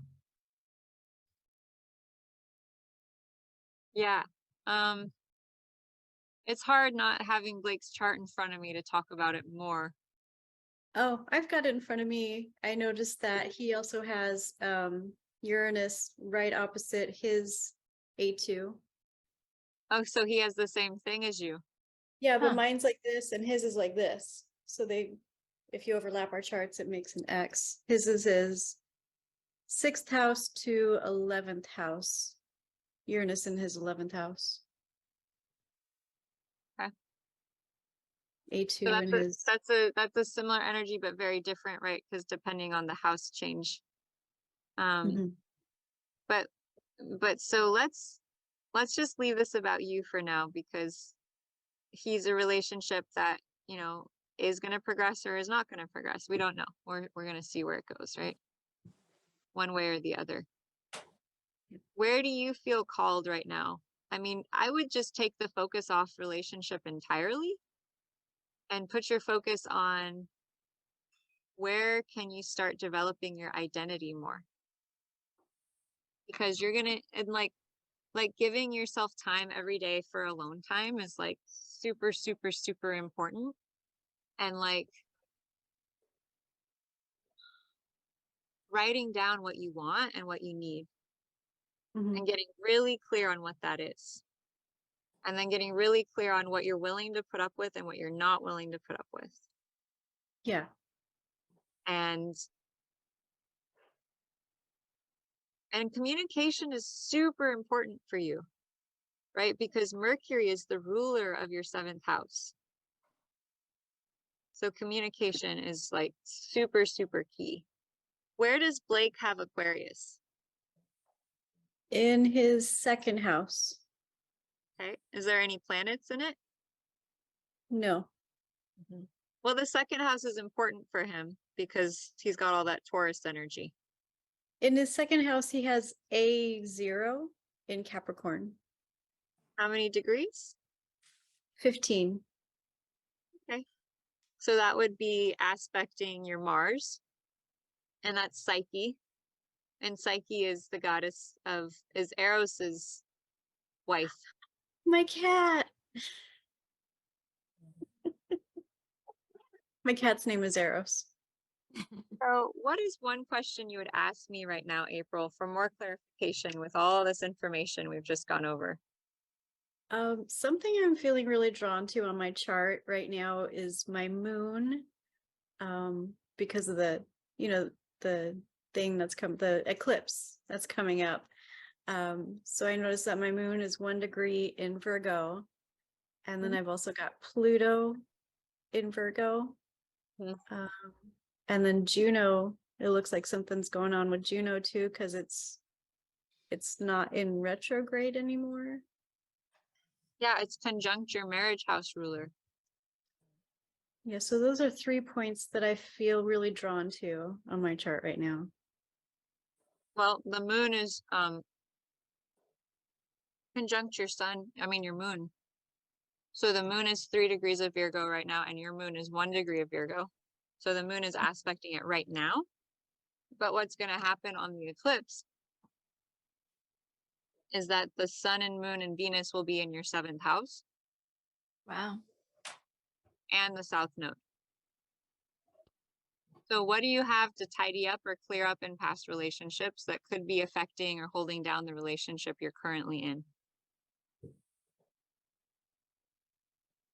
Yeah, I feel like in past relationships, I just let people walk all over me. And in this relationship, I feel like I'm standing on my feet a little firmer and not really letting anything, just like doing my thing and not letting anything deter me from what it is I want. Good. Good. That's really good. I would also look at what could be coming up energetically right now from the past, because you've got the south node in your 7th house of partnership. So what stuff from old relationships is coming up that you need to let go of? This is also the law. So this would be a good time to look into potentially divorce proceedings Yep. and finalizations of endings, Oh, okay. Yeah. because that could be seriously affecting you. Okay. And then maybe as more time goes on, I'll be focused on my 8th house because the planet's moving. And Mm-hmm. Mm-hmm. so when we get closer to Libra season, I've got that Uranus and the Neptune going on there. Mm-hmm. And so that will bring up all kinds of, that can be death, it can be sex, it can be transformation. You really don't know with the 8th house what you're gonna get. It's gonna be some form of intensity and transformation that gets you closer to the soul. Yeah. We dread intensity, right? We dread it so much sometimes. And yet, in my experience, it's generally one of the biggest gifts that we're ever given. So this is a good time for you to, since you're on your own, especially, and he's gone, I would just write a list to yourself of what do I need to let go of? And what do I want to call in instead? And what relationships in the past, because it's all in your 7th house. I mean, the sun, the moon, Venus, that's a lot of planets having an eclipse in your 8th house. That's Yeah. a lot. Go ahead, Hope. I was going to ask if you think this is wacky. What? With April's Persephone right next to Chiron Yeah. in Aries. Yeah. What about April creating some sort of ritual with fire, like offering something up to Aries to honor Persephone and appease Chiron? I wouldn't devote anything to any of these gods, because we don't know what these gods are. Oh, what do you mean? We don't know what Aries is. We don't know what Chiron is. And I would focus on the fire element itself, right? Because the Babylonians designed these symbols and these gods, and we really don't know the full backstory on these gods at all. Got it. Wow. And so I don't really trust it. I think we need to be pretty careful about, like, well, what are these energies we're invoking? And so I would devote a ceremony to fire, right? To the energy of fire, because I think the energy of fire is something she really needs support with. I think that's a great idea. I think the fire element is super crucial for her, and the water, because she's got Pisces on the cusp of the ascendant. Oh, So yeah, yeah. It's an Mhm. interesting mixture of fire and water. Make some steam. Yeah, make some steam. Take a yoni steam. You can do a yoni steam, but I would say it's more her head that needs it because Aries is the head, Oh, right? yeah, got it. And I would use eucalyptus. Oh, I got that here. I would, and at some point in the future, when you're near a eucalyptus tree, I would harvest eucalyptus leaves. I would make hot water, boiling water, put the eucalyptus leaves and maybe a nut or two in there. Put the towel over your head and do a steam. I think that's a great idea. But I think it's more the fire, Hope. I feel like even though Gotcha. she's got the water there, it's like Chiron and Persephone in fire. I would find old things, maybe a couple old things from your childhood that you don't need anymore and burn them or like let them go or like do some kind of a ritual where you write about your inner child and you don't burn her, you burn the old feelings that were around her. You imagine them coming off of you and throwing them into the fire, right? Just even now, like there's a big fire and you're just taking all that old stuff about being trapped or blocked from mom, right? And overwhelmed, and you just peel off her energy. You just peel it off and you just, that's not me. That's not me. Who am I? Who am I? I am, right? Like, like even listening to rap music might be beneficial for you. Like, Okay. I am April in the blah, blah, blah, blah, blah. I get down because I know what's up. Like starting to write your own rap songs, Okay.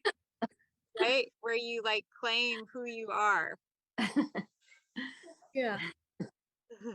The rap songs are really good for our first chakra. Isn't that wild? Yeah, the hip hop. And you don't stop, right? That like that beat. Wow. Yeah, maybe Hope can play some bass for you. Yes, but you know what, Lotus? I think there's a little piece of your future in writing rap songs for each of the houses and signs and planets.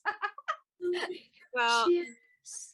there's Lotus inventing her own astrological system without any of these symbols is I love actually that. what that would be. I'm really I'm grateful that you gave us the heads up that you don't fuck around with these planets because we don't really know, I mean the gods, because we don't really know enough about who they are, what they're capable of. I We really, just don't know. I'm we just really don't glad know.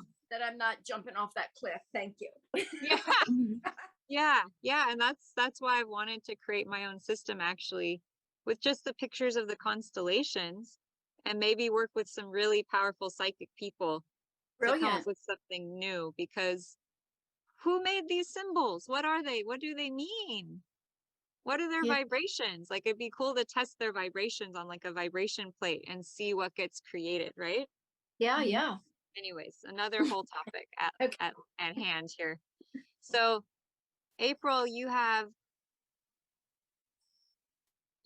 Virgo on the 7th house, Mercury ruler of 7th, and Aquarius in the 11th, right?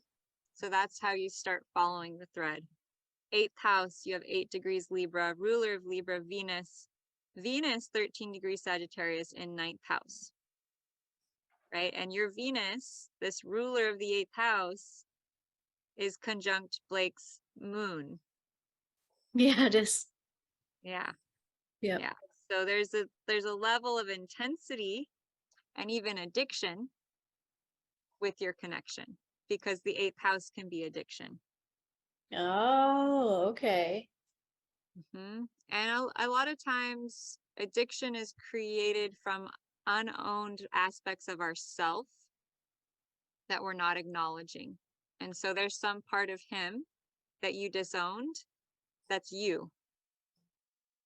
And so he's mirroring to you that disowned part of yourself. And it Wow. fucking sucks. It's like, go away. I want to disown you again. Yeah. But if you can be courageous enough to do the digging and figure out what part of you is he bringing up, bring it out of the closet and give it some love, guess what can happen? This is freaking crazy.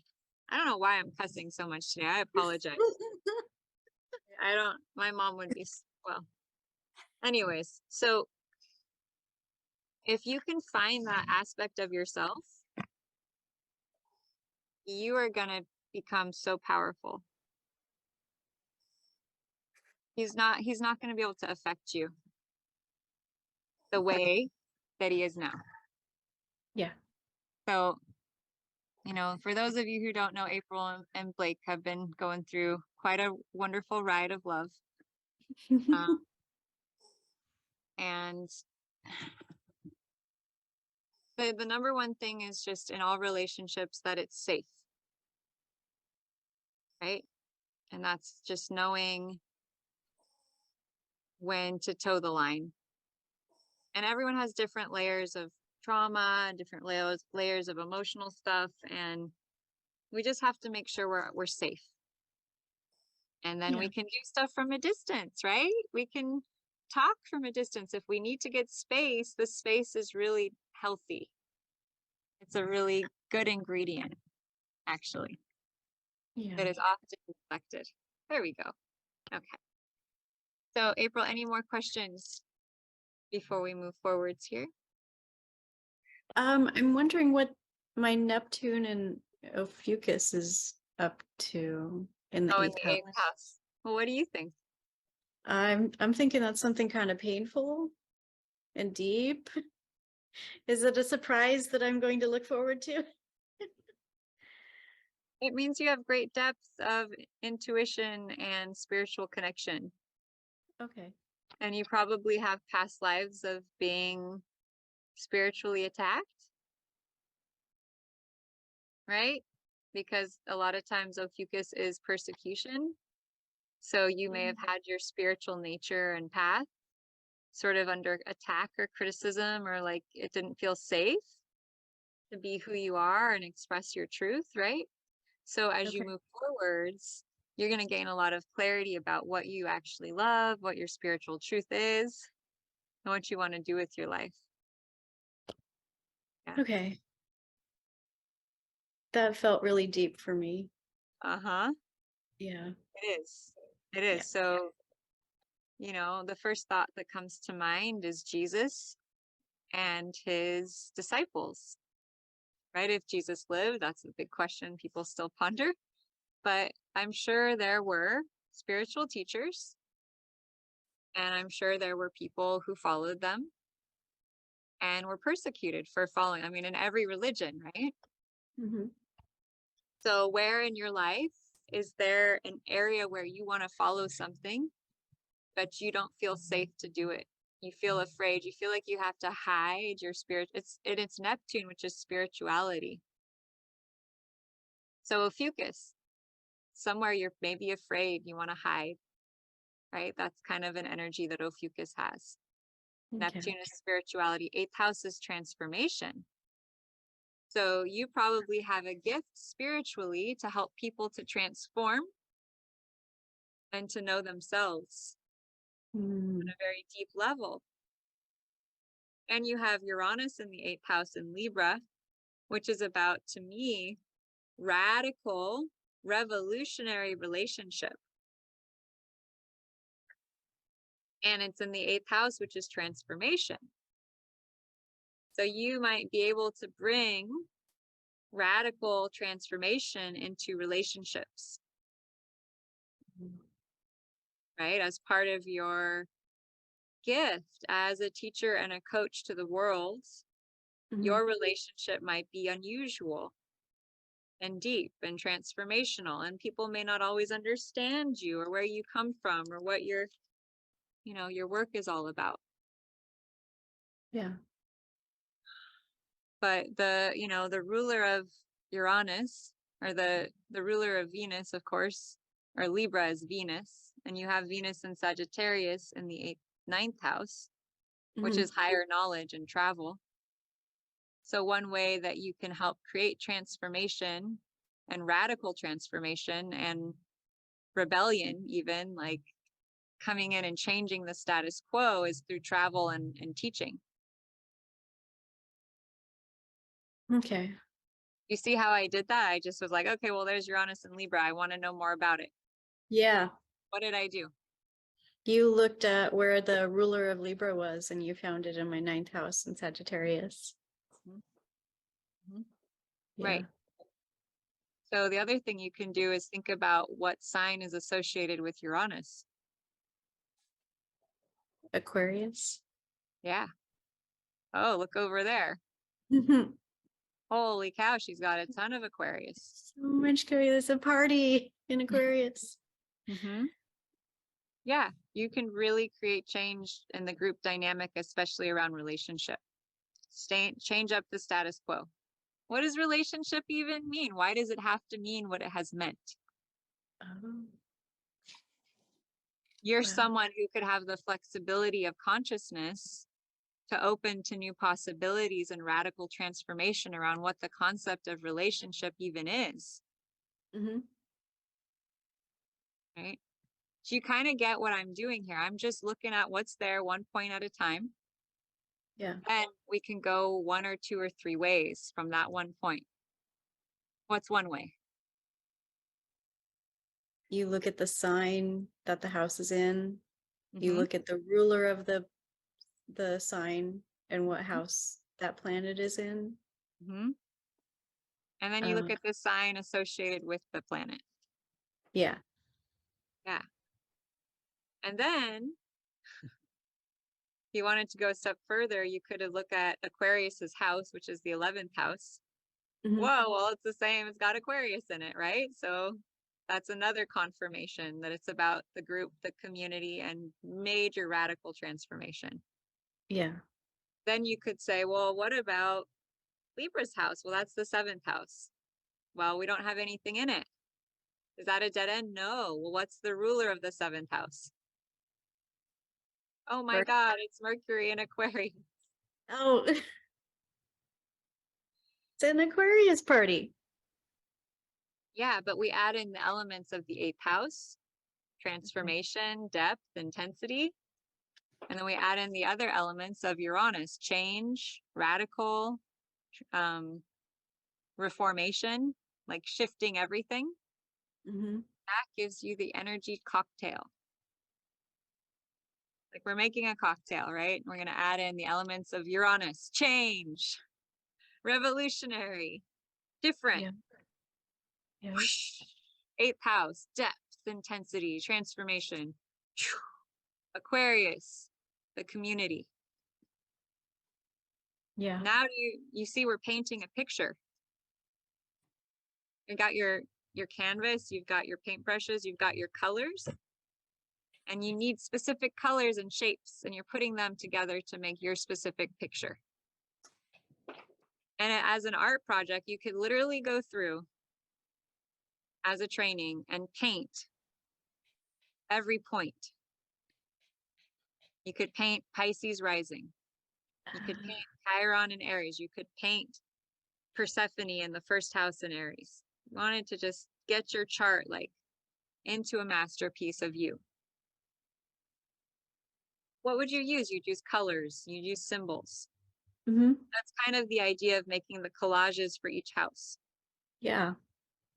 And the dream vision, April, as the collaborator that you are with me, is to be able to manufacture a visual journey through a person's chart. Like a Like movie. a book. Or yeah, a book or a movie. Yeah. Yeah, I could see that. Yeah. Like little murals. Mhm. Yeah. So, all right. Any more questions?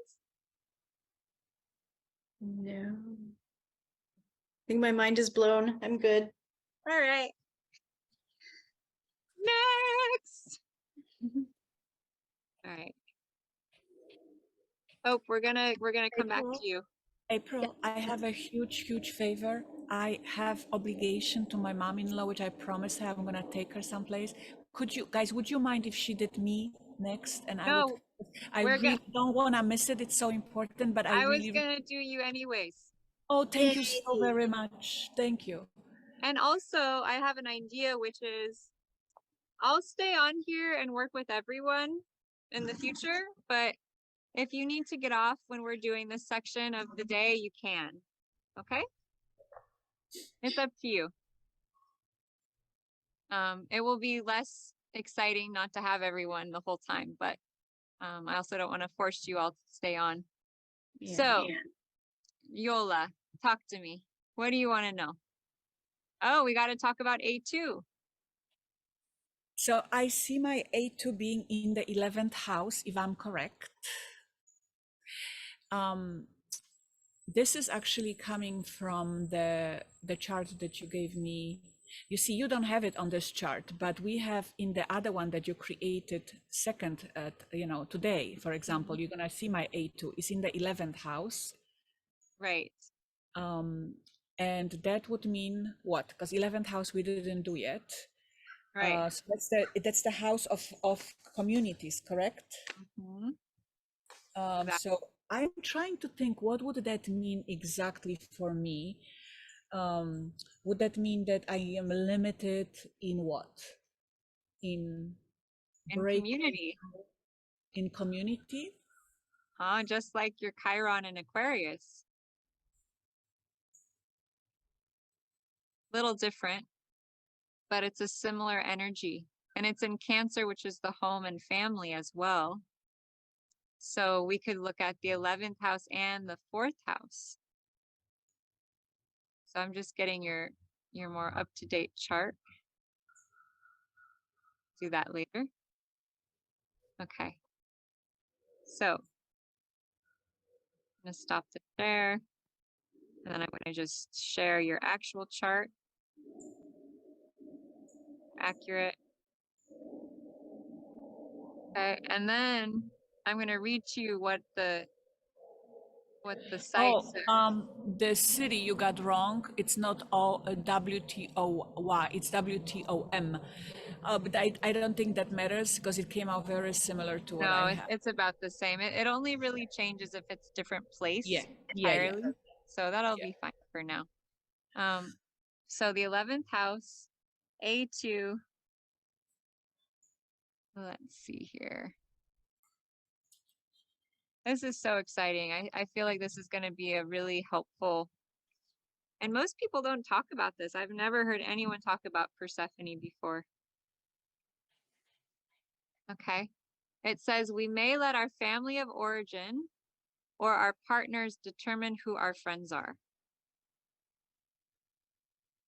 So basically it's saying to not let anyone determine who your friends are. Okay. 4th house. We may be afraid to step out from the shadow of our childhood and want to be taken care of throughout our lives as if we were still children.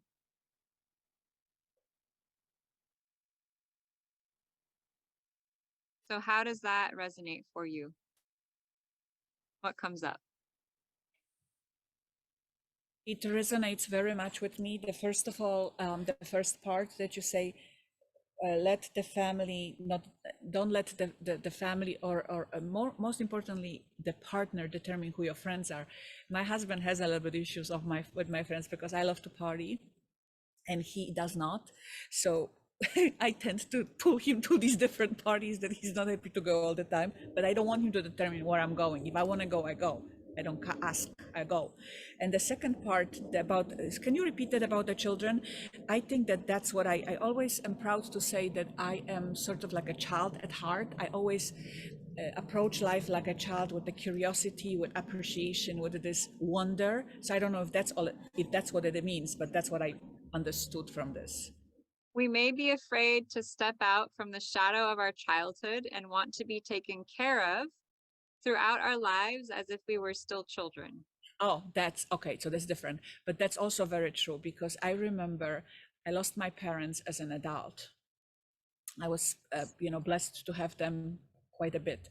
And yet when they were gone, I felt like a total orphan, because I felt that they gave me throughout my entire life the security blanket. Like I was always the child, no matter how old I was always feeling so safe and helped that it was hard for me for them to go, and then knowing that they know that they're giving me this ultimate love. Mm-hmm. Mm-hmm. Yeah, that would be the inner child wounding kind of. I feel like Persephone really shows our inner child wounding, the part of our chart where we need the most love and support. Rose quartz is really good for healing the heart, especially around our, that inner child self and sending love to her.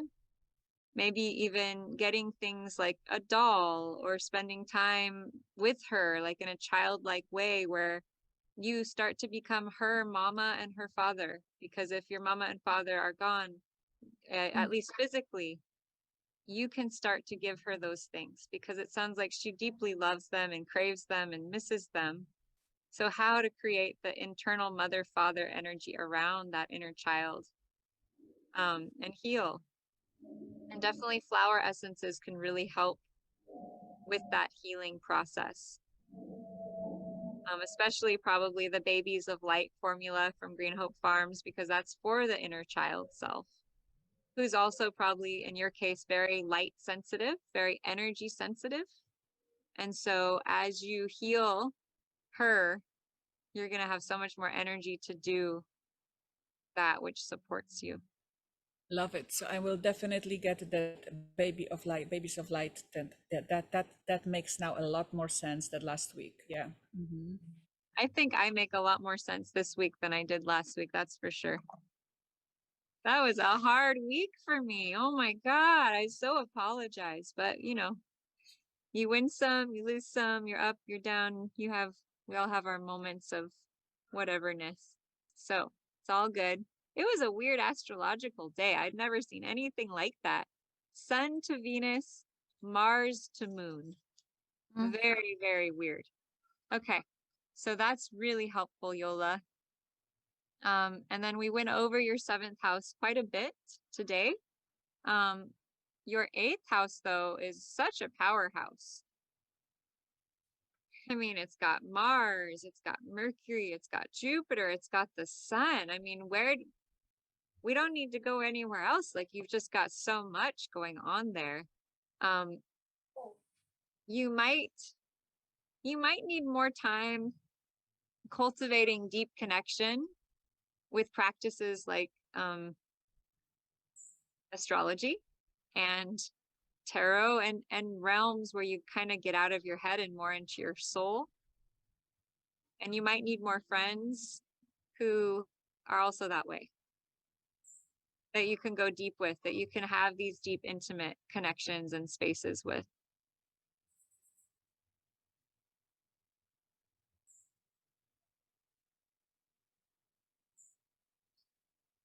And so out of this 8th house, I see that the Mars is in Pisces. Everything else is in Aries. Is that correct?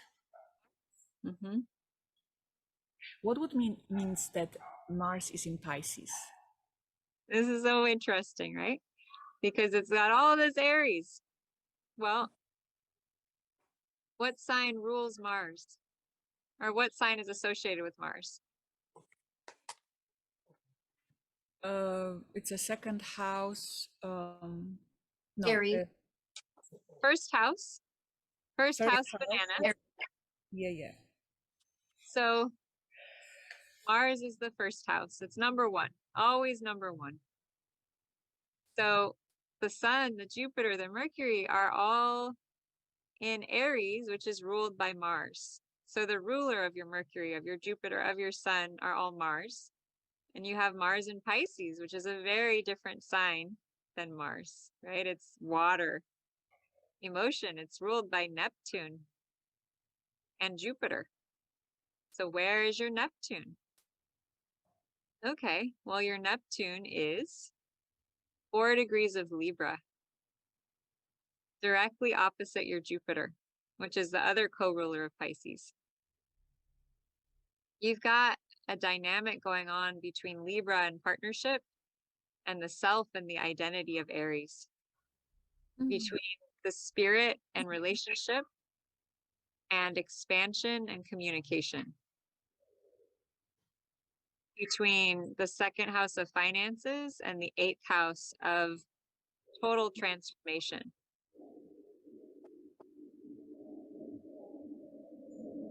So there's a stretch there.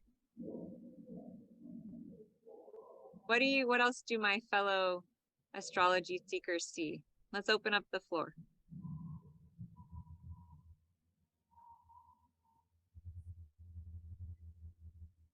What would it mean to have Neptune in Libra be one of the co-rulers of Mars? And Mars be the ruler of all those signs, Jupiter, the Sun, Mercury. What is going on there? What is going on between her second house and her eighth house? That's a lot of stuff. And the ruler of her whole chart is Leo. If I ever get confused about something, I always want to go back to what is the ruler of her whole chart. Because where is the sun? Aries. Yeah, it leads us right back to the same part we're looking at. What does it show us?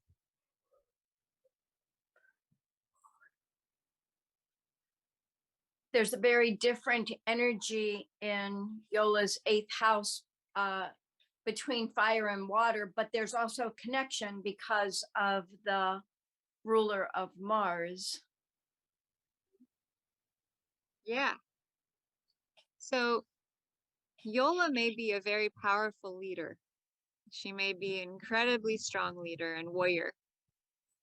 But her Mars opens the gate, and the Mars is in Pisces. And Pisces is intuitive. It is spiritual. It is fluid. It is water. So as much as we think of her, oh, she must be so fiery. For one, it's in a water house. So she's got Jupiter, the Sun, Mercury, Mars, all in the eighth house, the water house. Scorpio is a water sign. Water, water, water, water everywhere. She's wearing blue, for instance, right now.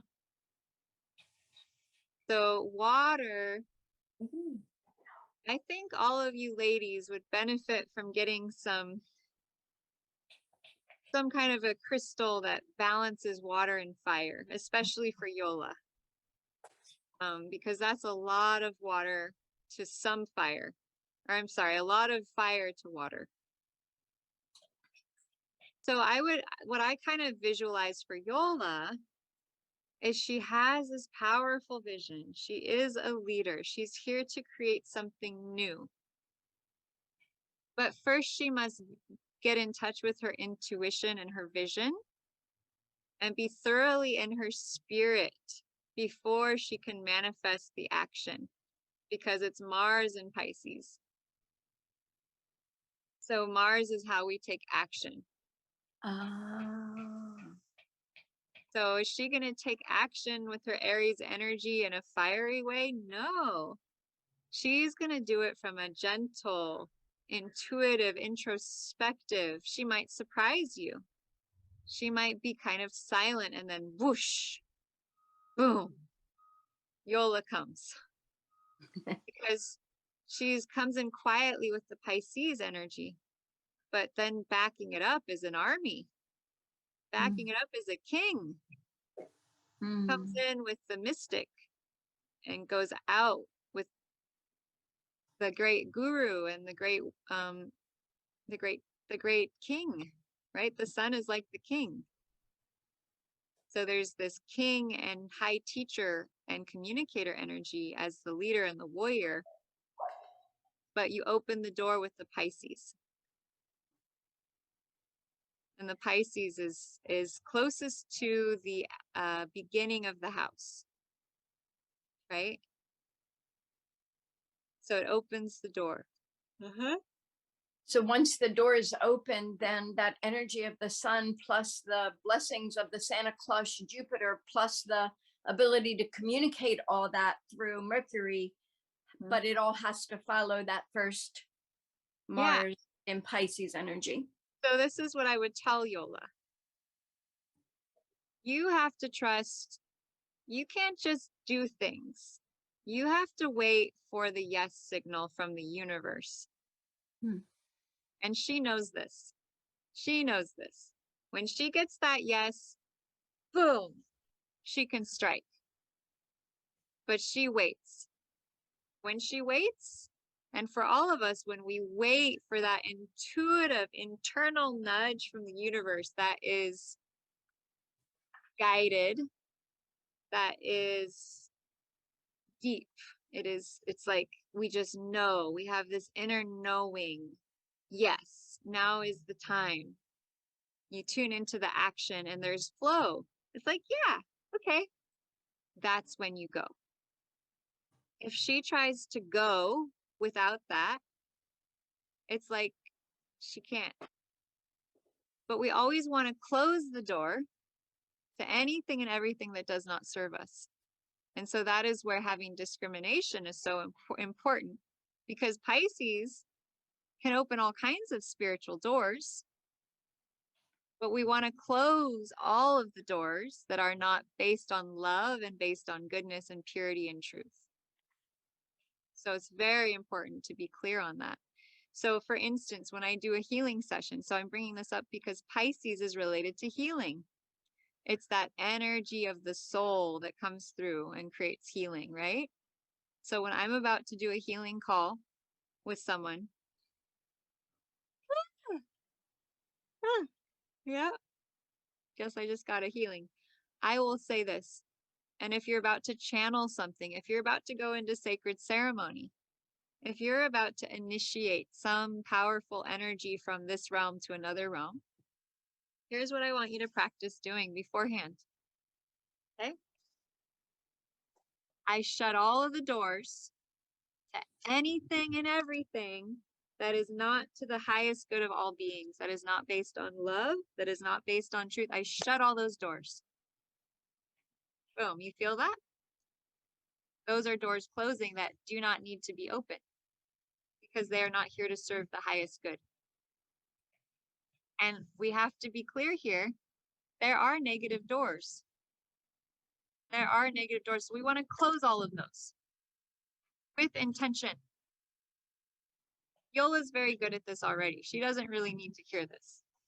But I just want to make sure everyone gets this, that we have a power to open and shut doors with our consciousness. So what doors do we want to open and what doors do we want to close? That's really important. Yola, how is all of this resonating?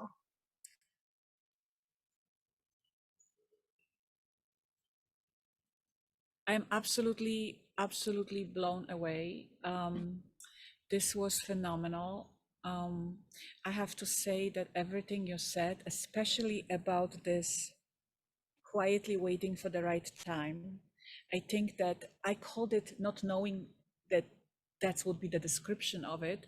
I would say that I am, I wouldn't call it slow learner, but I take my time to study. And when I go, there is no stopping. I mean, I succeeded with every single thing I touched.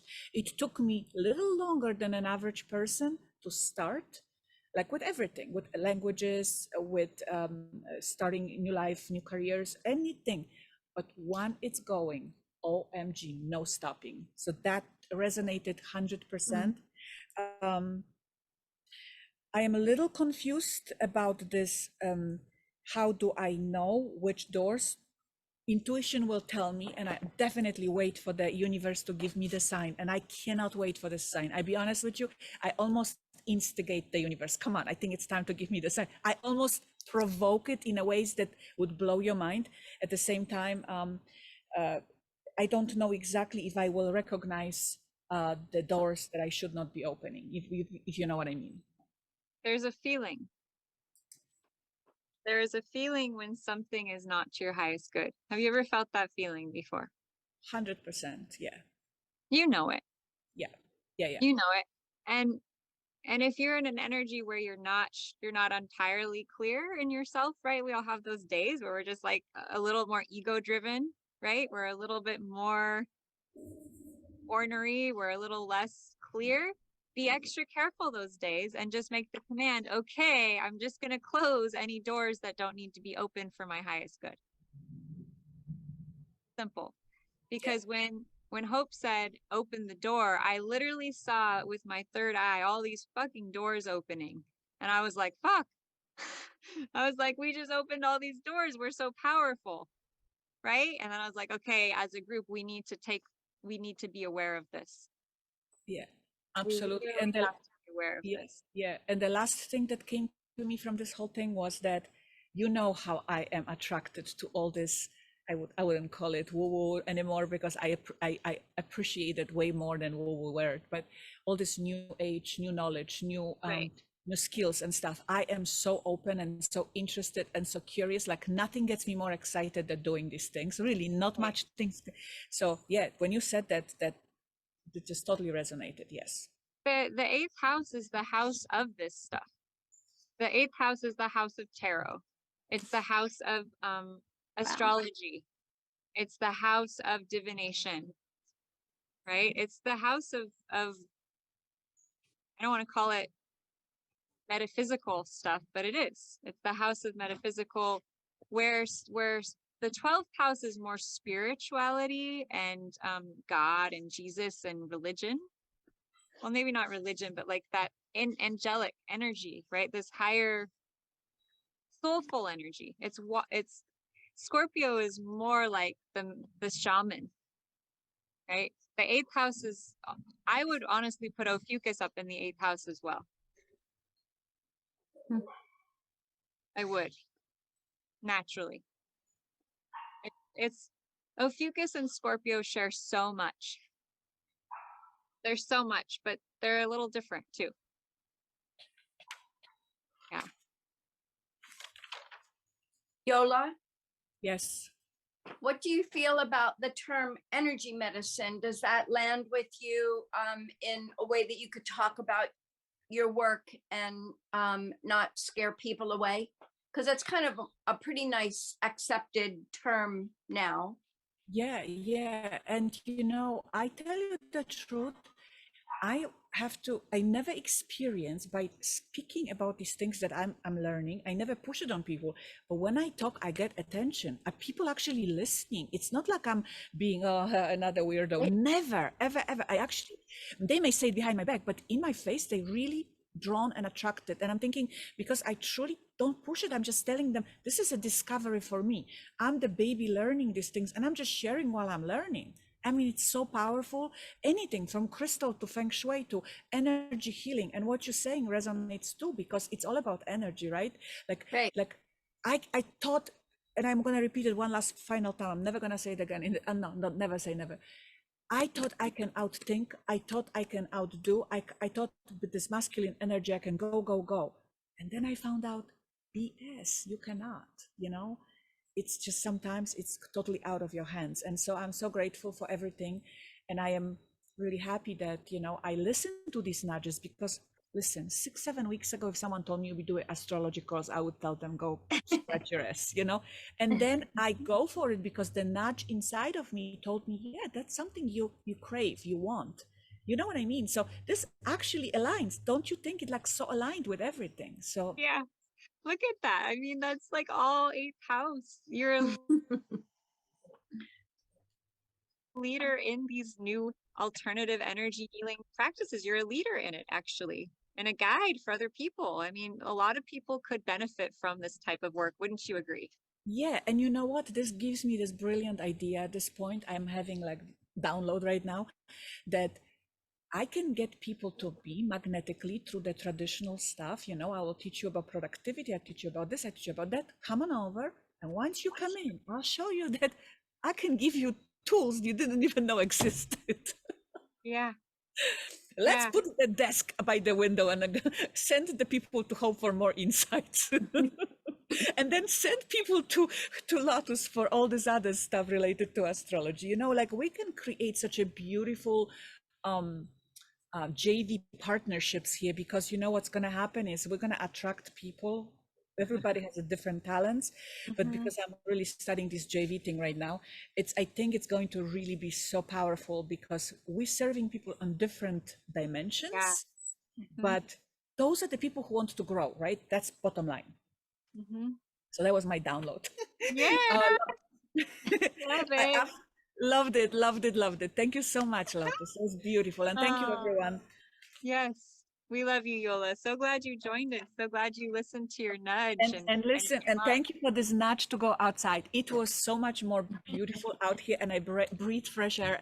And I am just like, whoo, I can go now and do what I have to do for the rest of the day. Ciao. Love you guys so very much. See you next week. Bye bye. Aloha. Aloha.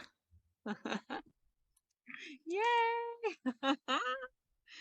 Oh my goodness. I'm going to take a screenshot because this was a beautiful moment. Smile. Ciao. All right, Yola. Yola has left the building. I think we all felt that. Wow. What a firecracker. So good. Okay, so who is ready to go next? They just need to go now. Like, I mean, not leave, but they need their chart read. Who's up? Raise your hand, speak now, claim it. Me, take me. Good. I like this system. I like this a lot. Okay. All right, correct. Let me find you. I knew it would be you. Okay. Okay. All right. So we want to find out what your Persephone is, right? Where is that deep energy at? Okay. It's 1 degree of Sagittarius in the 4th house, but very close to the 5th house. Okay. So what does that mean? 5th house. 4th house. We may be afraid to step out from the shadow of our childhood and want to be taken care of throughout our lives as if we were still children. What this could also mean is that we were not taken care of enough as children. And so it could mean that there's still a deep need for caring for that inner child. Right? It's like mom and dad just didn't do a good enough job. I mean, I know for me, I feel like I barely had parents, right? I had 2 humans who were doing the best that they could. But when I think about parents, part of it matched up, but not all of it. Some aspects were good, some aspects were wonderful, and some aspects were challenging. Of course, you can look back and find all kinds of benefits and good things that came from these initial challenges. But if it was difficult, there's a part of you that wants to be taken care of because it was never taken care of, is what I would say. And so discerning what that part of you is, right? What would other people say? What do you think having Persephone in the 4th house could mean?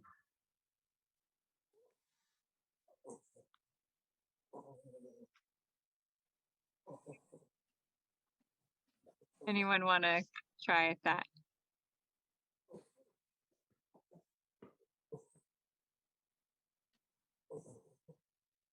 That she might have childhood wounds in her roots. Hirat, how does that show up for you? How does that feel? What does that bring up for you?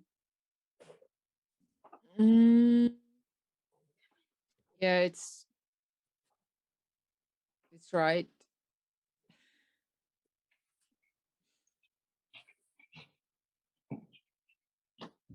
It's also conjunct your Mercury, which is communication. And it's very close to your sun. It's conjunct your sun. Okay. This is where I need to share this with you all.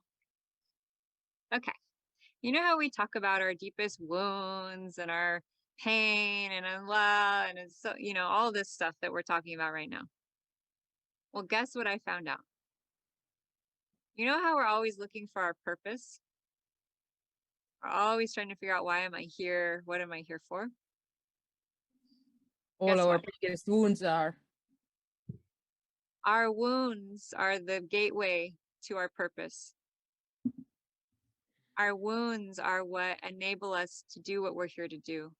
They happened for a reason. We had the pain that we had for a reason. There was suffering for a reason. It wasn't all in vain. It wasn't all just so that we could heal. It was because we have something on this planet that's so spectacular, so powerful, so meaningful, and so vast that we had to live through things that were seriously painful to enable us to step into the role one day of what we're here to do. Yeah. So all that stuff that's coming up is a freaking gift in disguise, and it is not necessarily a pleasant gift or one that we like or even want. In fact, it could be one that we're seriously pissed off about, and that's okay. It's, you know, there's something I want you to do with me real quick. Okay. You will.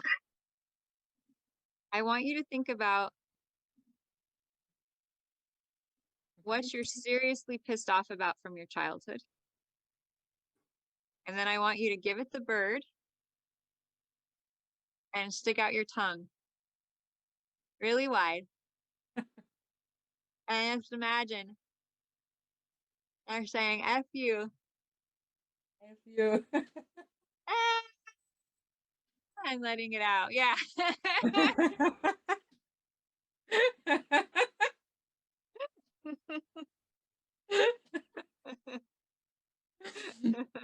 I have 5-year-old, you know. Yeah. Yeah. Mhm. Such a teachers. Yeah, and I recommend you do that every day because it will shift your state instantly.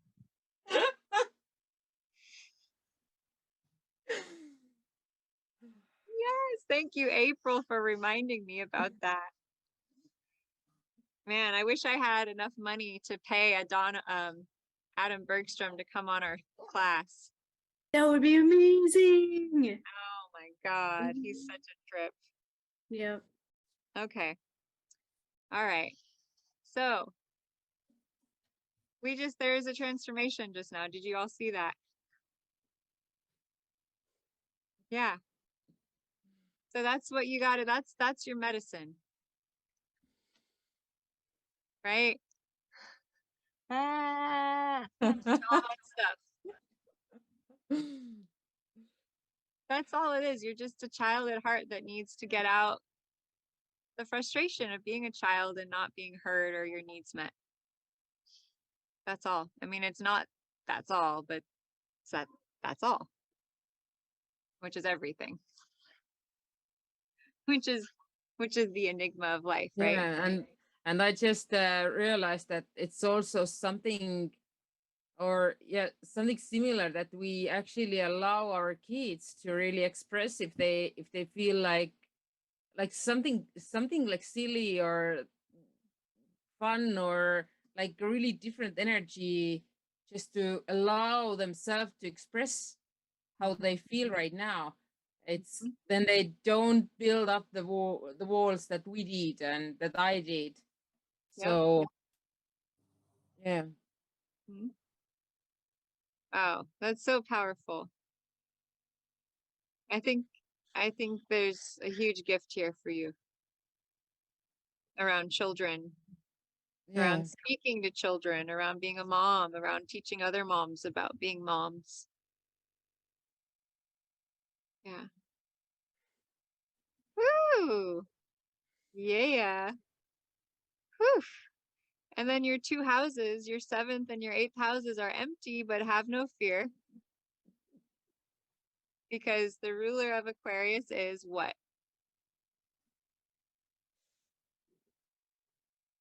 It's tough. There's 2.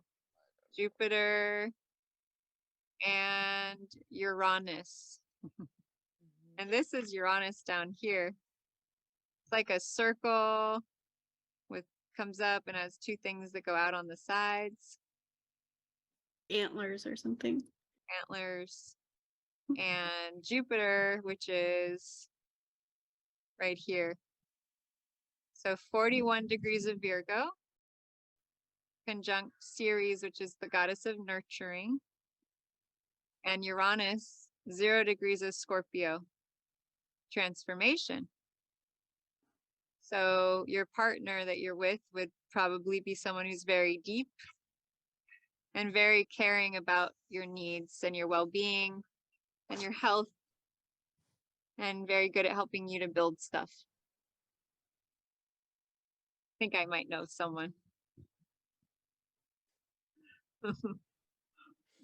So then we get to your 8th house. The ruler of your 8th house would be what? What would be the 2 rulers of her 8th house?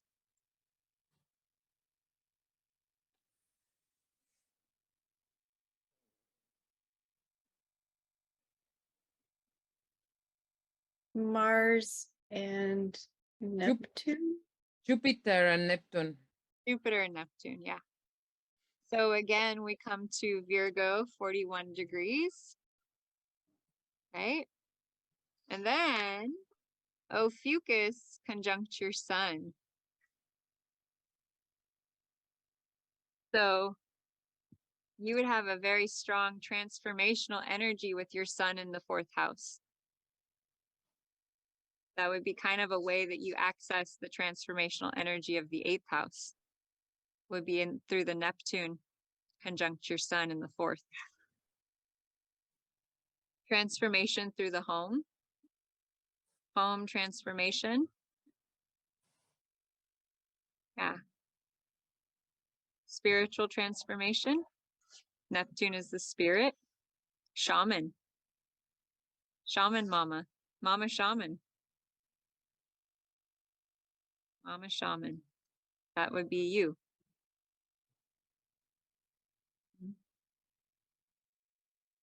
And healing, nature healing.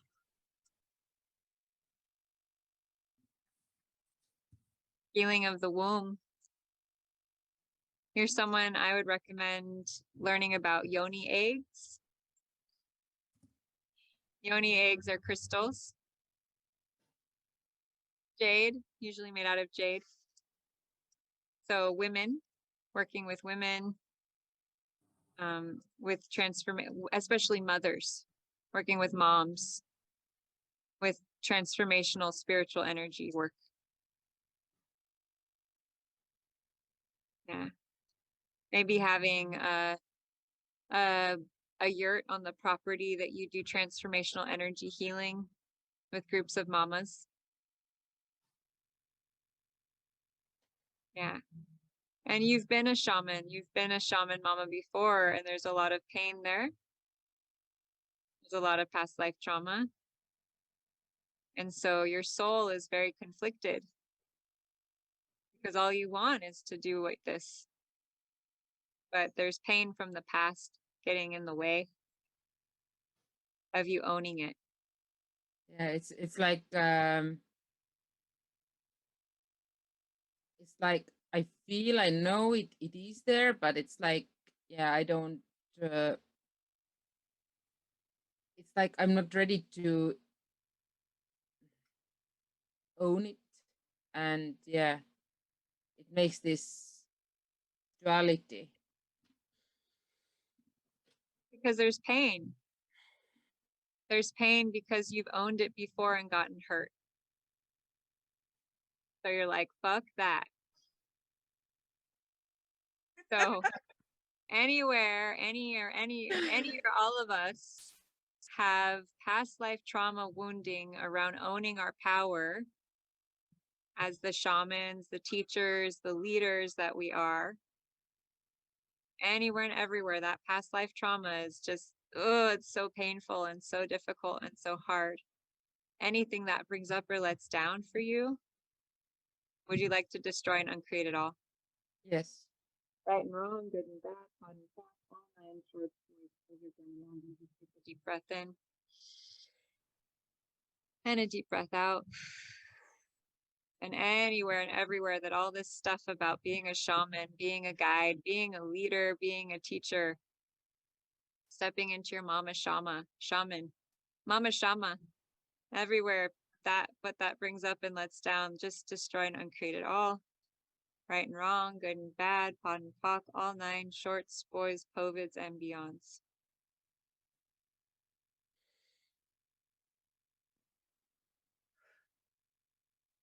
Good, breath in and out. And anywhere and everywhere there is actually physical wounding, physical trauma caused from speaking up and sharing your truth with others, and it caused actually physical trauma and pain and suffering and who knows what else, everything that brings up or lets down any past life trauma wounds in the body. Anything that brings up or lets down, let's just destroy and uncreate all of that energy, those old vibrations, those old scars, times a godzillion to all that is. Deep breath in. Deep breath out, right and wrong, good and bad, pod and pock, all nine, shorts, boys, covids, and beyonds. Good.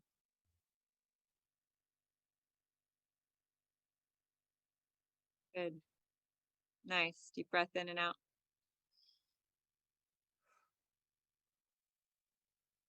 Good. How does it feel now? Yeah, peaceful. Yeah. Good. Like centered, yeah.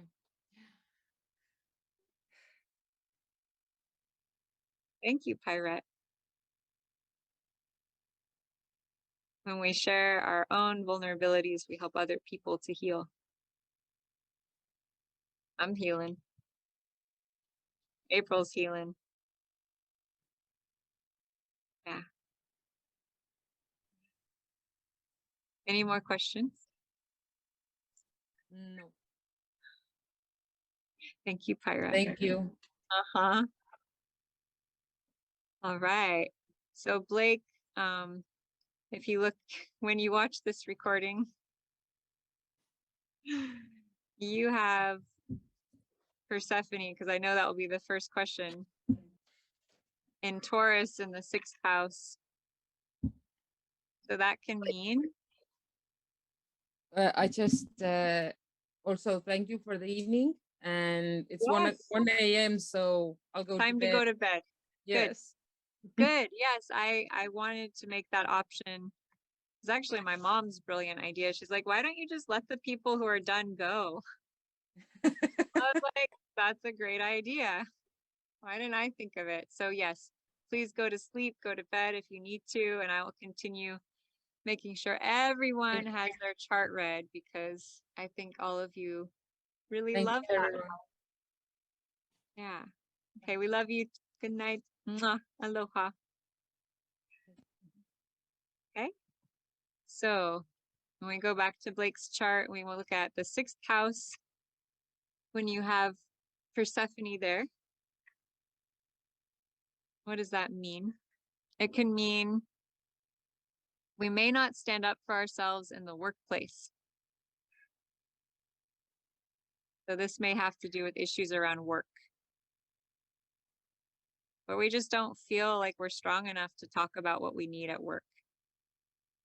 And it's in Taurus, so I want to look at the 2nd house as well because the 2nd house is connected to Taurus. Okay, this is going to make April do something. I just had to burp. Okay. I'm already yawning. In the 2nd house, Persephone may show how you feel unable to deal with your own possessions and are used to having someone else do your finances for you. It may mean you are not comfortable taking charge of your own income, or you feel you don't have the smarts to do so yourself. Everyone can take money management courses and read books on the subject, and you may just need more confidence in your own abilities. So he has real strong insecurity around his possessions, around finances, around doing it for himself. He's used to other people doing it for him, and he doesn't trust himself. Yeah. So that's what's going on there.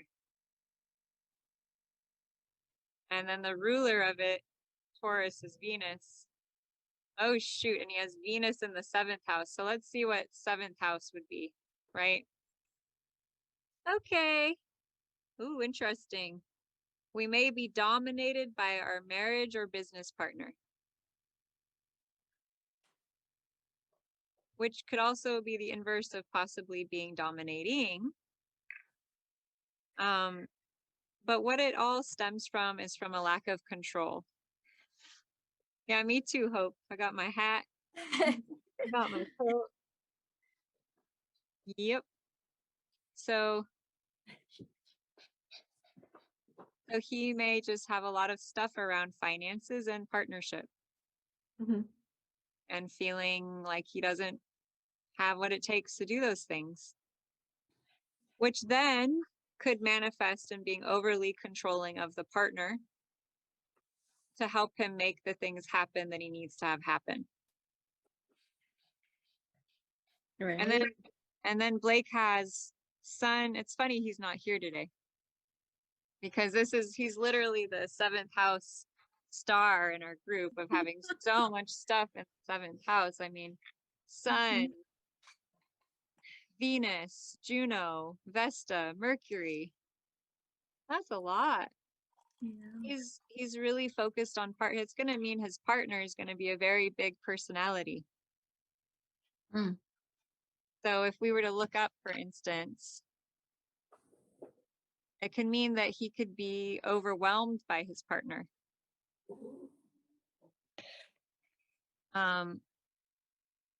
What have you heard about planets in the 7th house, Hope?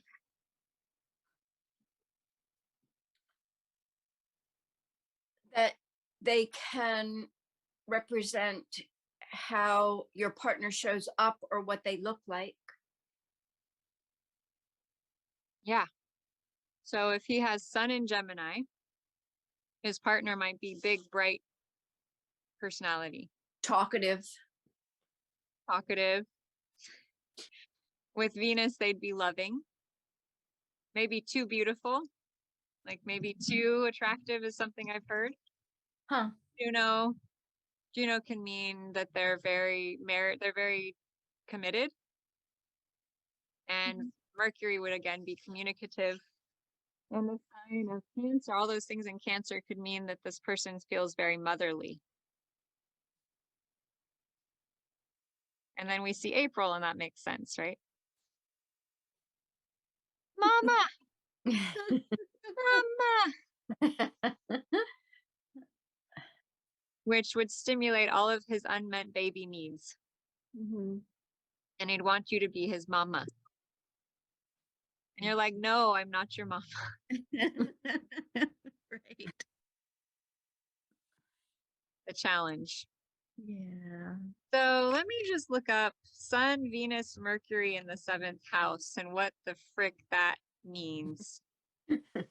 Sometimes I can do it, and sometimes I'm like, just give me the cheat sheet, like you, right? Right. And that's the cool thing about the internet and being an astrologer, is you don't have to have everything memorized. Right. You can just look it up. Okay, easy peasy. So, well, if you have Venus and Mercury in the 7th, you value both brains and beauty. It's not just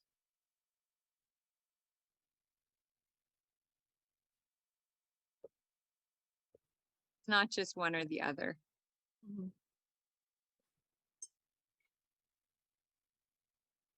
Okay. So apparently, what does it mean when you have Sun and Venus in the 7th house? Well, the Sun is planet of purpose.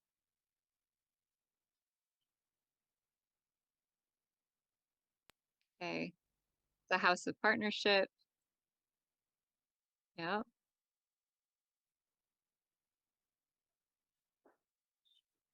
So what does it mean? I wish people would get to the point in these articles sometimes. And giving you the recipe for their mom's tuna casserole and Oh, interesting.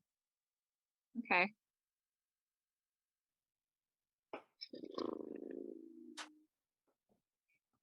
Okay. Junction of the Sun and Mercury in 7th house. Then the native spouse. Okay.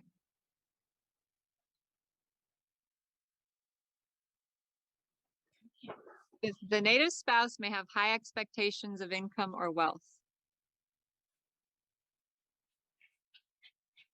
The life partner will be efficient, smart, and intelligent.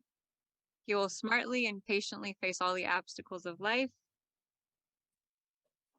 Conjunction of Sun and Venus in the seventh house.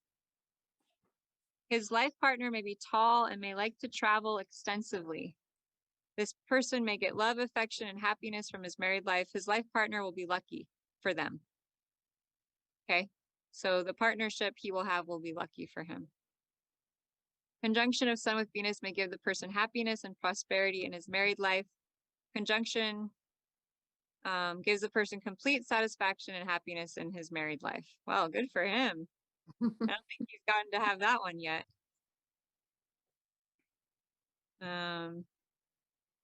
What else do we got here?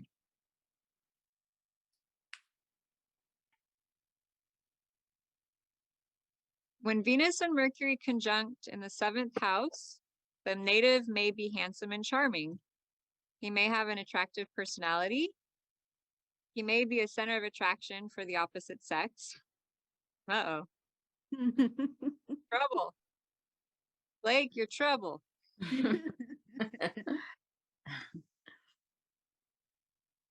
He'll try to maintain himself and be well dressed, maybe pleasant in nature, has sweet voice, expert in communication, be intelligent, may be creative, maybe money-minded, good in sales. Native's wife may be beautiful, faithful, belong to a rich family. Native may have thought differences with his wife. Native may have problem in his marriage life. Native may have high sexual desires. Native may have multiple affairs or relationships. Native may have more than one marriage. May be inclined toward luxurious lifestyles, has good materialist comfort. Native may get profit from woman. May get success in cinema or film industry. Interesting. Okay. Is this interesting to you all? Yeah.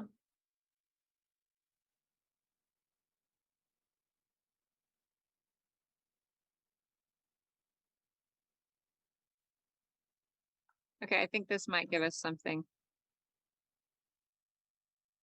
It's always easier to research when we're alone, right? And then there's people, and all of a sudden it's like so much harder to focus on anything. You want to go faster.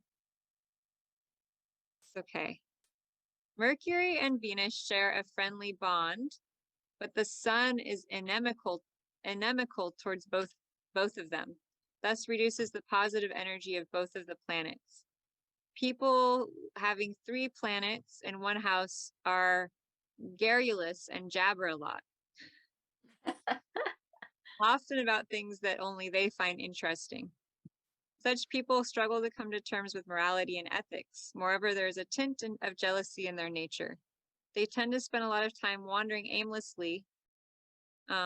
These natives tend to be attractive, communicative, and clever with a sugary speech, but they indulge in vices and antisocial activities such as elopement, anti-religious tendencies, illicit relations. These natives tend to face humiliation and miseries, mostly on account of their habit to misuse knowledge and relations and the tendency to only care about themselves. So it's really important to focus on caring about other people with this aspect, because there's a tendency to be sort of self-focused. And so really taking the time to think about how your actions will affect the other person. Ask yourself, is everyone else interested in what I'm interested in right now? Just really being more aware of the people you're with.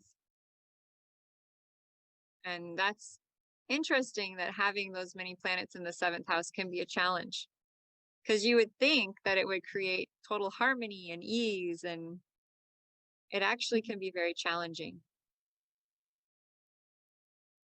Okay, so It this is seems, interesting. Go ahead.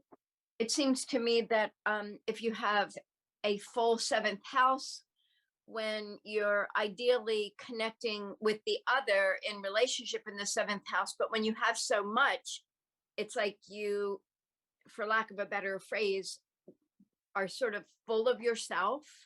Yeah. So it makes sense, but I would have never come up with that either without you reading that. But that's wild. Yeah, you would think it would be really great. Like, wow, this is somebody who's really going to be able to connect in relationship with all this stuff. But then that reading made sense. Mhm. Yeah. But Yeah. that's It's, not go the ahead. whole purpose. It is to use that to avoid the the pitfall. problem. Yeah, right. Yeah. Yeah. It's So great. the lesson for Blake when you watch the recording is because there's so much energy in your house of other, you have a tendency not to see the other. All you can see is yourself. And so taking time every day to figure out, this other in my life, how can I think about them? How can I make them more a part of my life? How can I care about what they need more? How can I think about what their needs are more? How can I take all of my powerful energy to support someone else? I was in a yoga class once and the teacher came over and assisted me. She said, "You're going to grow strong by supporting others." And it was literally with this membership and with really realizing that I was here to support others that I've really come into my strength. Not so much about focus on me. And that's a hard lesson, but it's a beautiful one once you get it right because you get the energy back that you want, Yeah. that you wanted all along. Yeah.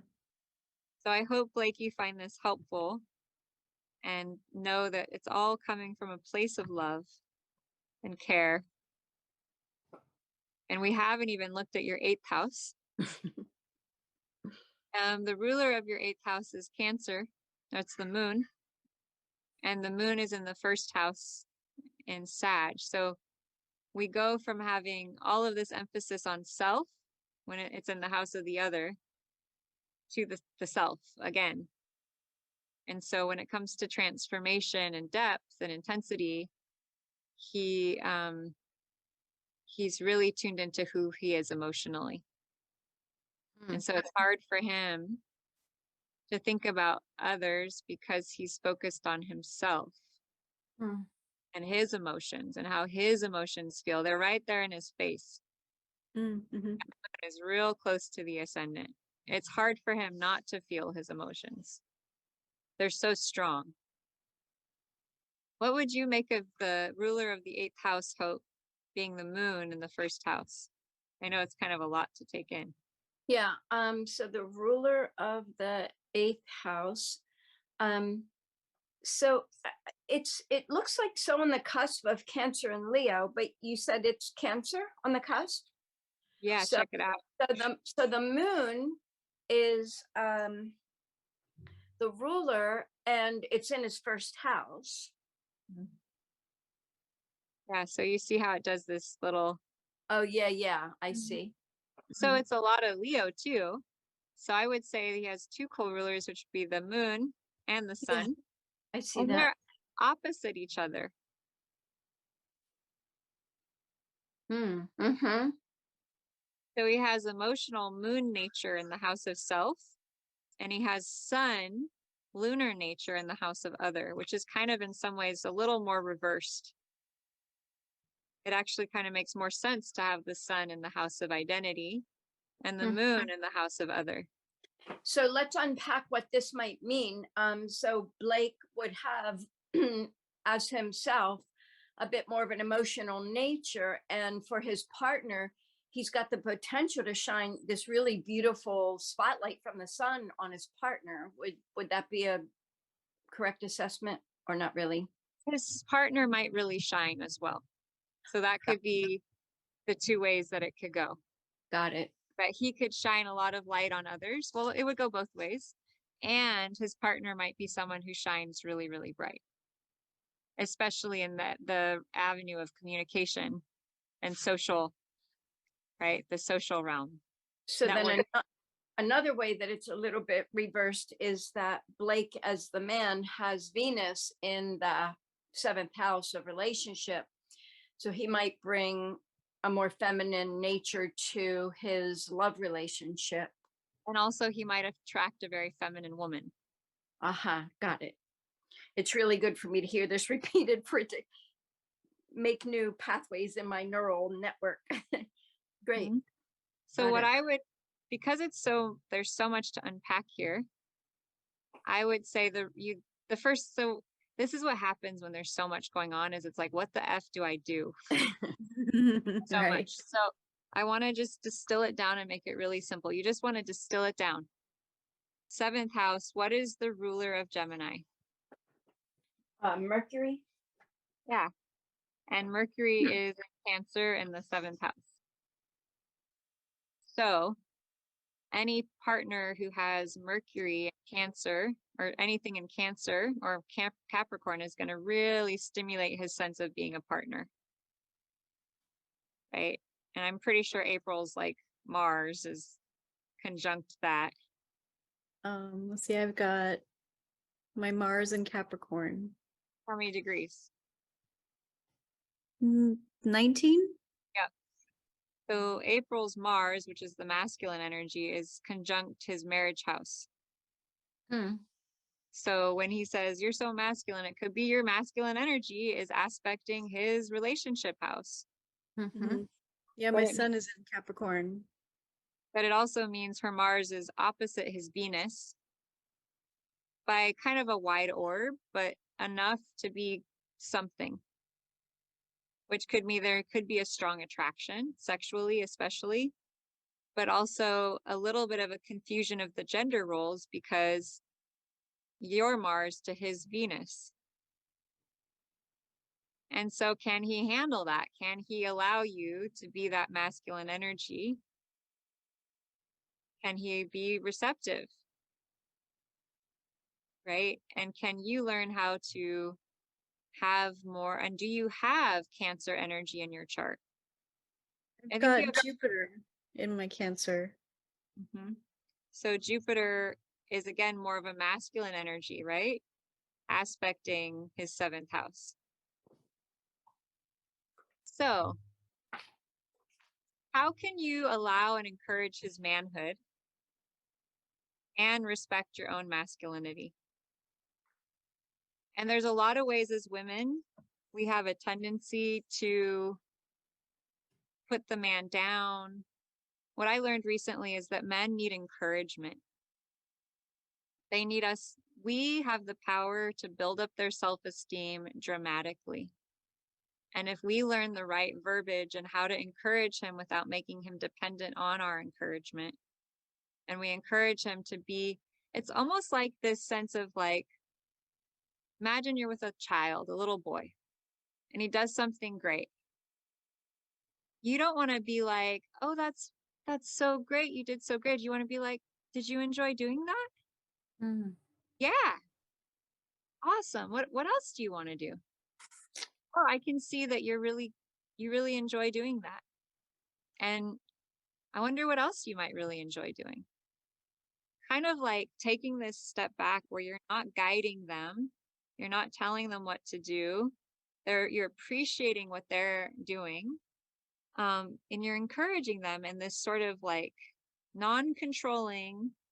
It's like as soon as we put our vision onto them of what we want and what we think they should do, they don't like it. It's like it violates man code.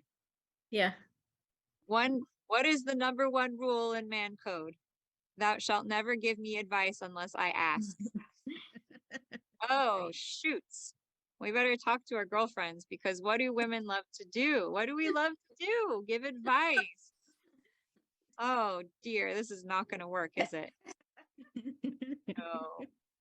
Yeah. So, number 2, we cannot make our happiness dependent on what they're doing. As soon as we make them responsible, you didn't make me happy. Guess how they feel? Like they failed. They failed all of a sudden just because we're not happy. So, how do we share what we want and what we're not liking without making them responsible for the desired outcome, but simply sharing what we would desire. It's very simple. When this happened, I felt this. I want this instead. How do we get it? It's like paring it down to the bare necessities, the tactics that don't require so much investment or time. They're just, it's like a child, you're explaining to them the color of the wall, and you're telling them we want to paint it peach. I don't like this green color. Let's get it peach. And they're like, okay. It's that simple. Men are simple. They're not complicated. We complicate things and they get confused.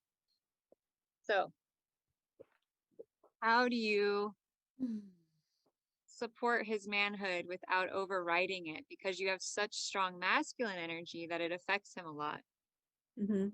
So learning how to pare it back, how to sink back and hold space for him without exerting your exert your masculinity in your business with the people who want it, right? Who want your leadership. They want your guidance. They want your direction.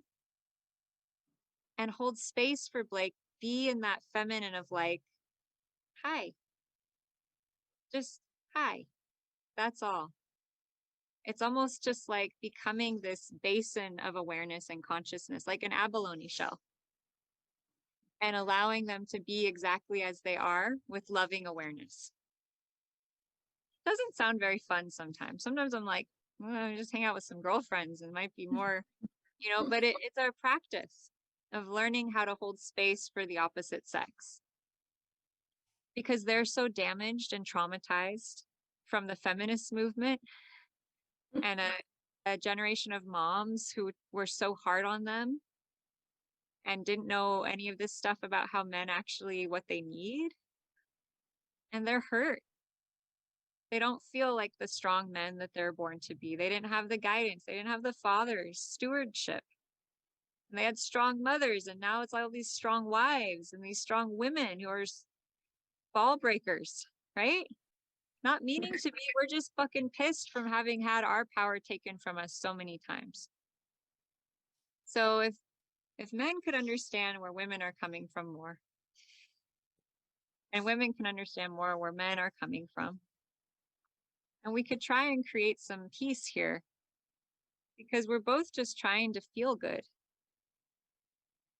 But we have these inadvertent accidental habit patterns of how to get our needs met that seem to directly conflict with what the other person needs, wants, and desires for their needs to be met. So, wow. Wow. Okay.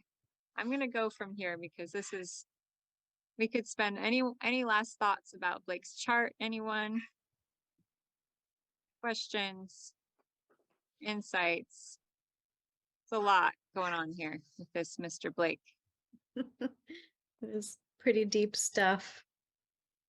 I think the sun and moon opposition is really key to point out because the ruler of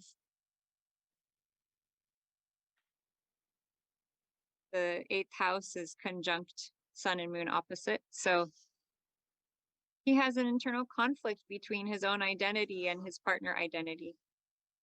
And it's representative of the dad and his mom. The moon is the mom, the dad is the son. And they were at opposite points and places when they conceived him. And so that's what it means when you have a sun opposite moon in a chart, is that your parents were at directly opposite places energetically. They weren't aligned. They weren't in congruence. They were opposing each other. So they had conflict with each other, and then they created life. And that life absorbed the conflict of the parental emotional state.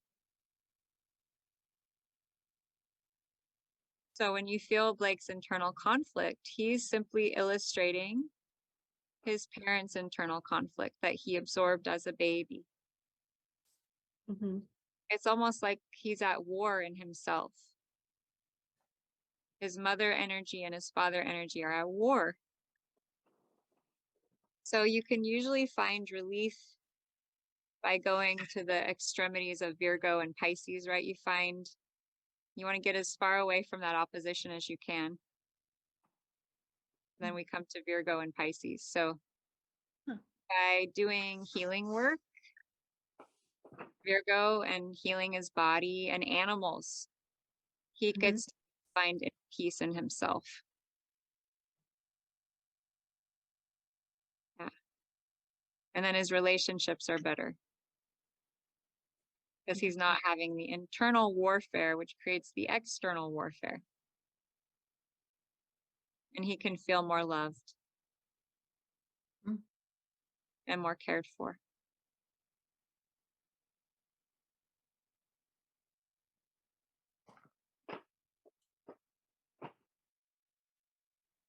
I mean, he can potentially have a very beautiful marriage with Venus and Juno conjunct in Vesta. Love, dedication, commitment. Very beautiful. If he can learn to embrace those energies and stop fighting himself and put the focus on his partner more and focus on playing and building, of course. Yeah. Okay. That's a look of love if I've ever seen one. 7th house, 19 degrees Gemini, 8th house, Cancer. All right. Alicia, I don't know, Alicia, where you are or how you've been. I messaged you. Something's probably happening. So hopefully we'll connect with you soon. I'll send you this information. But you have your North Node in the 7th house. So the 7th house, the partnership is really, really important for you. And a challenge zone. And we can talk more about that in a session. So let's finish up here. Yes. Go ahead, Margaret. Can you do me now? Because I have another class that I have to go by 4. Yes, ma'am. Thank you. No problem. No problem at all. All right, Margaret. So the first thing that we went over today was about an asteroid. And this asteroid is all about areas where we feel limited in our lives for many numbers of reasons. And you have yours in the 8th house, which is the house that we've talked a lot about today in Sagittarius. I know that doesn't mean much to you. You don't know what that means, but here's what it says about it. And this is a fun one. We may feel guilty or ashamed to explore our sexuality to wherever it leads us. Also, we may be afraid to practice any other religious belief besides the one we were raised in as children. And so sexuality, taboo subjects such as astrology, metaphysics, tarot cards, all those things, metaphysical subjects would be things that have been taboo or difficult for you to embrace or explore or investigate. So by coming to this course, you're helping to kind of push the boundaries a little bit for yourself and expand in a direction maybe one you've not gone in before. It can also say that learning more about sexuality and opening up more to your sexual energy might be a very taboo, sensitive subject for you, and that connecting to it might be very healing for you to start to find information about ways that sexuality can be beautiful, ways that it can be nourishing, ways that it can be supportive, and thus open up your entire energy body to so much more opportunity, possibility, and healing and growth.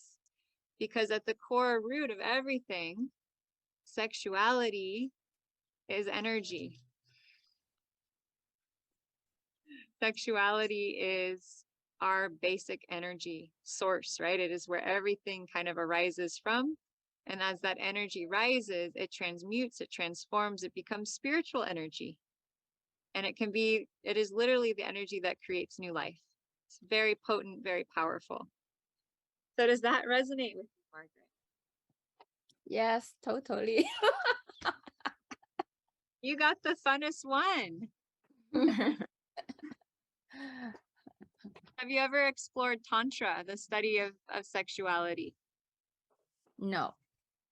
Well, I challenge you to do a little research on spiritual sexuality, how to create spiritual connections through your sexual energy, right? How to embrace your sexual energy, how to heal your connection to it. And it may be very profound and powerful for you. And it's conjunct your Mercury, and so you might feel especially embarrassed to even have this conversation. In which case, I appreciate you being willing to have it.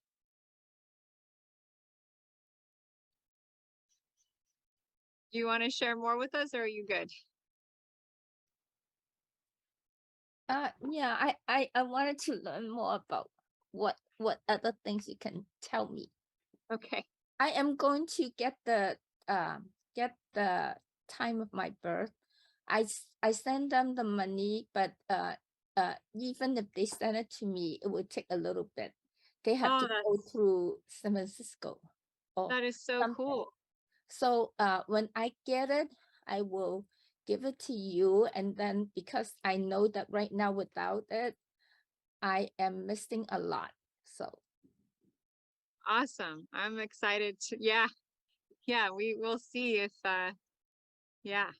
So, but I do have some question, like when I look at other people's chart, like sometimes some of the people, they are not very balanced in where the signs are at. I see some people, they have 4 or 5 areas have nothing. And then like, what does that actually mean? And I am, you know, like I feel myself am quite balanced, except I don't have something in 12, the house of 12, but I have things in everything. yeah. I don't understand what does that tells people if Yeah. they have a lot of white space in the houses that have nothing. What does that actually mean? Or when you just take a look at it, what does it tell you? Well, what I like to tell people to kind of set a foundation for what you're looking at when you're looking at a chart is that you can divide this chart into 4 sections. There's a line down the center, the vertical line, and there's a line across, the horizontal, and it creates a cross. I like to share with people that all the houses on the left side are related to the self identity. Singular, I am the self, the individual. While all the planets on the right side are related to the other, the relationship, the connection. And then I share with them that everything above the horizontal line is related to the outer world, and everything underneath is related to the inner world.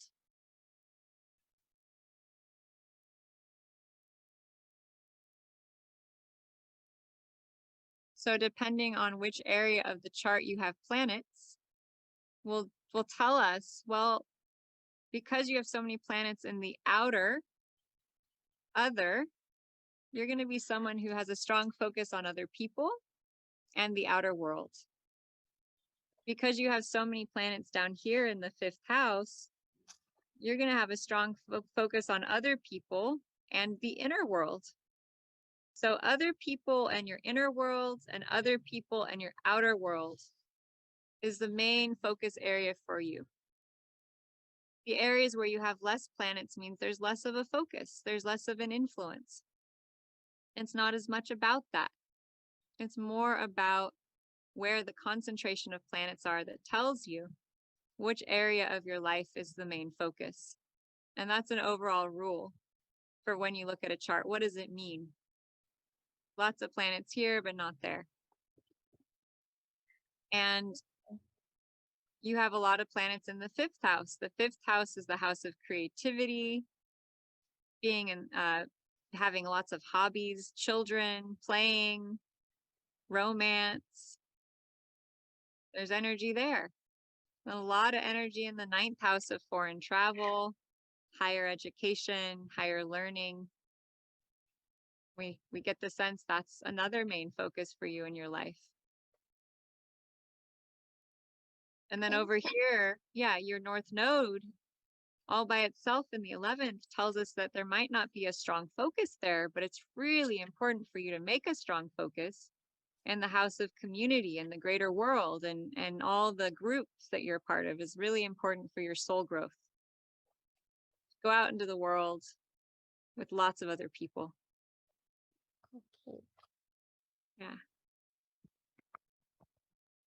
So if my 12th house is empty, then what does it tell you? Well, the first thing we would do is there's something called a planetary ruler that rules the sign that's on this is called the cusp, this line. This is the doorway into the house, this line here. Uh-huh. And the sign is Pisces here. So you simply say, well, what is the planetary ruler of Pisces? Well, there's two. There is Jupiter and there is Neptune. So you would look at Jupiter and it's 13 degrees of Capricorn in the 9th. And you would look at Neptune and it's 25 degrees of Virgo in the 5th. And that would tell you the story of what your 12th house is about. Well, Jupiter is expansion. Capricorn is mastery. So, and Neptune is spirituality and Virgo is healing. So your 12th house, you may be learning about creating a business with expansion, healing your spiritual and emotional life,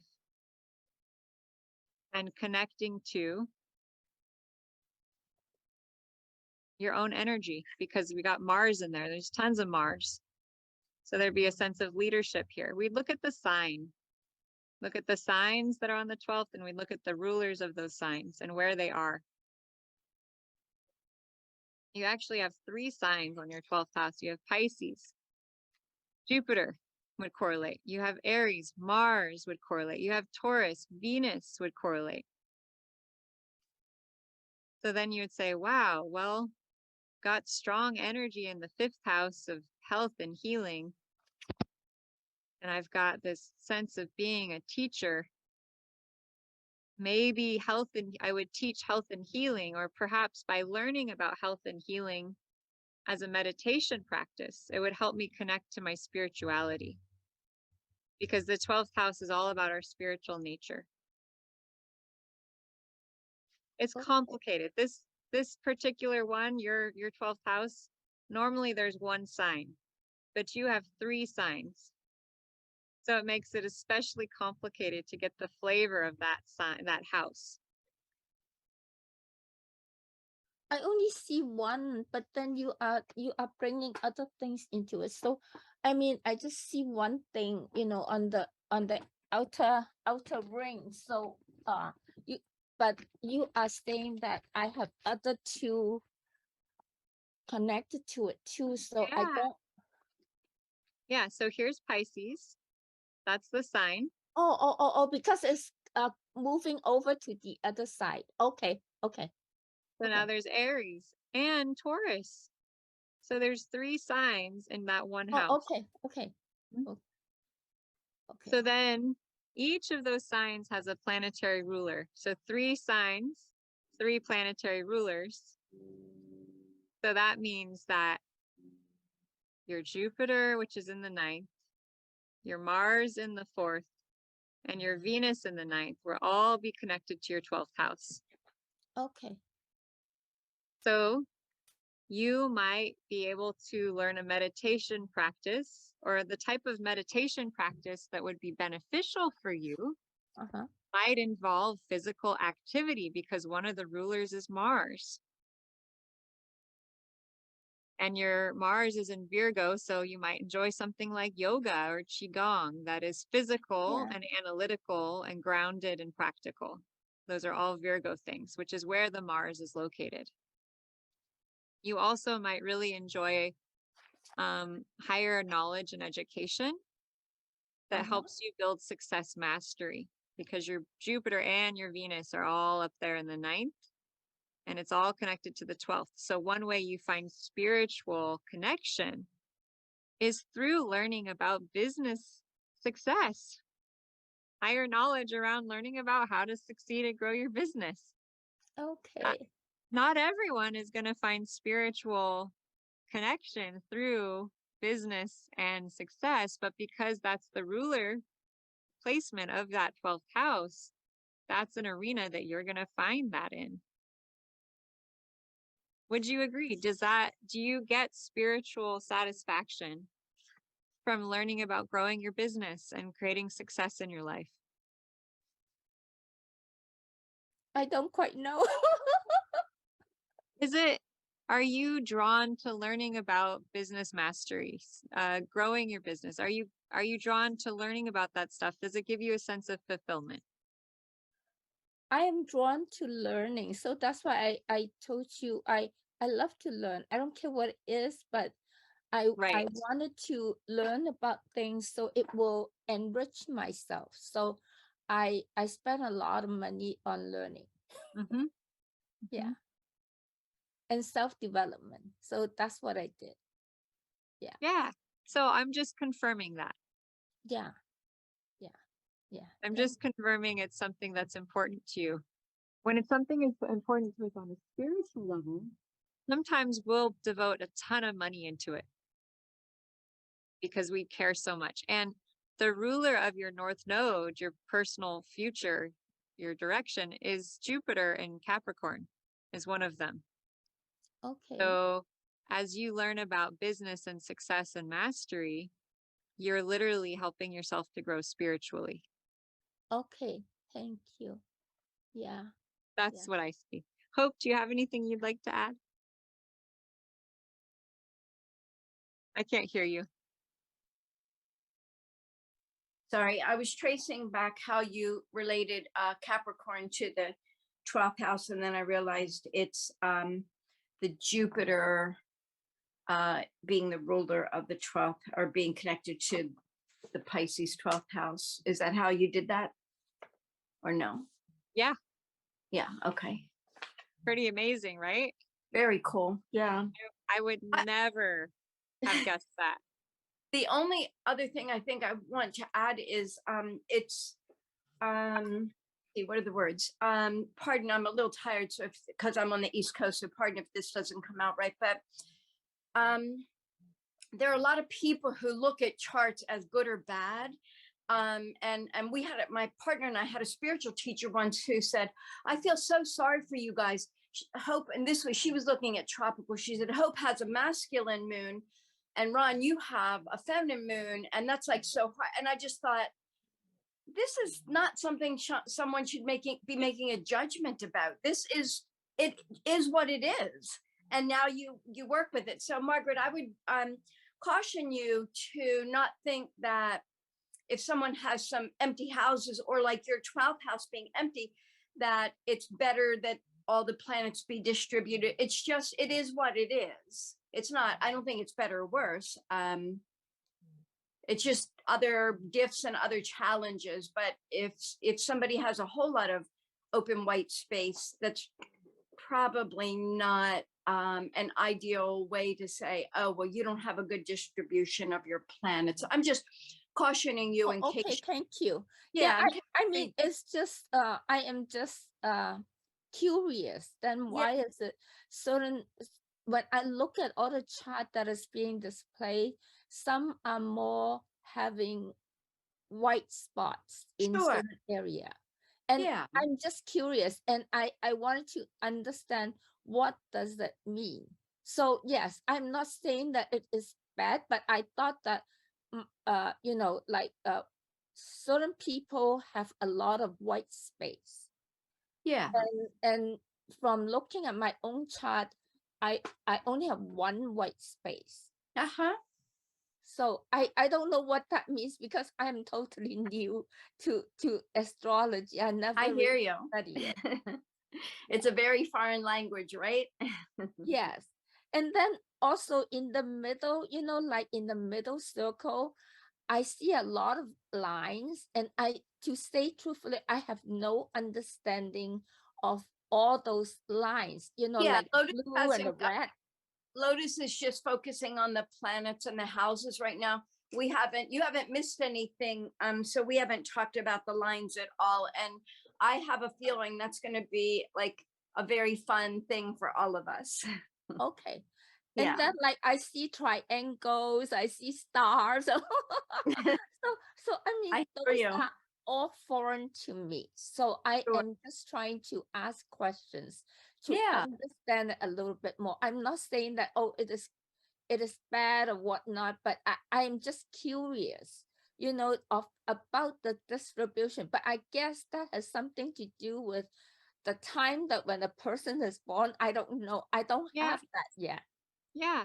So these are the planets, Margaret, that were in the sky at the moment of your birth, up in the sky. And right here on the eastern horizon was the planet that was on the eastern horizon at the moment of your birth.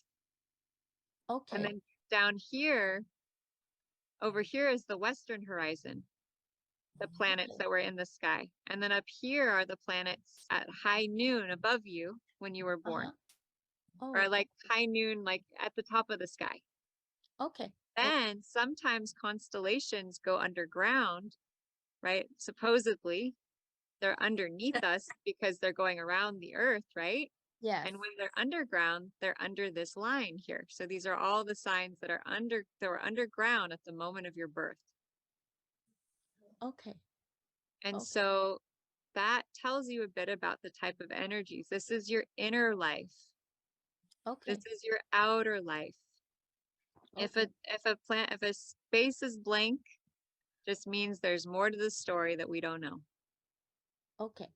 So yeah, that's why, you know, I wanted to get the time because you guys all told me it is very important. So I am trying to put in the missing piece.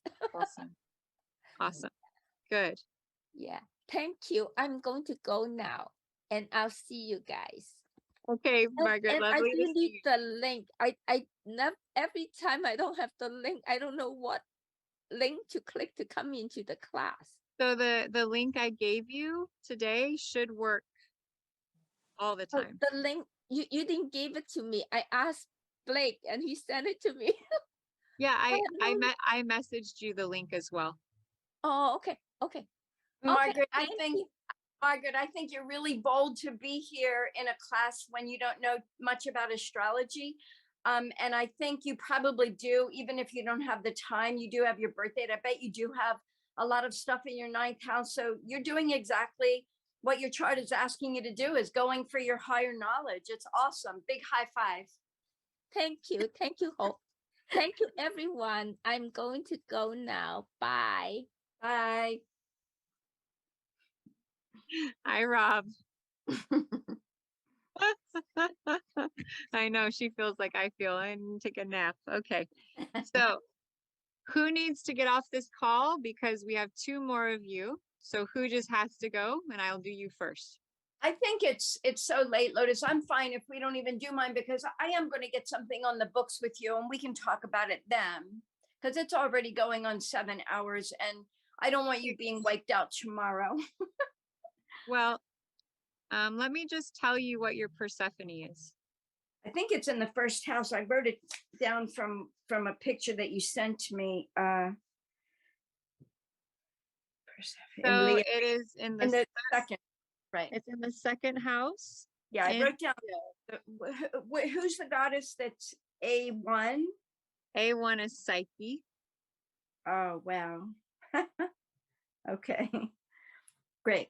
Yeah, I can Google a little and look around on that, and I do want to get something on the books with you. So Yeah. Do you need my link or do you have one? I probably do need it.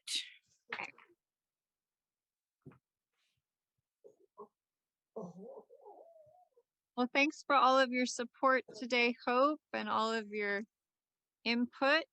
I'm going to stay. If you're talking about Rob, I'm still going to stay, but we didn't need to go into mine. We started with me today and put a good bit of time in on that. I'm real good with that. Okay. And thank you for your words. Yeah. Yeah, of course. Okay, here's the link for scheduling. Cool. Thank you. Oh, little baby girl. Okay. So, Rob, let's get into this. So, okay. We'll share screen. I love how you love learning about other people's chart, Hope, because that's really gonna serve you well as you learn more and more. Great. So, Rob and I already talked about his A2, and his A2 is in the 9th house in Leo.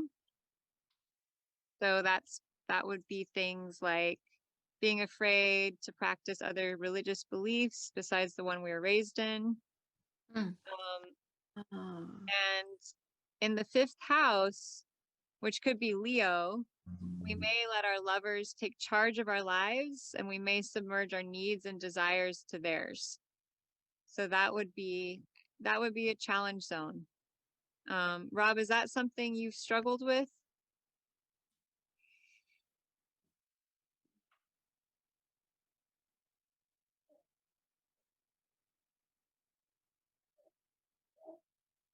He might be muted and not realize. There we go. Had to find my mouse. No, it's not something I've struggled with in the past, or right now. Normally, I'm the one that takes control of things. All right. Well, good. The other thing that it could be is it's so close to the 10th house. We talked about career. Hmm.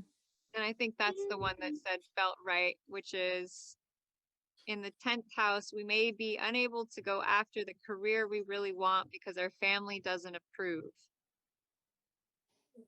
So I think that was something you said was a bit of a challenge in the past. So we talked about this already. So what I'll hone in on is his 7th house, and he has about 20 degrees of Taurus on the 7th house. So Taurus is about being grounded. You might attract a partner who's earthy, right? Someone more earthy and grounded. The ruler of Taurus is Venus, and you have Venus 11 degrees of Leo in the 9th house. What is your wife's birthday?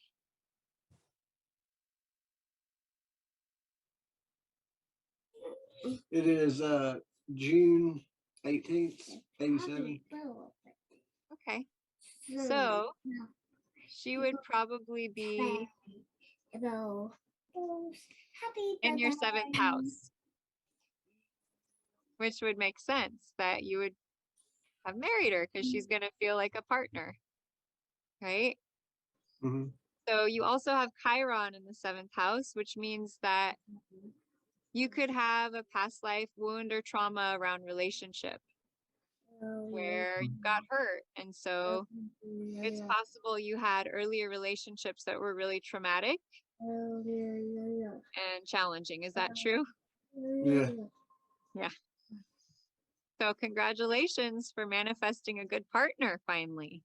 That must have felt like a real dream come true. Yeah. And then you have Gemini on the 8th house. And Gemini is about communication. And you have Mercury at 36 degrees of Leo in the 10th house. So that would mean that one way you find depth and connection and intimacy and transformation is through communication.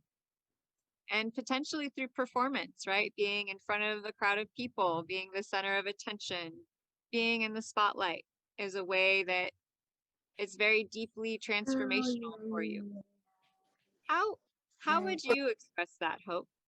I was going to ask, or could that also be through having a lot of fun? Mm-hmm. Yeah. It seems like Learning. when little kids, it's like a natural expression for Rob. Yeah. Yeah. Yeah, you're really good with children, and Yeah. Gemini is the young people.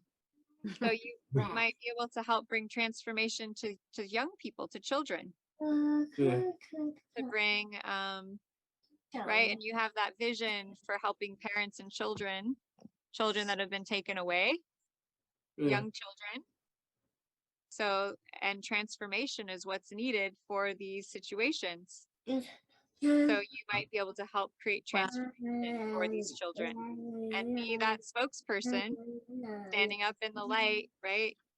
Mercury in Leo, the ruler of Mercury being the sun, shining Yeah. your light. You having fun?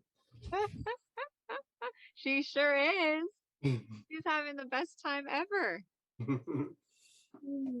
What are you getting, Hope? You just said the ruler of Mercury being the sun. Did you mean that they were, oh, you meant the ruler of Leo being the sun. Got it. Okay. I mean, I think what you just said, all like this really fascinating, putting this puzzle together for the 8th and 9th for sure. And then how it fits into the 10th too. Yeah,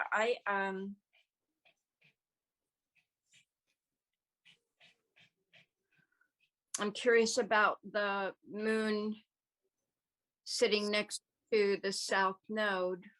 Mm-hmm. It means it's very comfortable. Oh, Yeah. right. Means that he feels emotionally comfortable with the past ways he's been. And so it's more challenging to step into the North Node, which is this Aries, because there's not a whole lot of support near it. I He see. needs to Right. find the Mars, which is up in Leo, and maybe have fun and play with his children is one of the best ways for him to get in touch with that North Node energy. Nice. Yeah. Nice. Doing, which is so good. Right. I love that Rob has his children there with him while he's learning. That's the best possible thing he could do. What a great example, inspiration by example for his kids. Absolutely.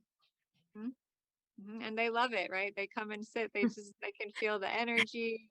It's beautiful. Yeah. Rob, do you have any specific questions while we're on your chart?